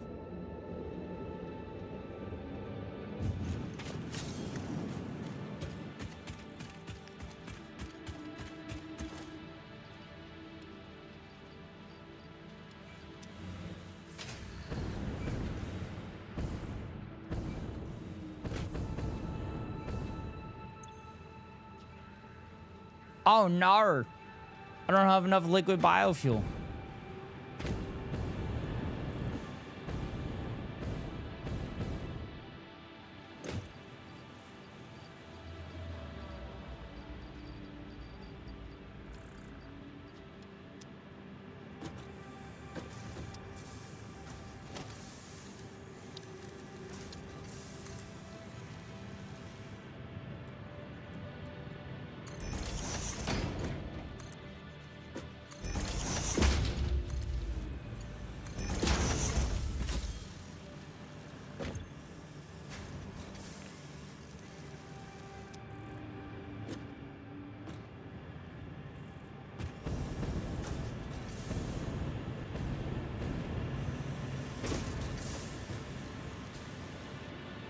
Alrighty then. Uh-oh, what? What do you mean, uh-oh? What do you mean, uh-oh? What are you saying uh-oh for?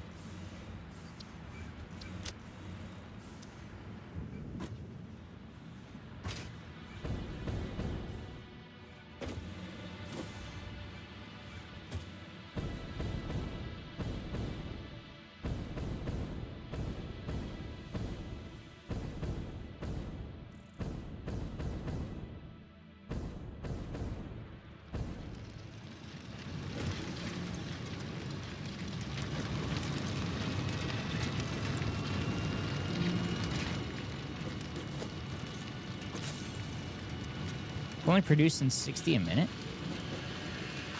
I thought it produces faster than that. That's interesting.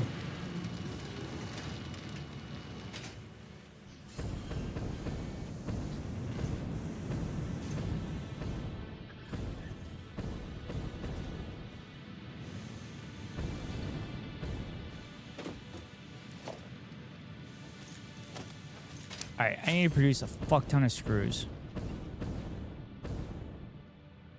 Oh wait, I can do this. I can do this. I could put a fucking miner right here.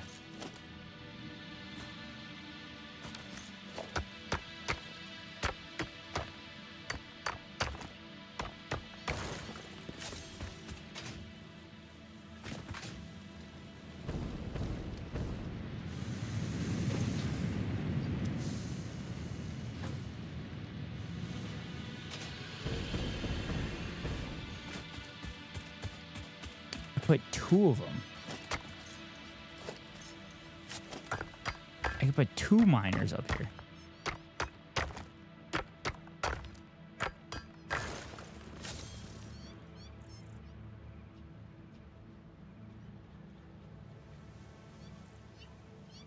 Also, I just realized I could have been having Hassan on in the background.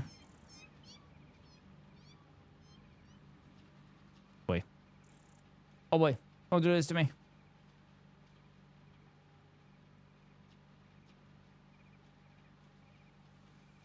Adding a string kind of cooks things for a brief period of time.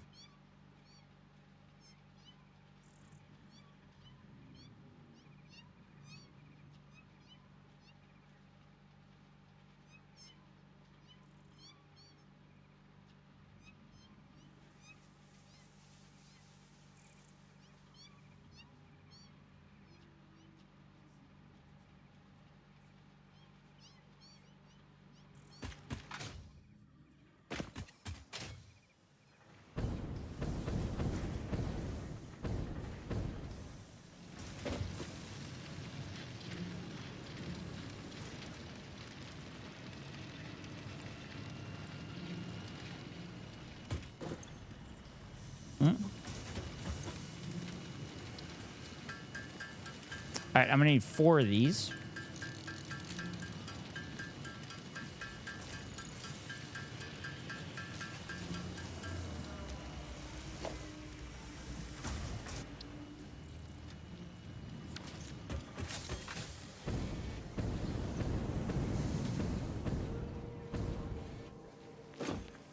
Whoops.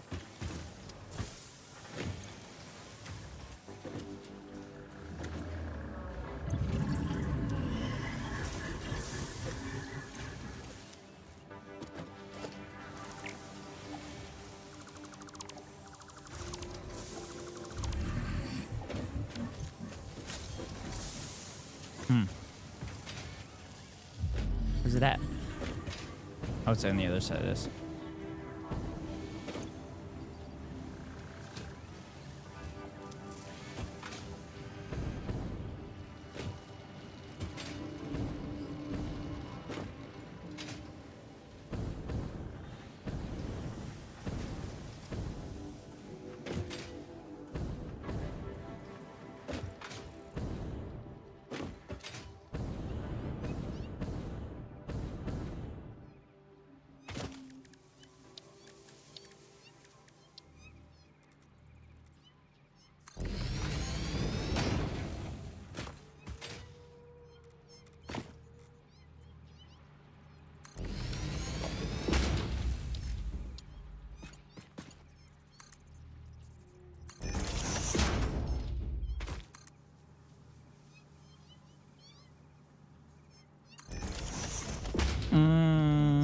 So we go merger.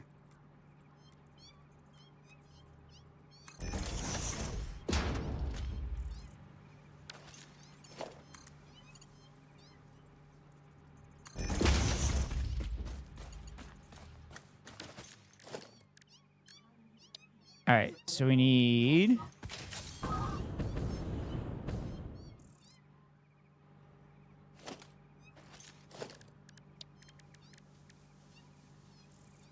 Mark 3.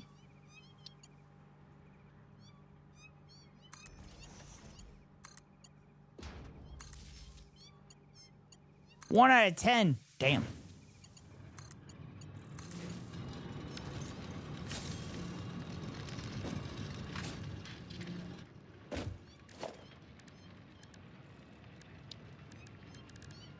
We need smelters.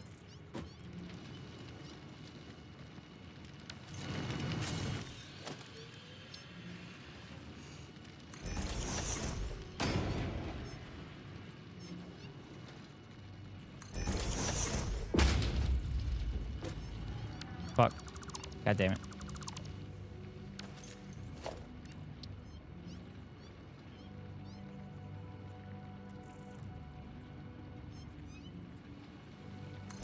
I guess I'll do 3.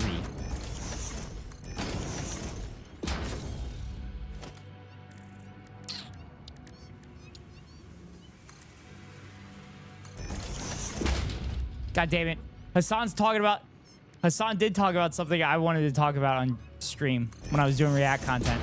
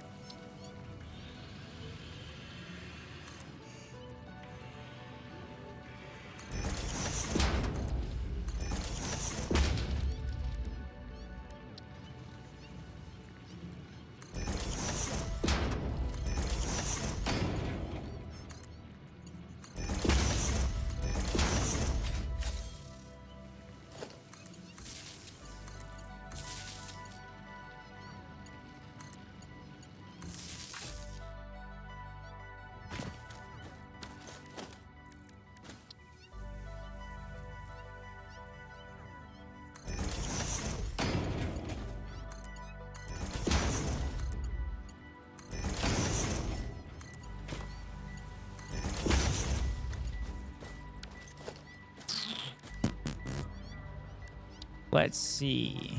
We are going to construct.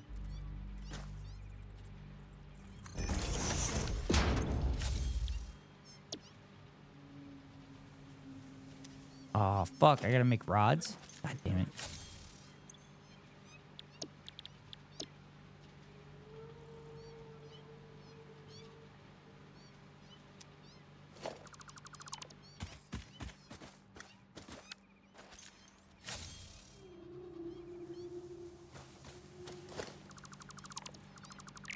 Oops.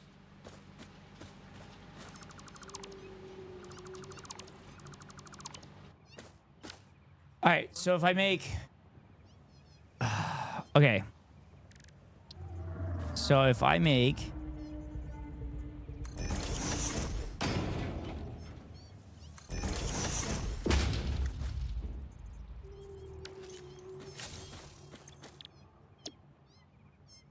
So if I make 30 per minute and it consumes 10 per minute, I can make 3 screws. Also, I can hear all the kitties. I can hear all the kitties.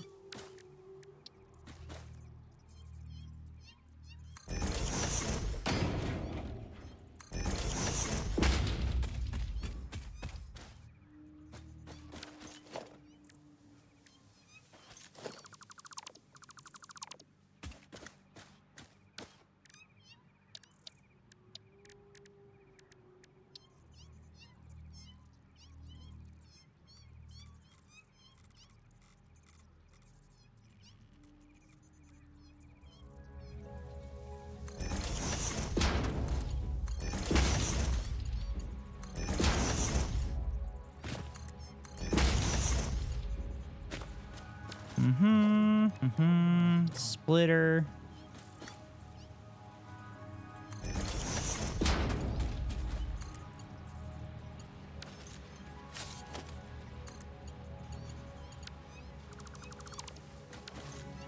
Son of a bitch.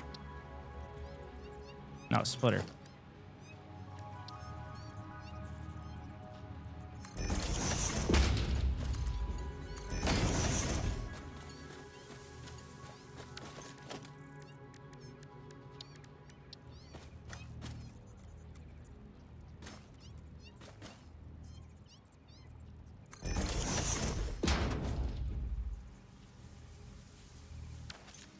Damn it.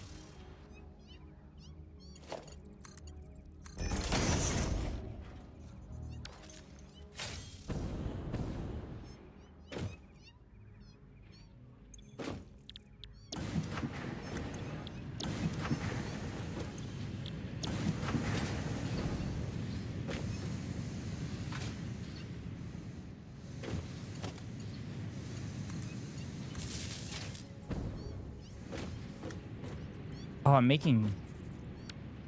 Shit, I'm making 3, right? No, I'm making 2.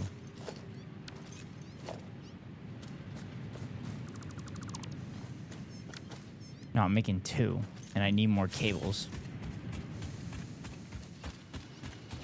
Because I need to produce lots of screws.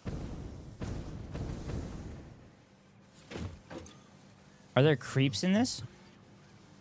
What do you mean creeps? Like animals? Are you talking about the little squeaking that you're hearing? Because that's the arachnophobia.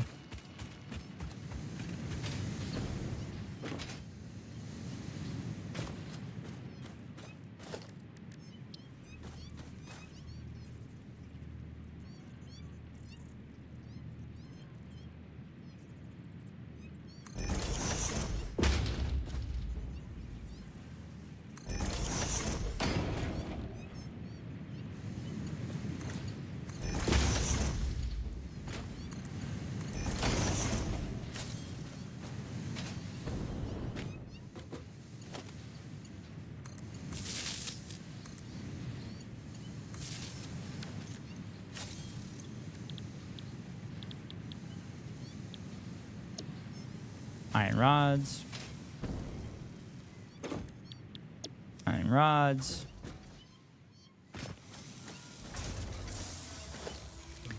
And then we go...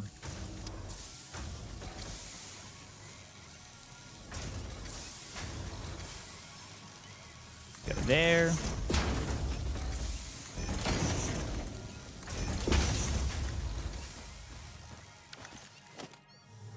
Oh.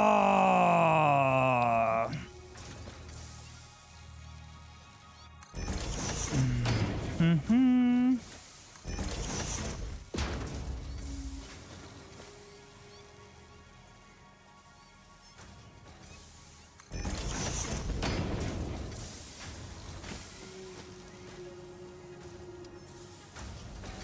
Fuck.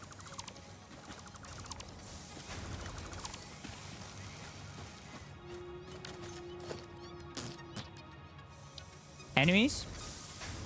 Yeah, I mean, there's enemies in this game. Like other human beings. I haven't seen other human beings.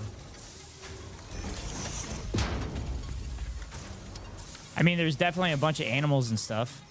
Like, there's a bunch of spiders. There's spiders. There's various beast animals.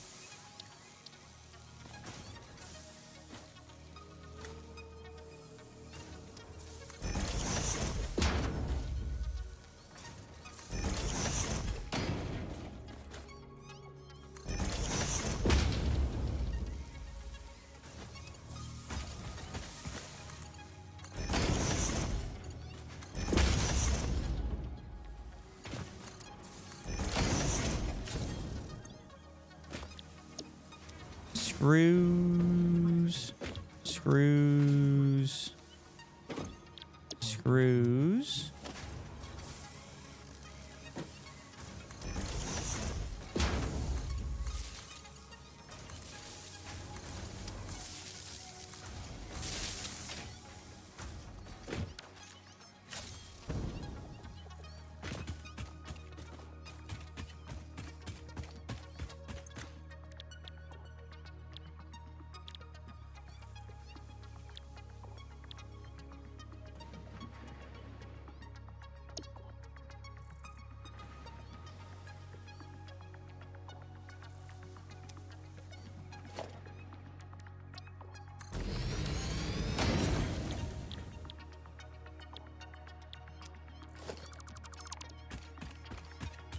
God damn it.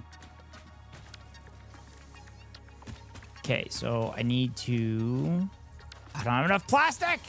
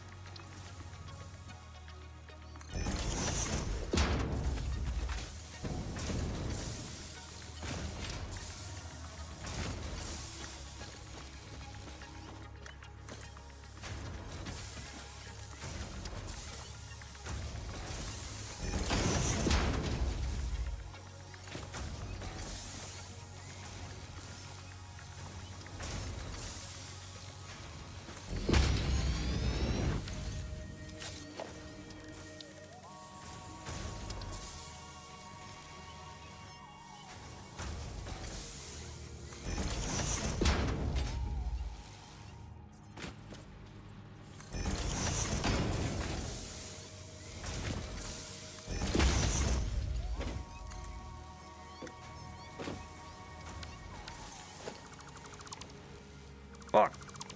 That's not what I wanted to do.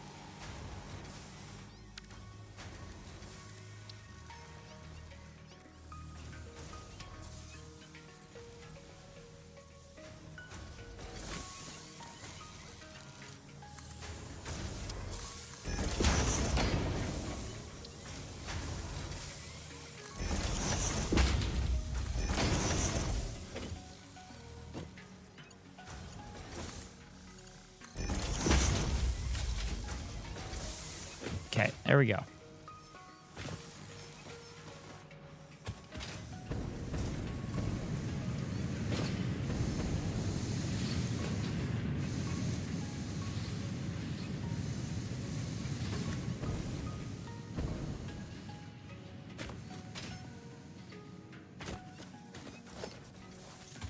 All right, I need to get that plastic now.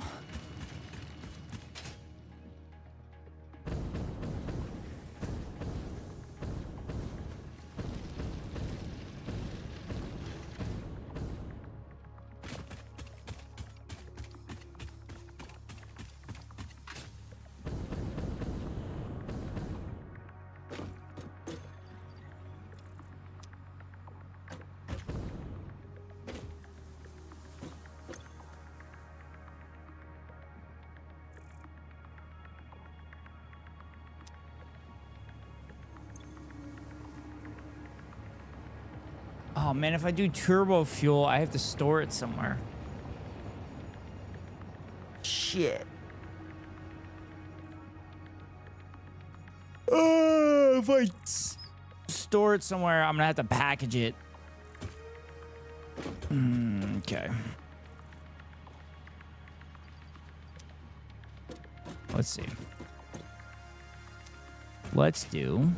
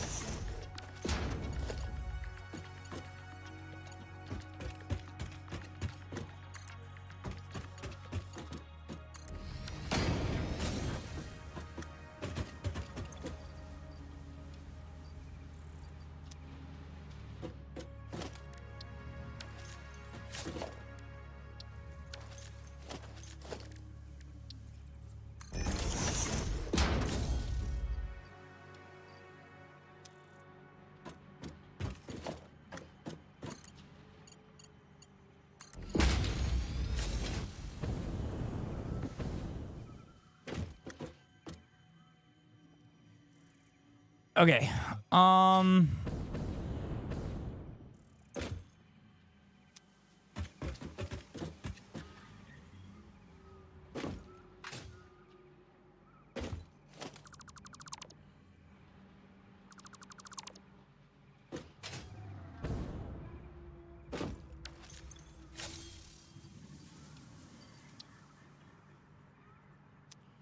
All right, compacted coal in there.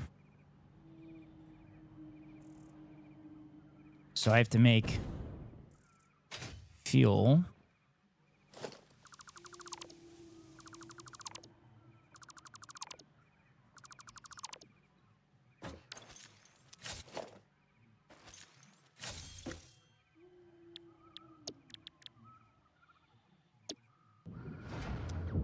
I have to make fuel.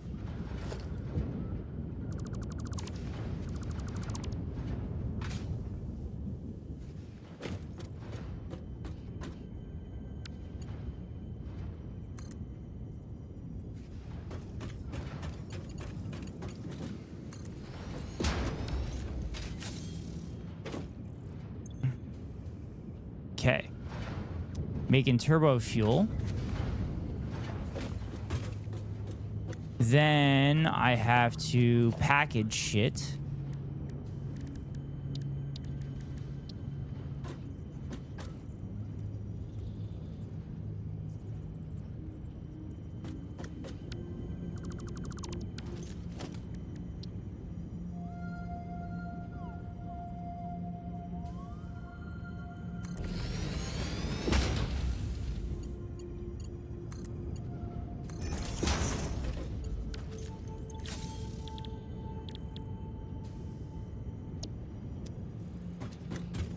Packaged turbo fuel.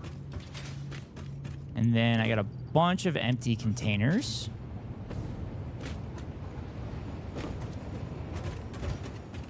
Which I'm going to throw in here.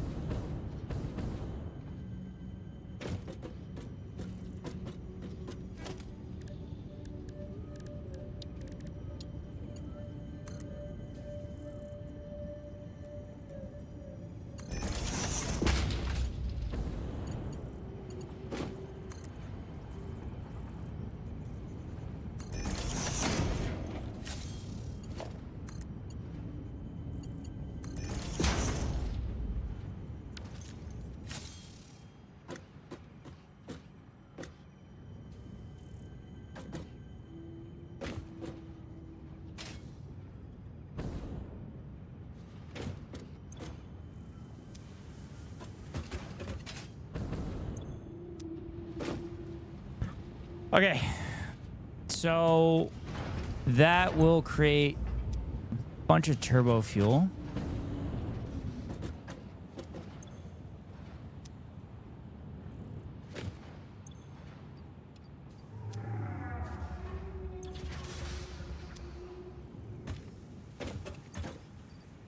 Oh. Oh.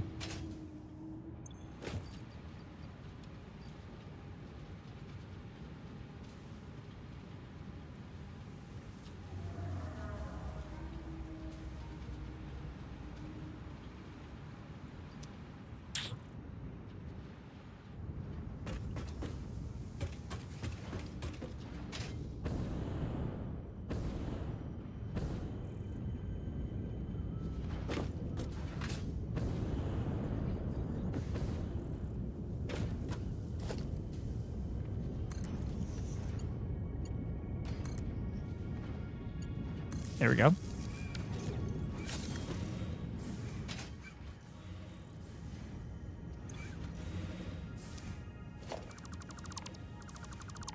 Nope.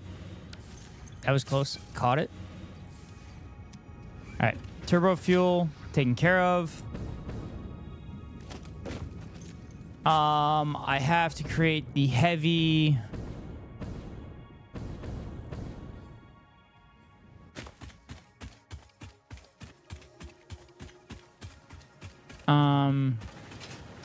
the heavy modular thing.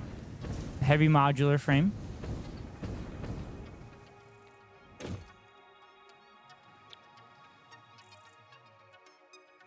Heavy modular frame.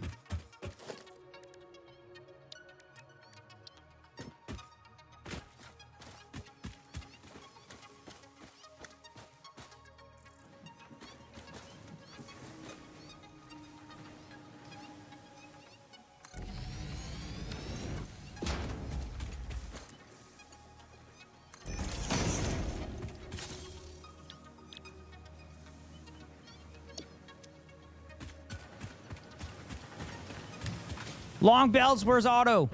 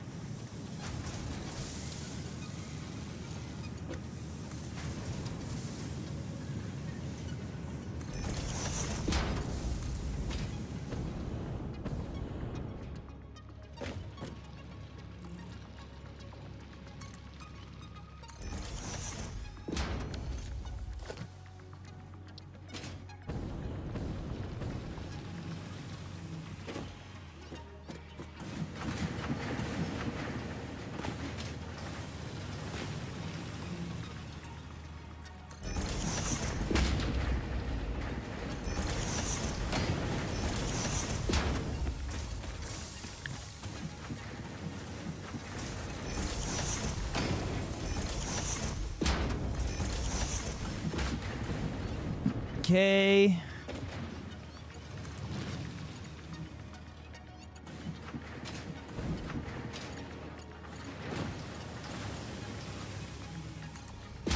Fuck it, let's clip it. Ah, of course I don't fucking have.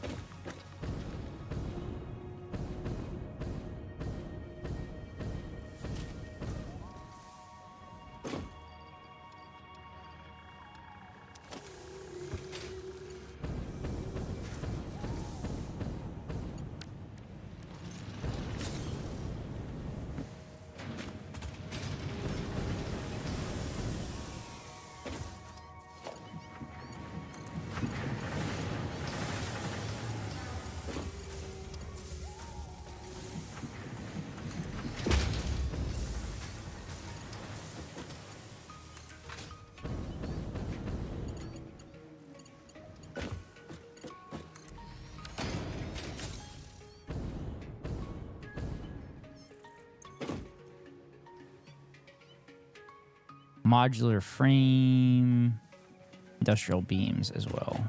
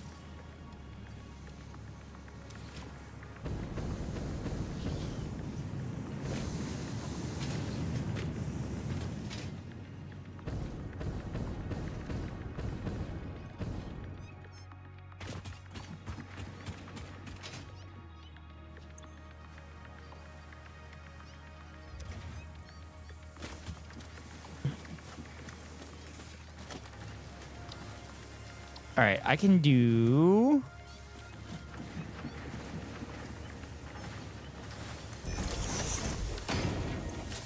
All right, I can do this, this.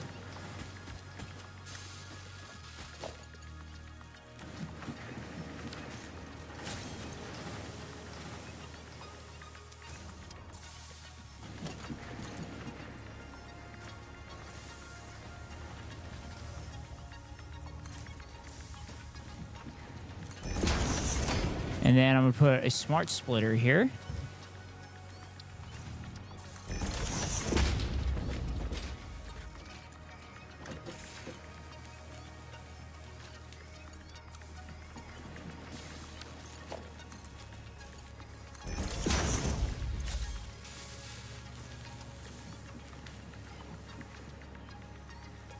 Overflow. Modular frame.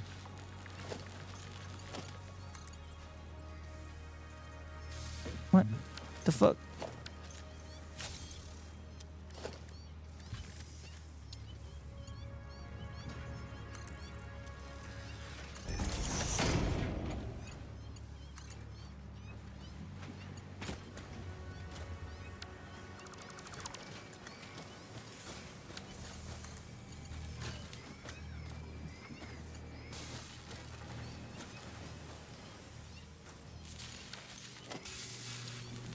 I'm not smart. I'm not smart, chat.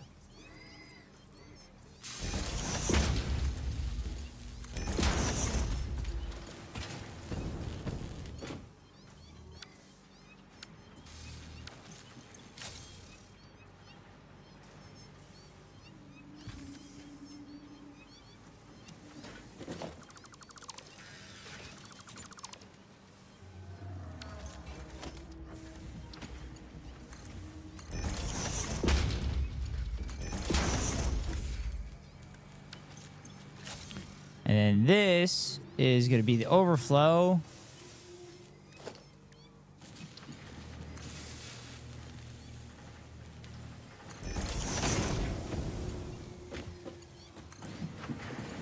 Fuck.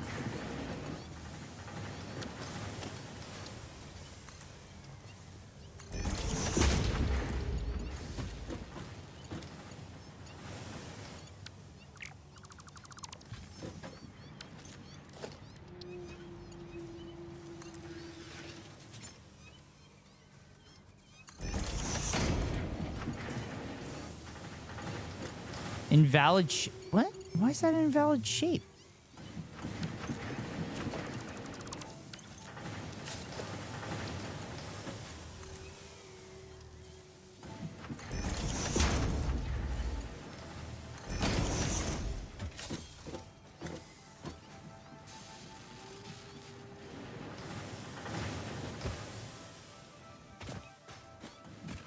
Okay. All right. So then we're going to do this.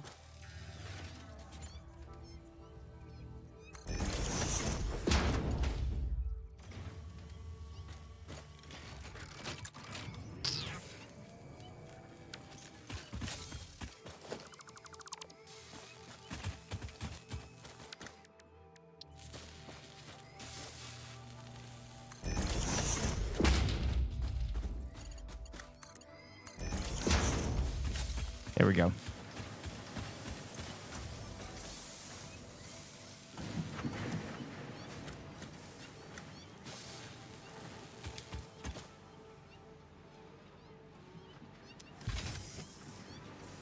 All right. Sweet. That will do that.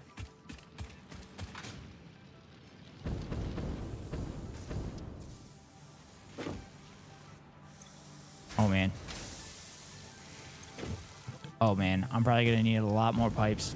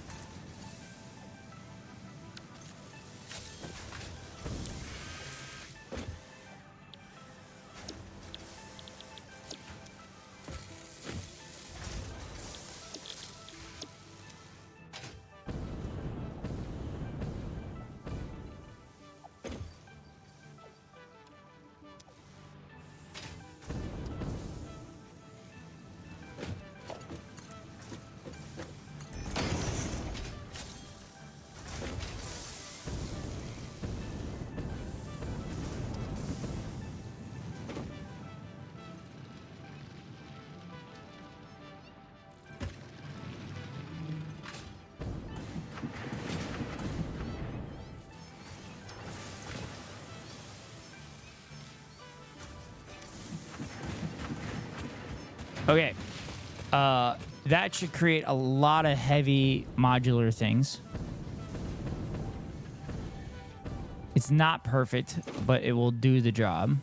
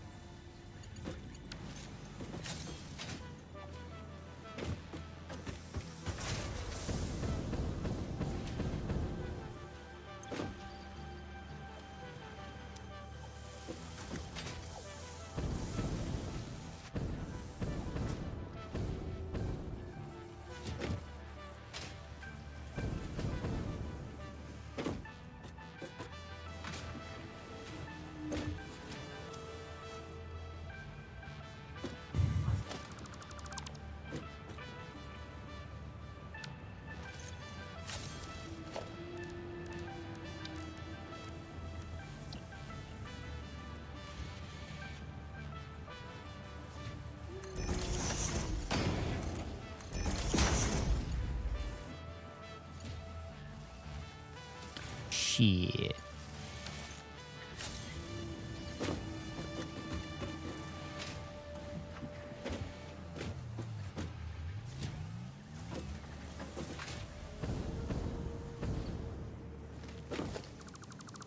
Oh, okay. That's what I'm gonna do.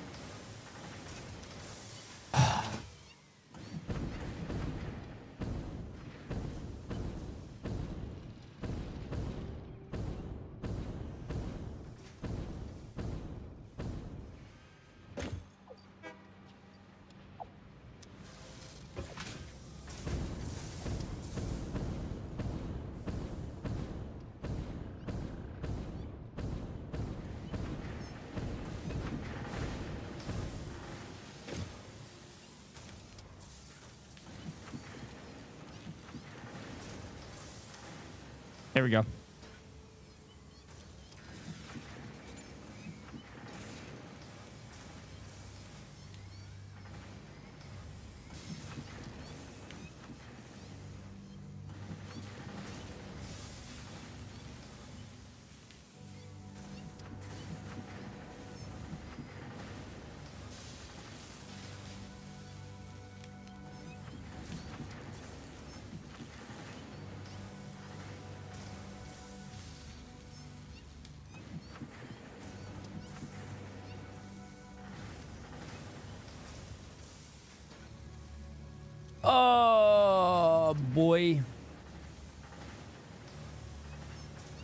Oh boy.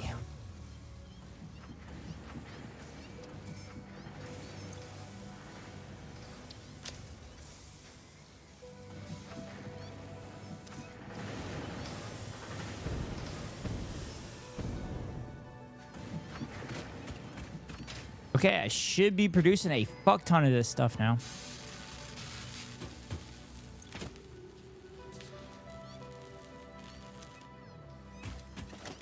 Okay, now I have to figure out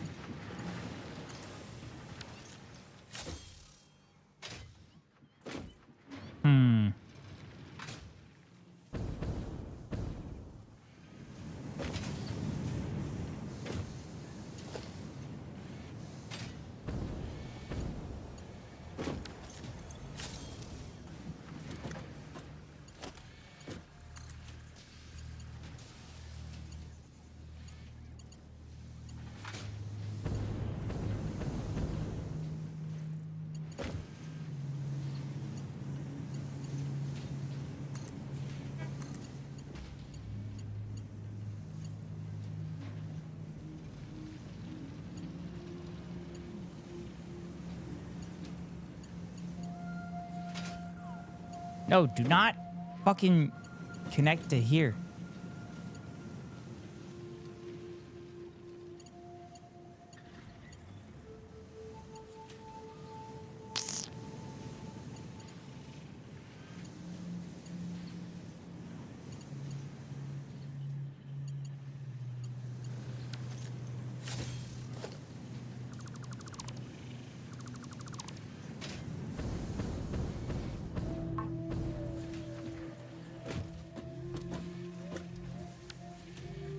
Oh, damn it.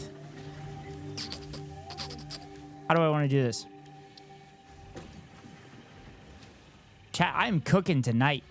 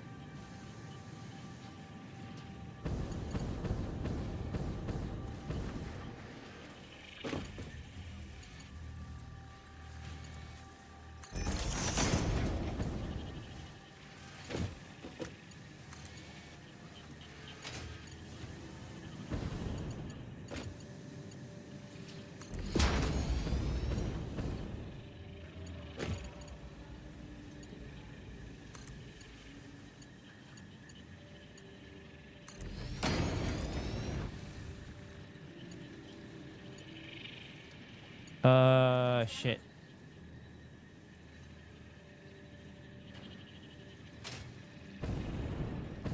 I don't know which one I want to put it in.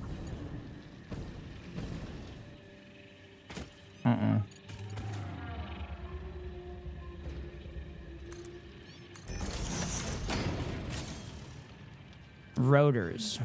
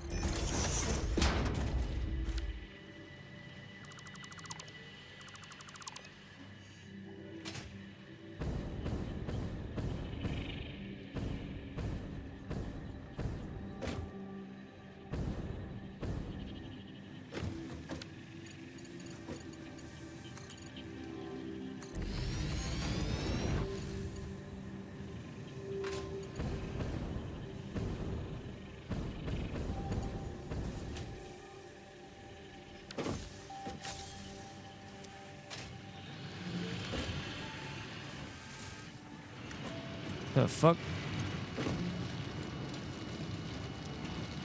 Wait.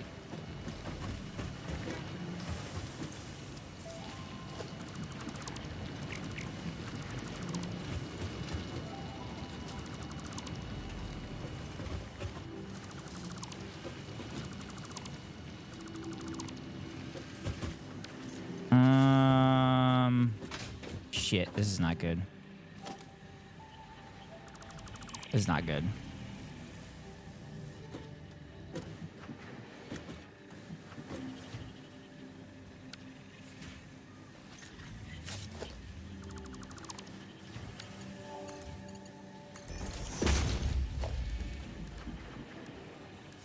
All right, let's see. We're gonna go merger.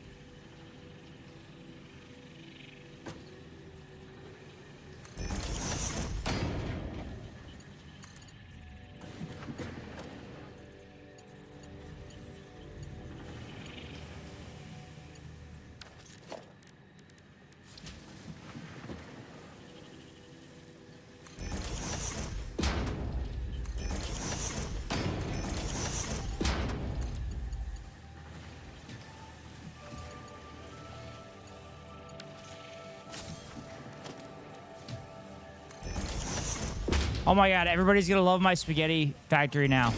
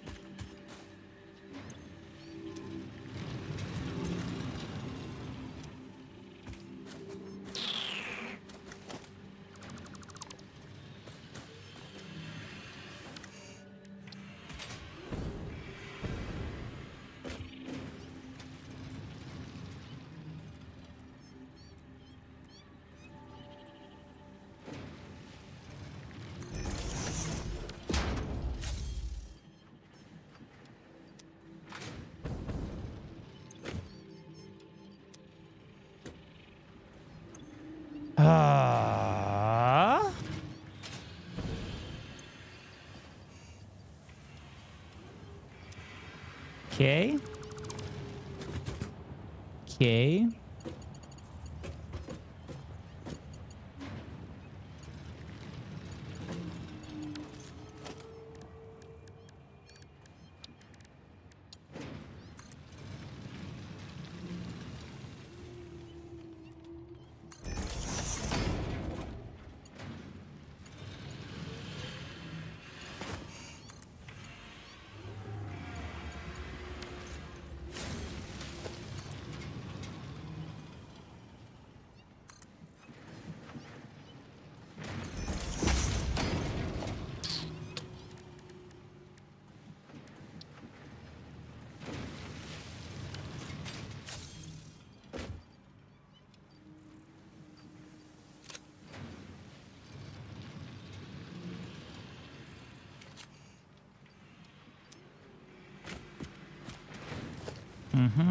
Smart splitter.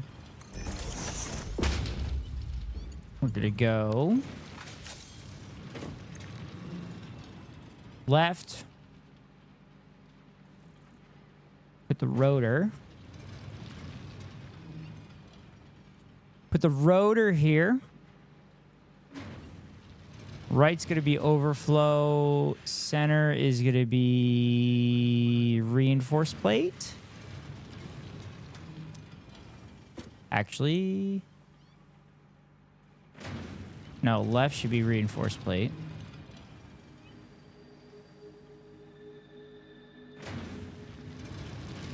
Center.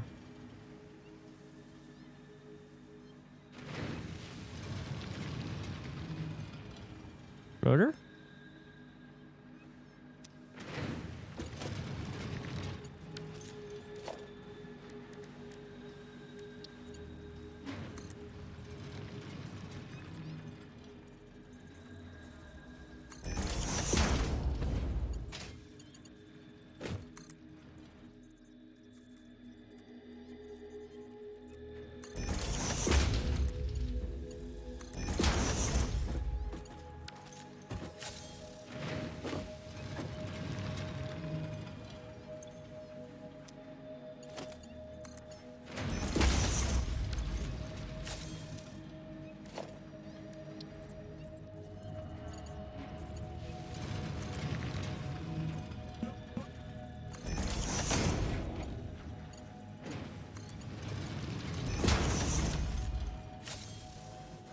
There we go.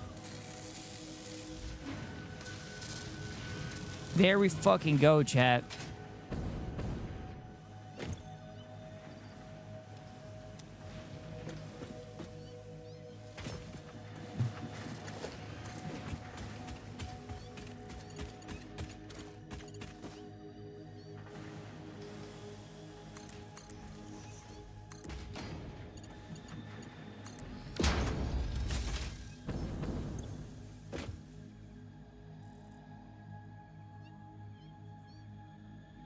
Circuit. Wait, wait. Wait, why was I making this? Wait, what the fuck am I doing? Oh, chat, I'll tell you what I'm doing. I am running on top of the hour ad break, because at the top of every hour, run a 3-minute ad. If you want to avoid the ads, you can pay $5.99 for a subscription or get lucky and get gifted a sub. Or link your Amazon Prime account to your Twitch account and get a free monthly subscription from Daddy Bezos to your favorite streamer. Hopefully that's me. If it's not me, then hopefully it's one of my friends. But if you don't have the subscription, then you can't avoid the top of the hour ad break that comes now.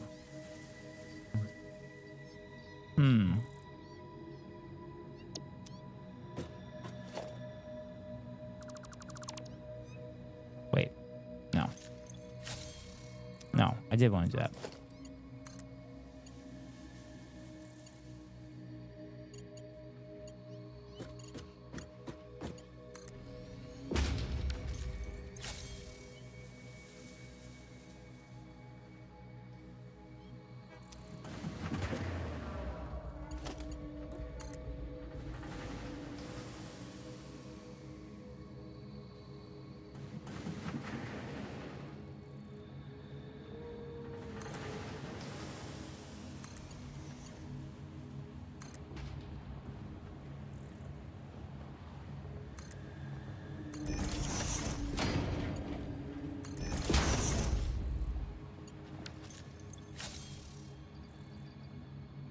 Motor. I need rubber. I need rubber.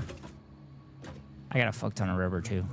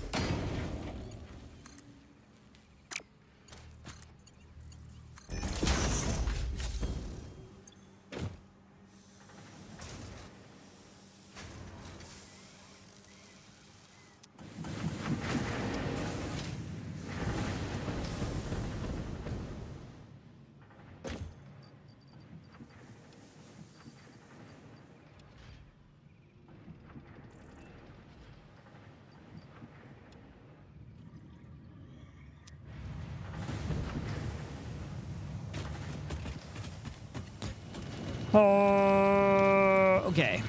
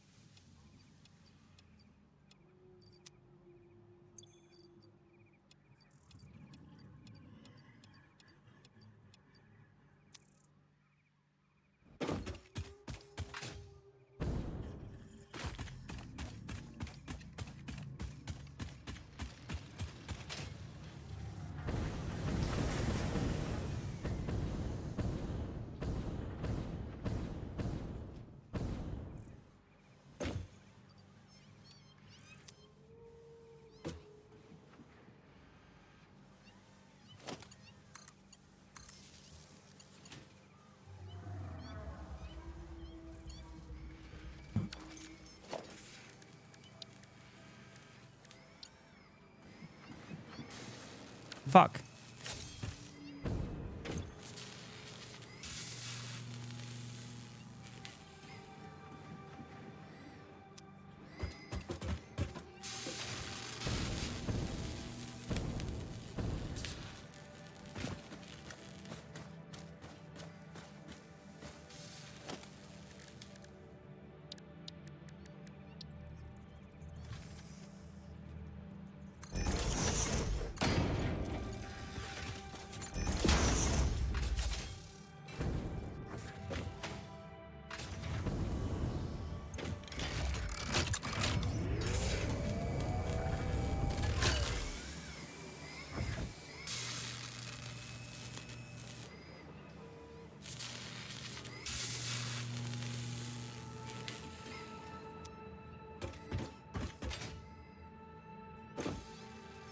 Oh, 5 more. Fuck.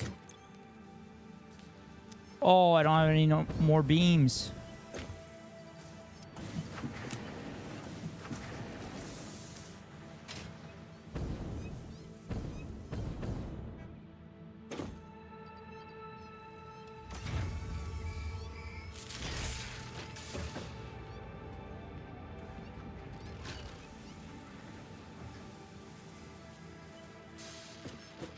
All right.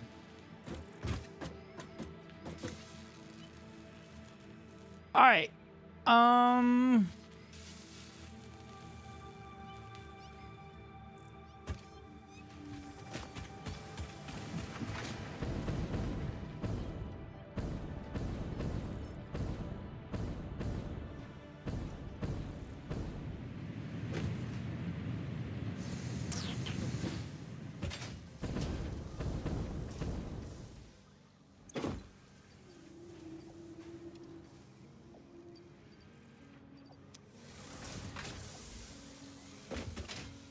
Oh boy.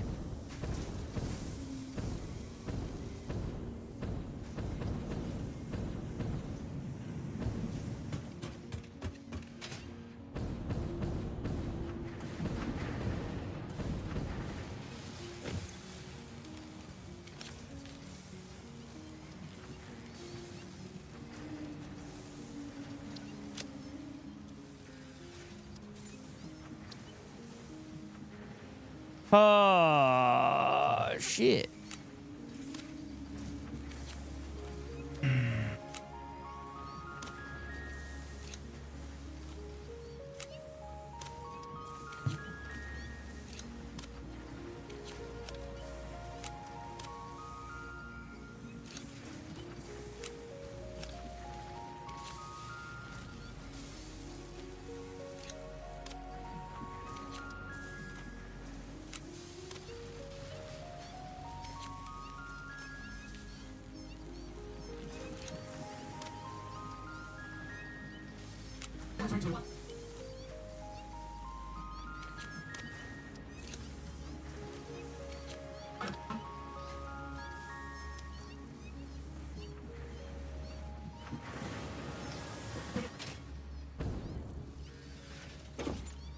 Oh my god! Uno más! Idle. Screws? Oh no!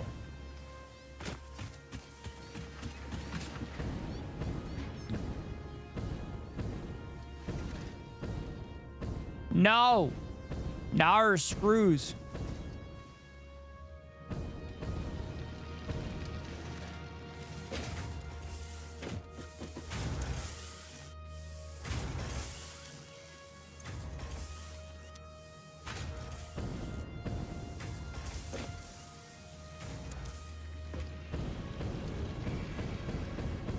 Chat, I'm cooking. Chat, I'm cooking right now.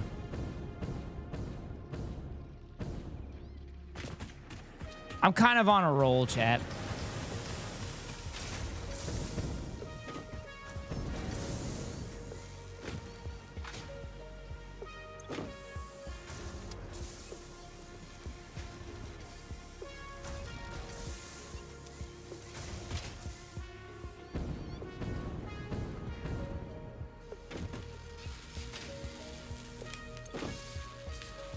Make this faster. Faster!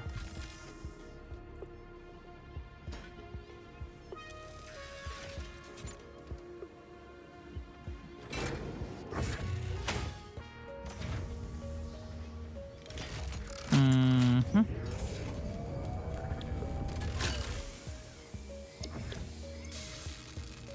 Two per minute. Damn, chat. 2 per minute. Really cooking now. Oh, whoops.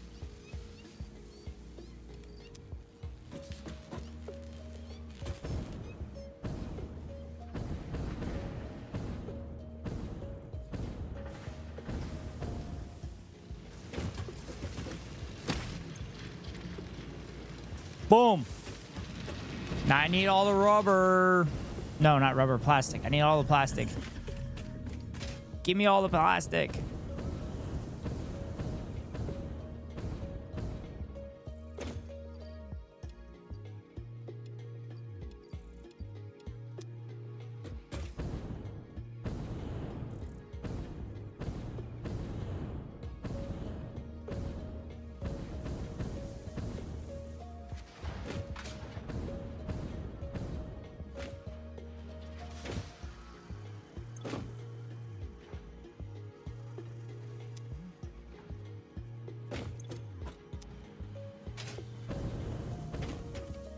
Okay, what's happening?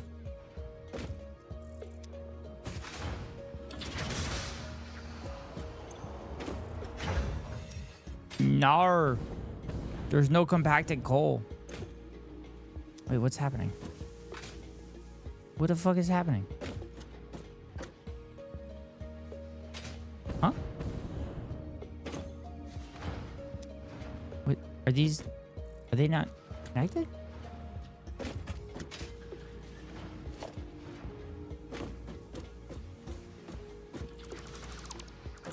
They're not connected?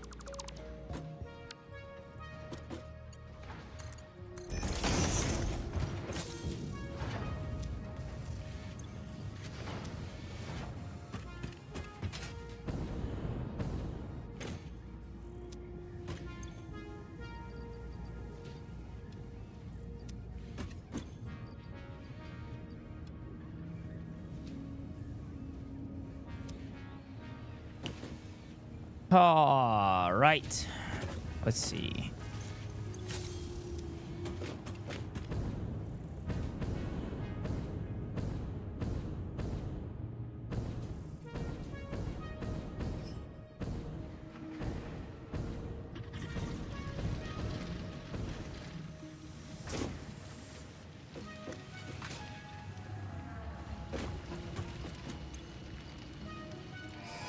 Yeah!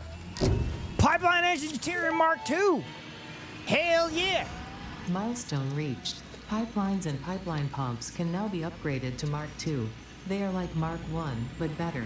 Pipes seem to be objects of fascination to humans. In fact, there are reported instances of humans doing nothing but thinking about pipes for hours. What? Oh, that was hilarious.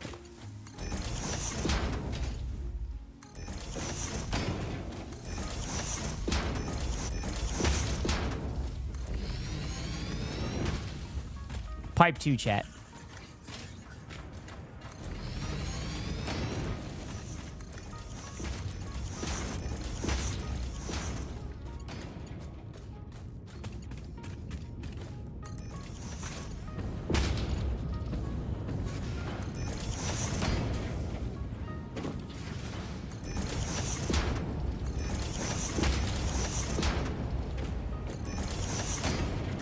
Just upgrading everything, chat.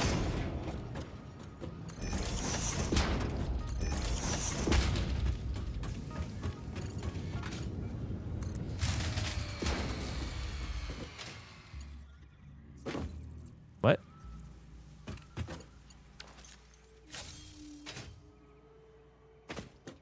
Why did my shit shut down?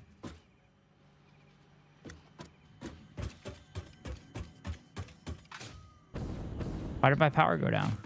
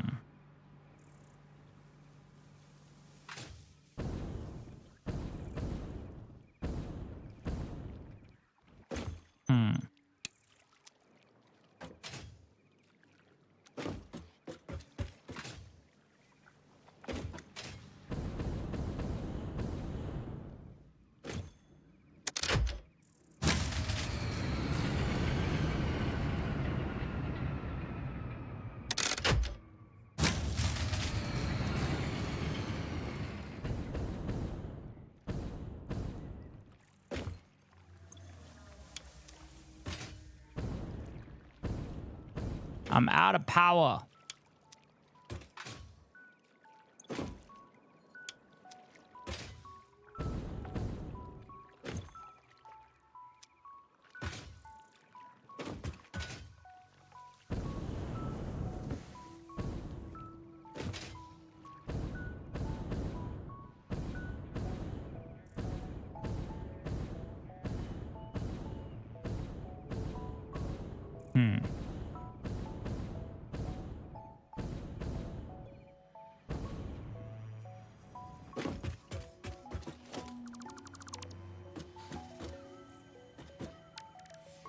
Let's see.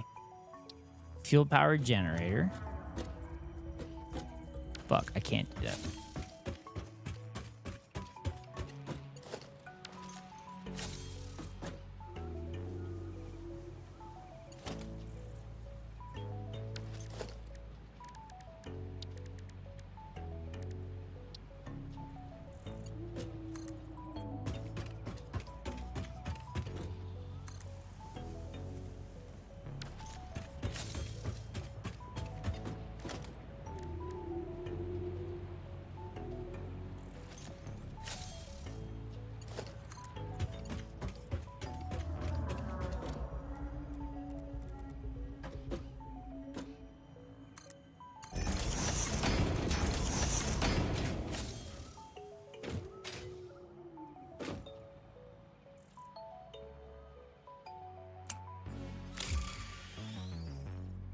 Milestone exchange concluded. Fix it. Freighter re-entry complete. Yeah.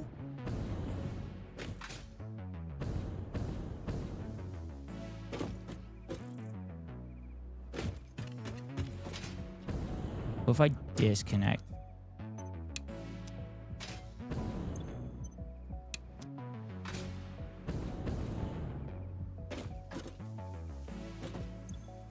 What if I disconnect these?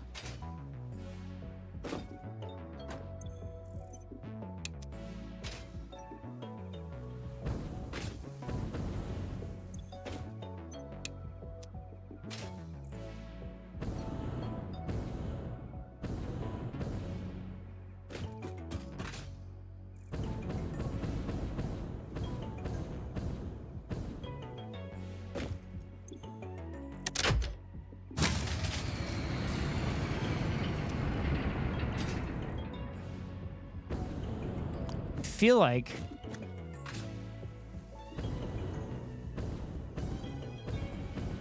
like I'm disconnected from my other power plant.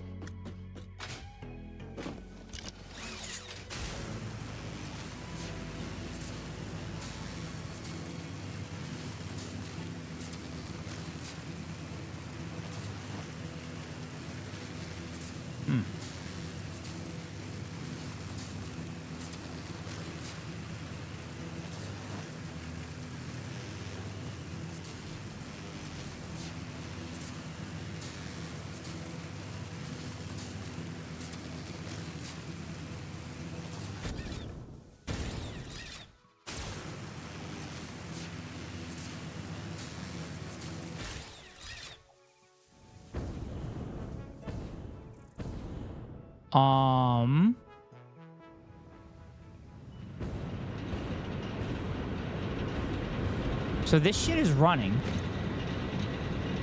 It's not running. What the fuck? Why did it look like they were running?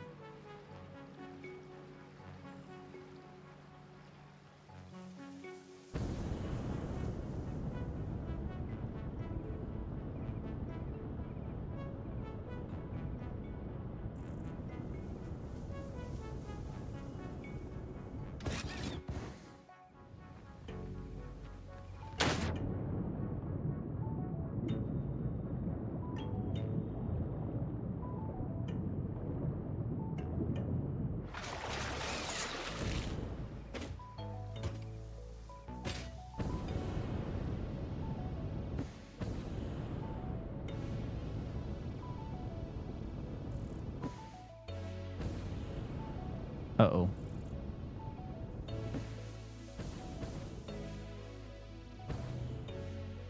Uh-oh. Fuck.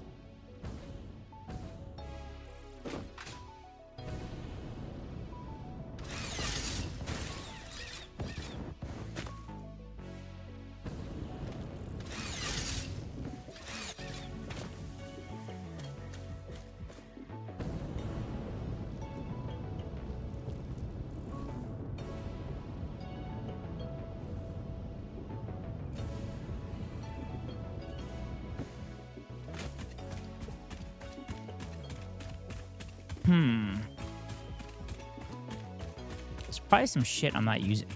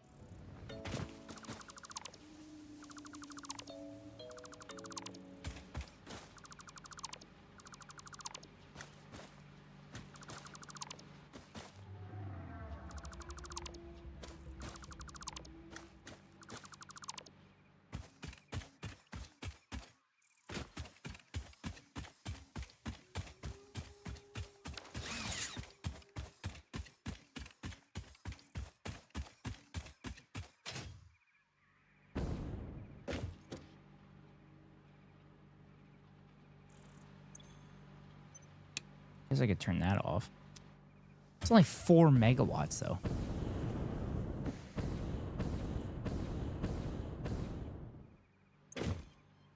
Oh.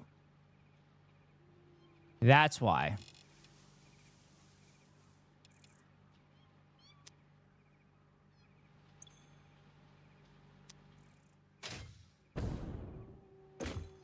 There be the problem.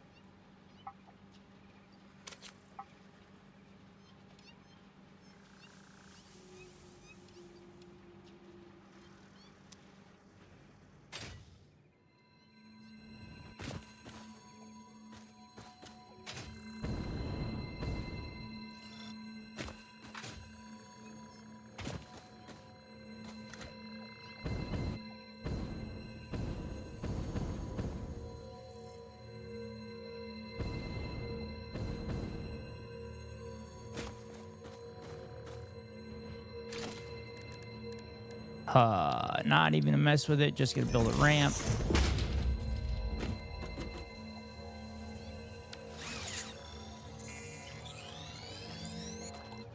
Yay, power slug.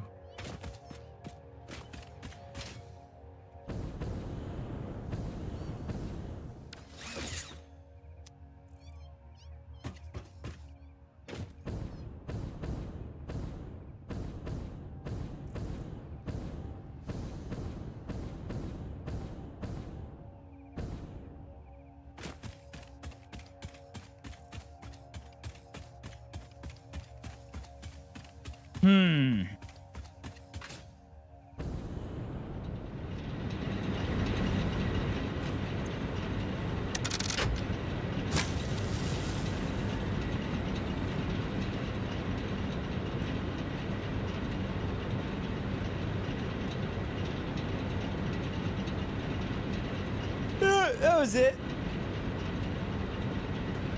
Oh.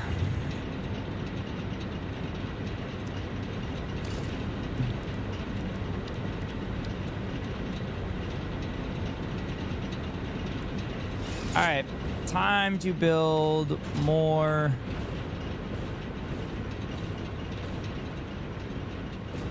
coal generators over at my coal generator farm.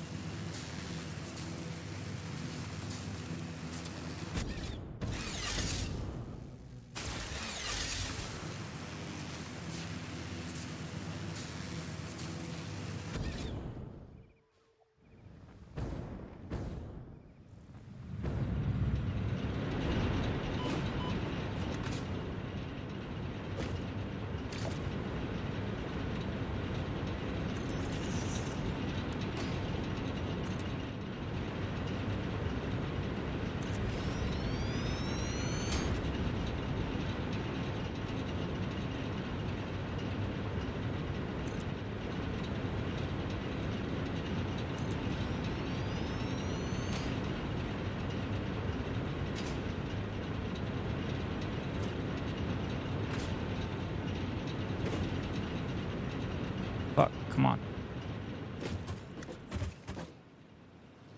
Come on.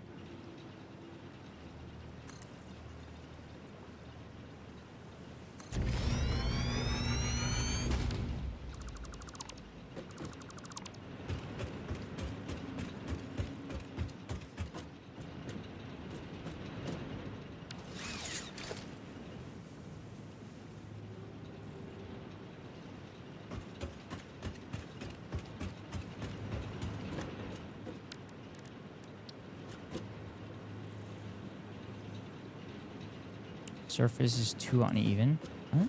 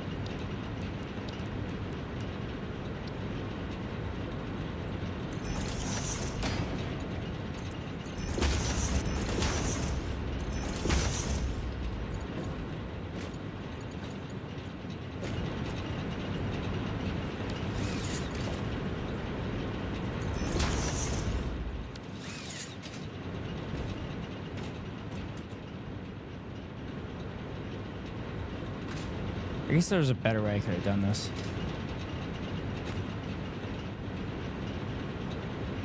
Ah, it's fine.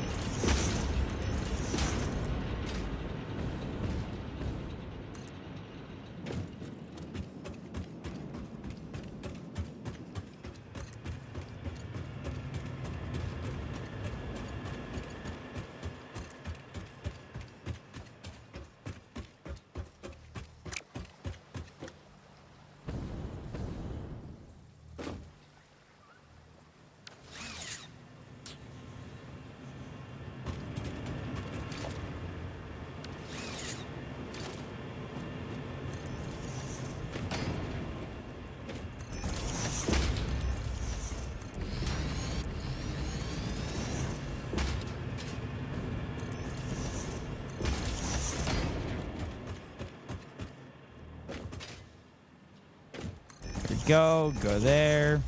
Boom. Boom. Boom.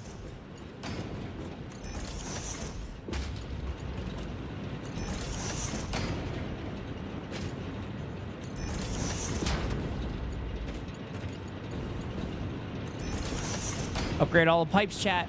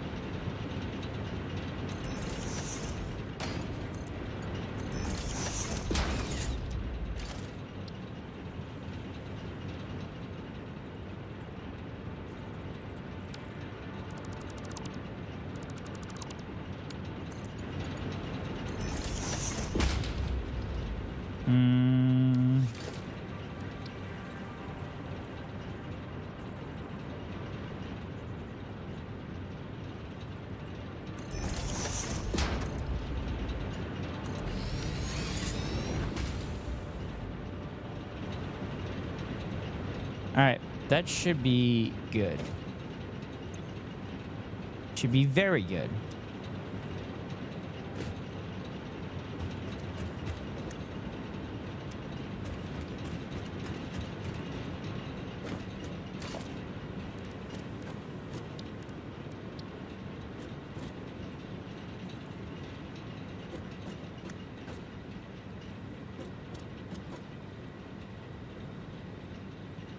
Oh, I don't have reinforced plates.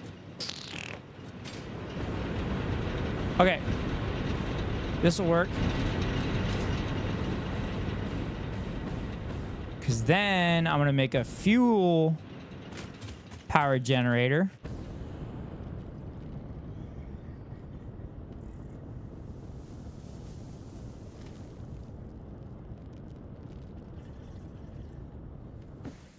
Make a fuel power generator over here at my refineries, since I'm making fuel anyway.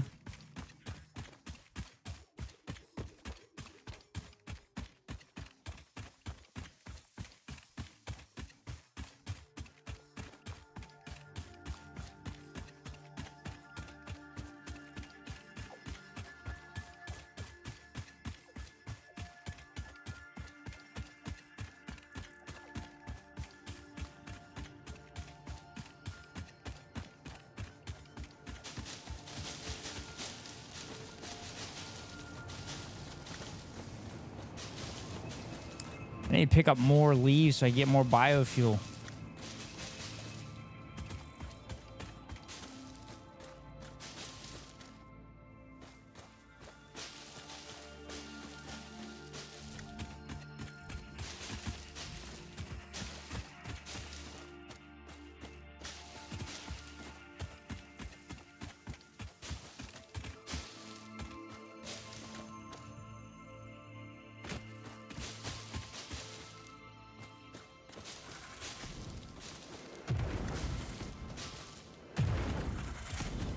No, stay away from me. Stay away.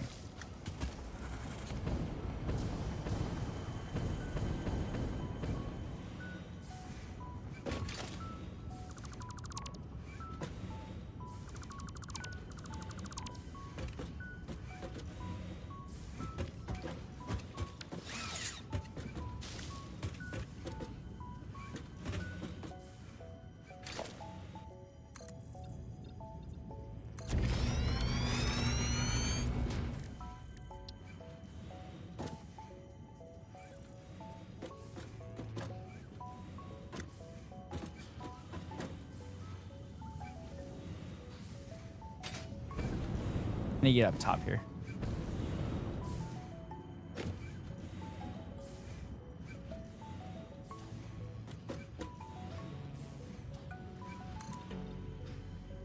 There we go.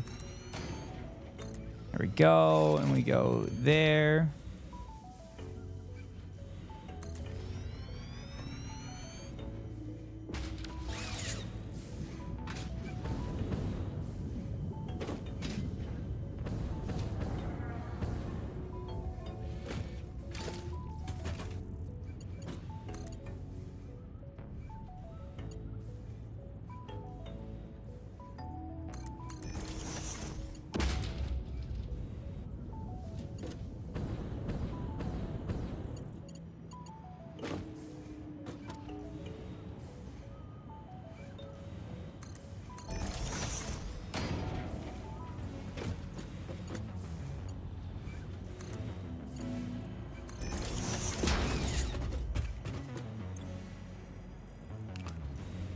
No fuel. Oh, no.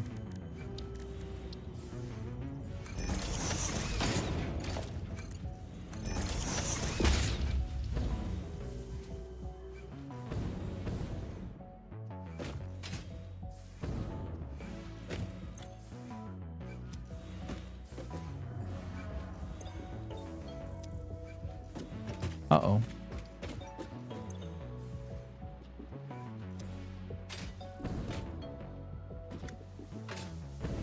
Oh, I turned them off. Damn it.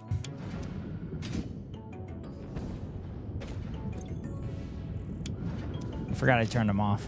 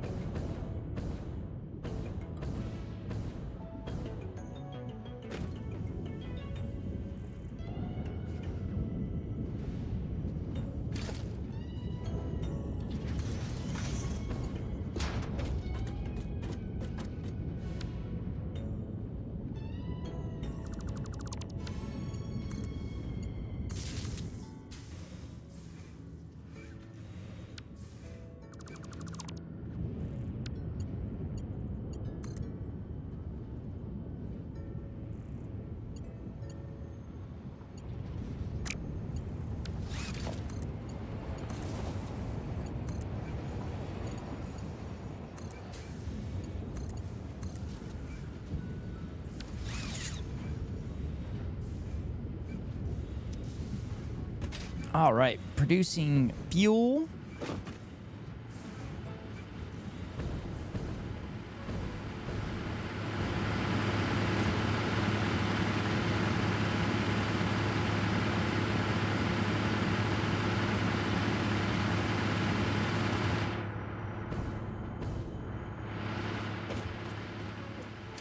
All right, let's build another one, except I need Nicotarium.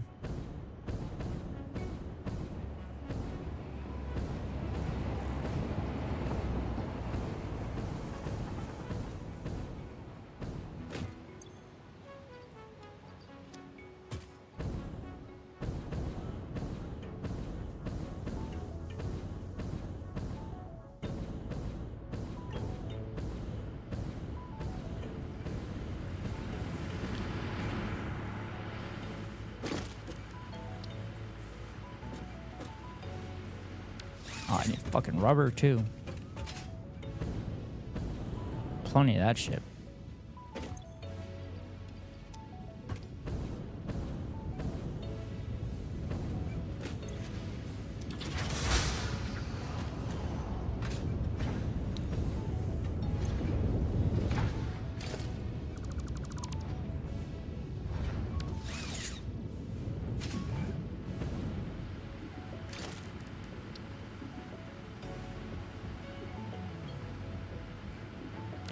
Damn, I'm missing copper sheets. Fuck.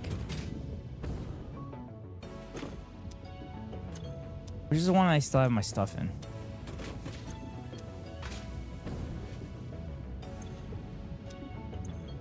Shit. I thought I had one that I had some stuff in.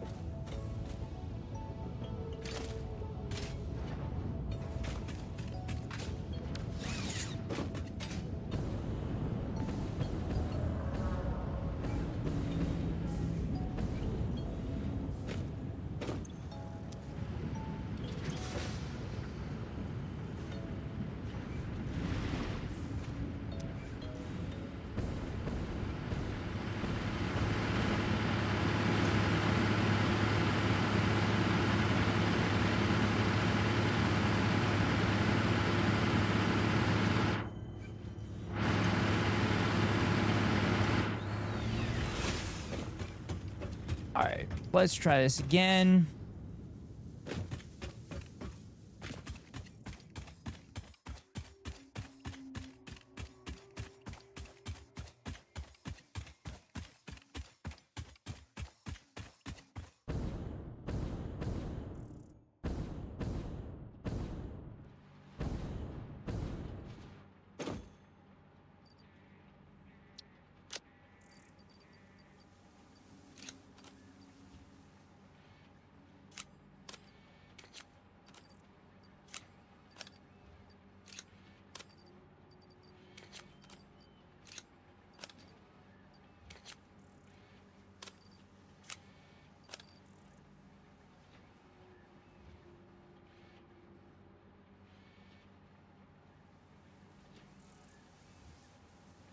There we go.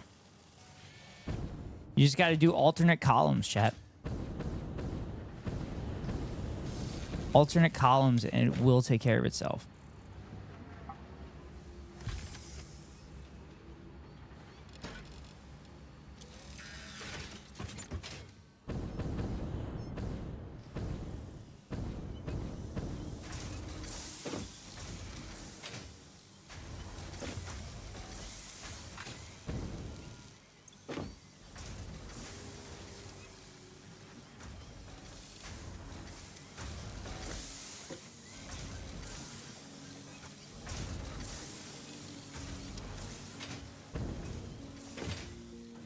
Go.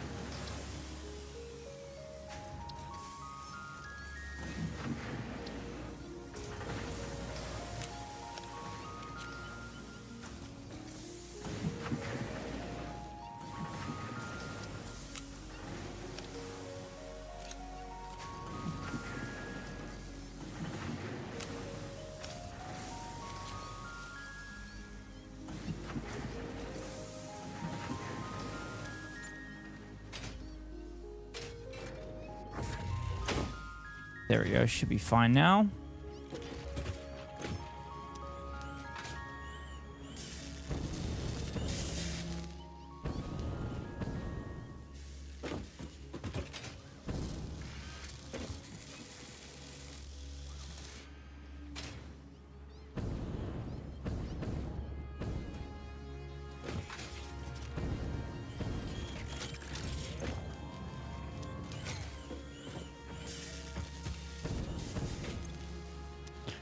$35 modular engines, only 465 more.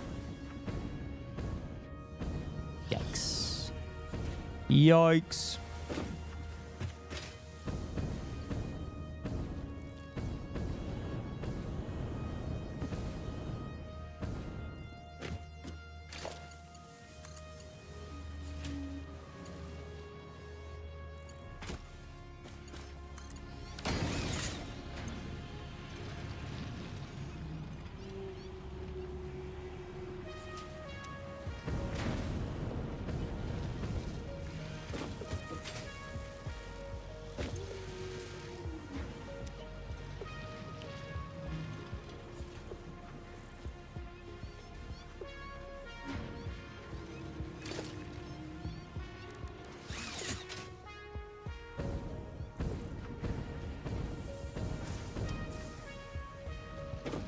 All right.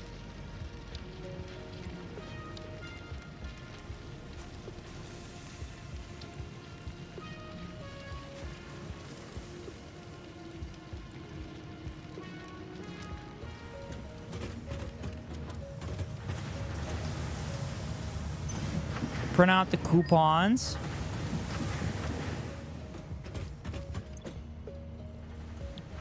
Get me the heavy modulars. Fuck, I don't have enough coupons. Shit.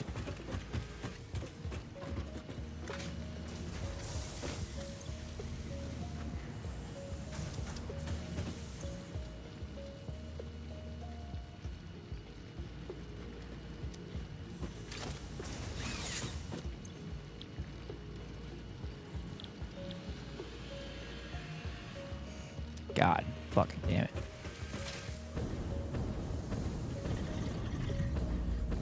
Shit getting complicated.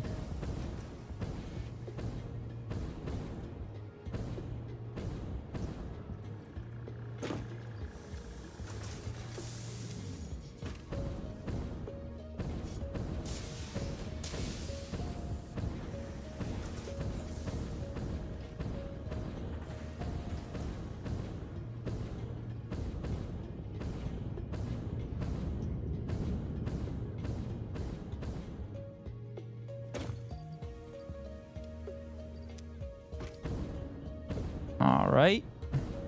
And then we go.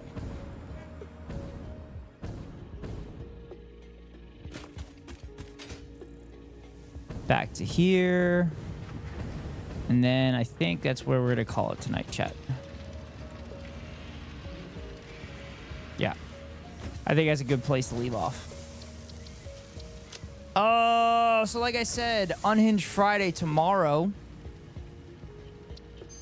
Unhinged Friday tomorrow. Might go live earlier. We'll see. Plan is to edit most of the day tomorrow, but I will clean in the morning when I wake up. When my ass wakes up.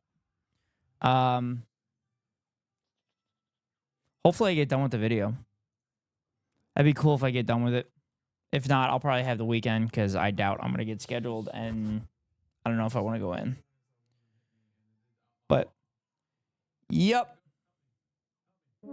So I need to send you all somewhere.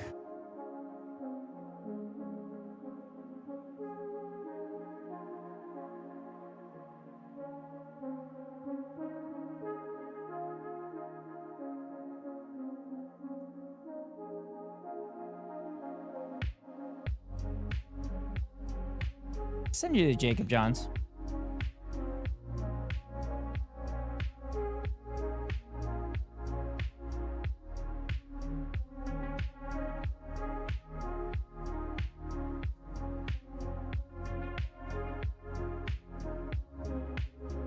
You should raid Val Dudes. Who's Val Dudes?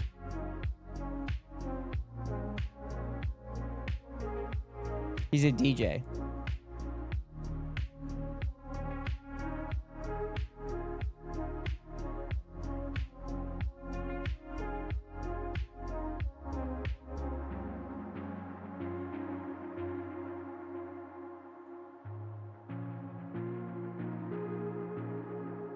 I don't think that's I don't think it's a good idea, but I appreciate the recommendation.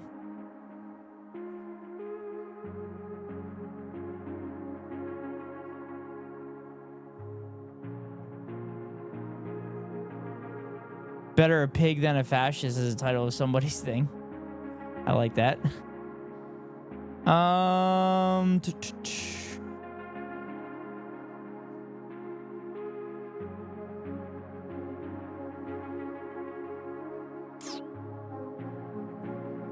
Look at my chatterino.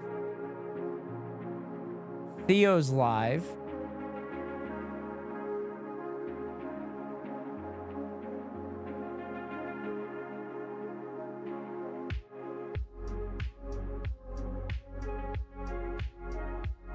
Theo's live, but I have Theo on in the background.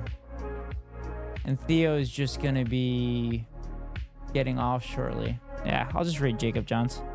I'll add to his subathon.